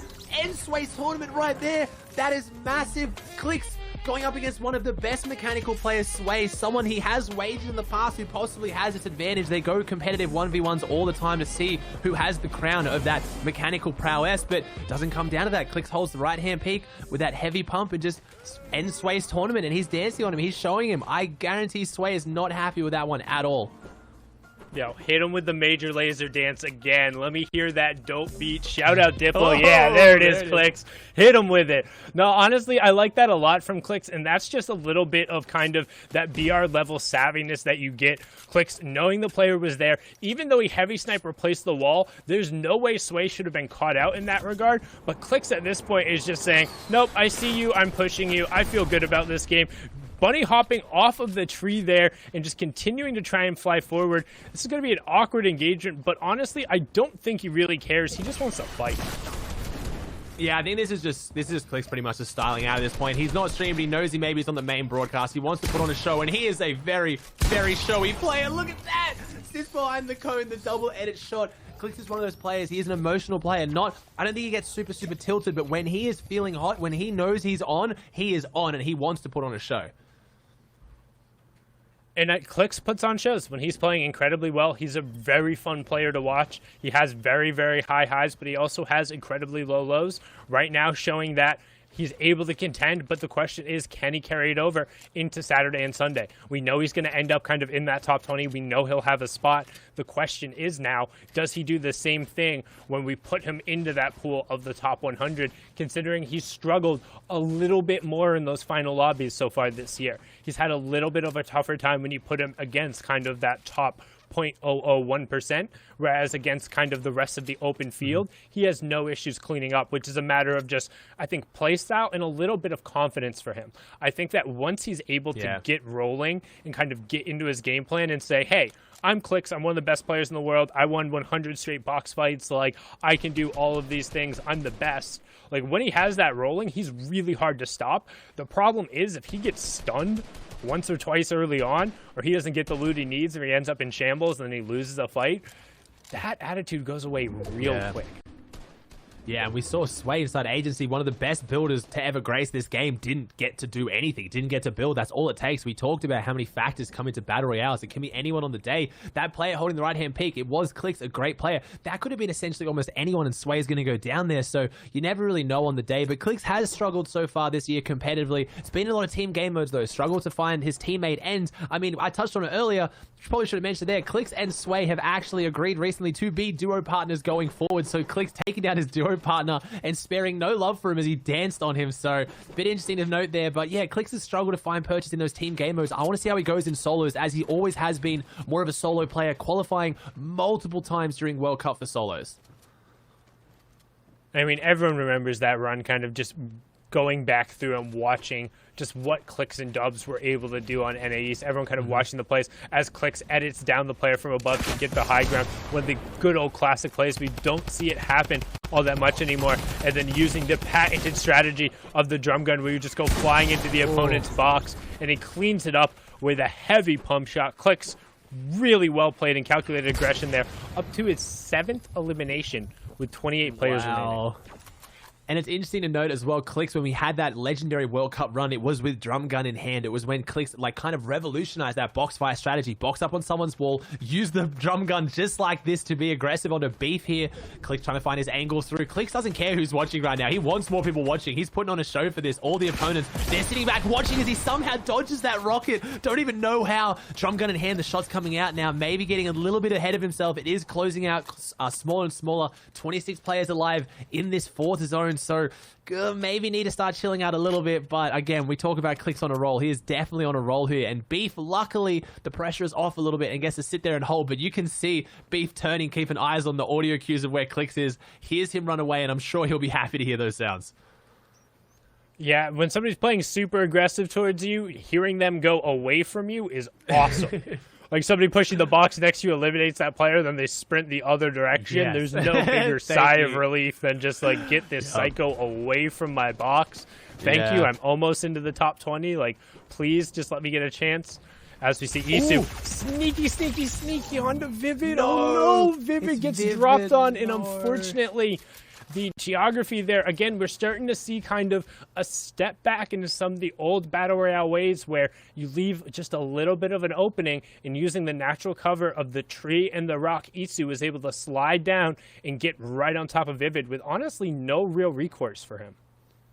Yeah, that was an interesting engagement there. He just jumped straight down into the box, just kind of snuck on in there. It's unfortunate to see Vivid go down like that, but honestly, such a good performance from him here today. It's great to see those old Vanguard players still taking the game seriously, and Vivid putting on a solo performance. Solos, it's a tough game mode. Again, Reboot Round, top 20. I feel like you touched on it earlier, Vivid, if he made it into those final lobbies, that's where he's really like, that competitive experience and that composure in those stacked lobbies was going to show out. Maybe this format not lending itself to him, but still a great performance overall here in the Reboot Round after he really struggled to have a first week. I mean, I don't think Vivid even made second week. He didn't. He came 383rd in week 1. So across the few weeks, we've had huge improvement as a solo player. And that's really what you like to see, just constant improvement going upward. Like, yes, it's going to be tough not making it through to the finals, but you have to at least be able to hang your hat on the fact that you were able to go through. You were able to kind of clean yourself up a little bit, get a little bit up when you do feel like you care, as Vivid showed in his gamer tag, and swapping it back over that Vivid does care and wants to push forward. The fact that you're able to kind of put in a concerted effort and see improvement means that when you do decide to fully exert yourself on it, you should be in a good spot. As we hop back on over with Blood RR, put up an impressive performance last game, trying to see if he can mimic it back. Ended up with 9 eliminations and the victory royale, but now he's starting off a real lonely rotation out through the middle of nowhere with very limited amounts of building. And you know, honestly, these are kind of the ones where you see it and it works, and you're like, God, why doesn't everybody just rotate like that all the time? But like 98% of times somebody does this, they just get lasered by the rest of the lobby. Yeah, and sometimes it's about that, though. It's more taking the game into your own hands. You can't wait for that community launch pad. You can't wait for someone to rotate in front of you. You just have to be like, look, all right, everyone here is sitting waiting for someone to move. I'm just going to have to be the one to move. And you have to hope the lobby is either not looking at you or those players behind you are smart enough to recognize that they need to rotate too. As Clix takes down Funk in the feed, 2 World Cup players going head-to-head, and Clix coming out the better. As Crims takes down Cease right now, this feed is looking like a World Cup game, so unfortunate there for those players. Maybe didn't have the run they wanted so far. But again, huge improvement rumors for them as solo players. Cease obviously being well known as a duo player, but still putting on a solid performance here today as Blood trying to use that epic burst rifle, but he doesn't have the drum gun. We saw how deadly that was last game, and it just hasn't come through today. Clix now has it in his hands, so is there going to be a little bit of payback? Maybe is Blood going to feel the wrath of the drum gun at the end here? And being able to get it kind of once you get in the end game, it mitigates a lot of the weaknesses the drum gun does have in terms of not having that first shot accuracy and really need to pick people out. As the zone gets closer together, the players are on top of each other, you can just kind of rely a little bit more on that spray and pay. But right now, Clix also opting to kind of hold the rocket launcher with it as well. We've seen him trying to kind of combo those two together in a really unorthodox alley-oop style, but it's worked out for him so far, and he's sitting on 9 elims right now, so that's not a small number. And with 20 players remaining, and him pulling mostly priority on zone and having a little bit of extra material there, he could turn this into a really big game. Yeah, this is going to be a big game, and I really hope it is for Clix here. Let's see if he can put on a massive performance. He's already put on a massive performance, over 200 points secured now, but the win would give him the confidence tomorrow, and you talked about that. He's a confidence-driven player, going into tomorrow being like, well, look, there's going to be 19 other people who came in from me into this, and I beat all of them, so why can't I beat these players as well? We see some big people in here, though. We see Justice there, Crims is still there, Beef, who avoided Clix earlier, maybe hoping to do so here in the end game as well, as Clix is set up, probably looking for a short launch pad, and there it is. Clutch was waiting for it as well. Bit of a community launch pad, nice and short. He's going to try and rotate around these builds to front side. Beautiful launch pad, nice and short. He did that perfectly. Almost a bunny hop too, and there it is. Look at that. Nose to zone, takes no damage, and only cost him 6 builds. That is huge. Catches the player next to him, though, also huge. Gets the cone in there. We've seen how fast Clix's builds are today. He baits it. He's going to go out of the box and then comes back, and Beef doesn't avoid him. He delayed the inevitable. Beef goes down to Clix. He only held on for a little bit longer. Oh my gosh. That is the difference between a really, really good player and a great player right there. Clix doing everything right in that situation to pick up his 10th elimination right now, trying to cap off the reboot round with an emphatic exclamation mark as he's now just raining shots from the high ground with that drum gun. Again, we talk about kind of the strength of that, but the ambush he set up onto Sway after Sway cleaned out the agency has kind of what gave him the priority and really, I would say, the confidence over the rest of this lobby, because since then he's been playing honestly like a demon unchained, able to fly at whoever he wants in very intelligent ways, picking up laser up there and just drilling him through, and his control right now is just astounding.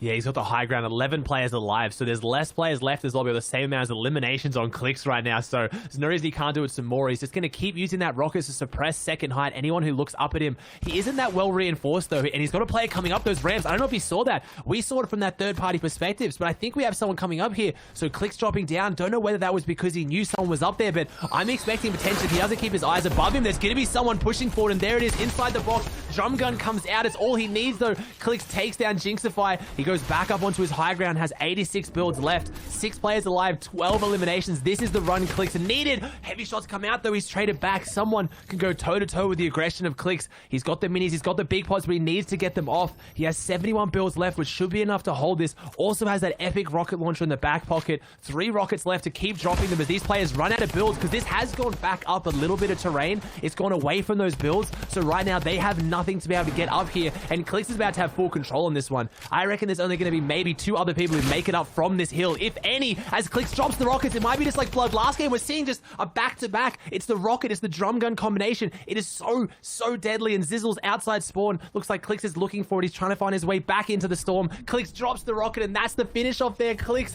having the game of his life. 14 eliminations to secure over 250 points in the reboot round. Wow.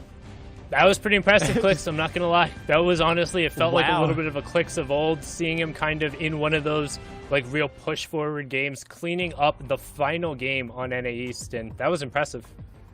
That is the Clix we used to know, we are used to seeing. He is back. Now, of course, guys, that is the final game here on broadcast. Small note, that was actually not Clix's final game. He managed to get in one more game after that. No way! That's right. Oh so even after an gosh. incredible performance like that, he had enough time to go run it back one last time. Now, guys, what we need to do is talk about the standings, because remember, it is only the top 20 that move on to tomorrow's grand finals. That is the questions on everyone's mind. Which 20 pushed through? Now, of course, you got to assume we just watched a game out of Blood RR. Incredible. Clix just pulled off one of the most massive victory royales we've seen, at least so far in the competition. But who holds that #1 spot, and who was edged out in top 20? Let's go ahead and take a look at the standings together and see who has made it through to tomorrow's grand finals. No surprise there. Clix right now holding down that #1 spot, 266 points to his name. But don't forget, we got Blood RR right behind him. Sway, Kaz, Crims, Alige. These are all people we've been seeing all day. Wow, 40 eliminations coming out from Sway there as well. Wow. Definitely banking majority of his points going on there. Kaz also incredibly well done. Zuki, Crims, Alige, Severe, Spicy. Shout out to him as well, a player from NA West. Moved over to NA East. Has been back a little bit, but 3 victory royales coming out from him on the 19 eliminations. Now, we're going to swap on over to see what kind of that top 20 looks like. And Colazo in 20th place on 159 points. Nextly, just on the inside, Azures, Okers, Walkman, Kel, Stacky, Smacked, Timbers, and Fired, rounding it out. So very well done from those players. But again, we talk about it, less than an elimination away from that bottom point. Every single interaction matters, and Colazo being just on the inside there. Yeah, I mean, I got to be excited there. I'm admit fully that I am a Colazo fanboy. I think he's got a whole wholesome vibe, so I'm happy to see him up there in the top 20. That's crazy, though. I mean, that's not a lot of points differentiating, and you can see the elimination difference as you kind of roll back down. So we're going to show the leaderboards now of who have already qualified in your top 80 and who are the top 20 who are now joining them, and this is looking like a stacked list.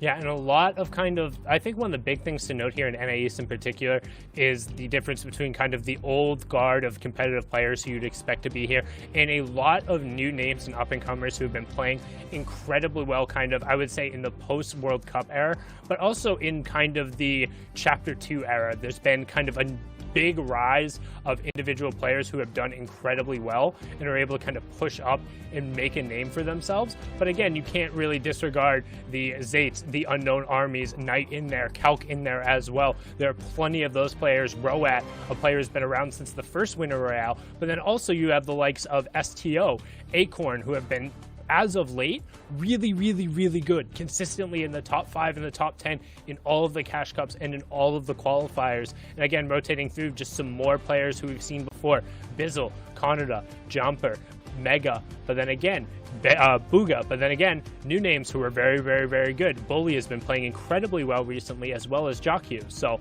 I mean, there's a solid mix of old names and really players you should be keeping an eye out for. Here we go, guys. The last set of players here that have already pushed on through. Now, again, just as a reminder, the top 20 you just saw are the ones that will be joining these 80 that qualified through to from week number 2. And of course, gentlemen, there's actually names on there we didn't even see. People like Hogman, who were in 12th, that got pushed out there at the very end. By Colazo, right? Colazo, we interviewed him not that long ago, and he was like, hey, I don't actually think I'm a really good solo player. Joke's on you, Colazo. You made it to Grand Finals, so you're great. Don't forget it. Well, gentlemen, what I'd like to do very quickly is give you guys a very quick moment to say your final words before we say goodbye. Sundown? I'm excited for tomorrow. I'm excited, honestly, for tonight to be able to watch the first round of games. This is going to be the first time in a long time where we've had actually 2 full days of competitions where it's come with the custom matches. So to have 12 matches of the top 100 across each region and to kind of be able to see who carries over momentum from day 1 to day 2 is going to be a really new experience for us, something we haven't seen really since, I think, the Katowice Royale a long time ago. So, I mean, it's something that I'm a big fan of, and I know I'm going to be staying up and watching Aussie Cast OCE tonight, so it'll be exciting to watch. I mean, I'm about to go have a nap and then come back and do OC. So yeah, it was amazing. The games are incredible. I'm looking forward to them. I don't want to jinx it. First official broadcast didn't drop out, didn't have connection issues. Gonna maybe leave it as a short one so I don't risk it. It was awesome. I'm so excited for this weekend. The games are going to be incredible. That is awesome. Well, guys, thank you so much. If you're out there and you're not following these two, please do. Sundown and Aussie Antics. Give them a follow. Now, Fortnite fam, that wraps it up here for the Reboot Round. If you're looking for more Fortnite action, NA West is actually kicking off after this. There's a bunch of streamers on Twitch, YouTube, Mixer, wherever they're at. If you're looking to keep up with that, go give them a follow. See what they're up to. Watch them compete for those top 20 spots in NA West. Now, of course, Fortnite fam, don't forget FN Competitive over on Twitter. Great place to stay up to date on all things competitive. And tomorrow, we kick off the grand finals. Which player will stand above the rest in each region as the FNCS Invitational Champion? Well, you won't want to miss out on any of the action. All right, Fortnite fam. Till next time, we'll see you guys on the Battle Bus.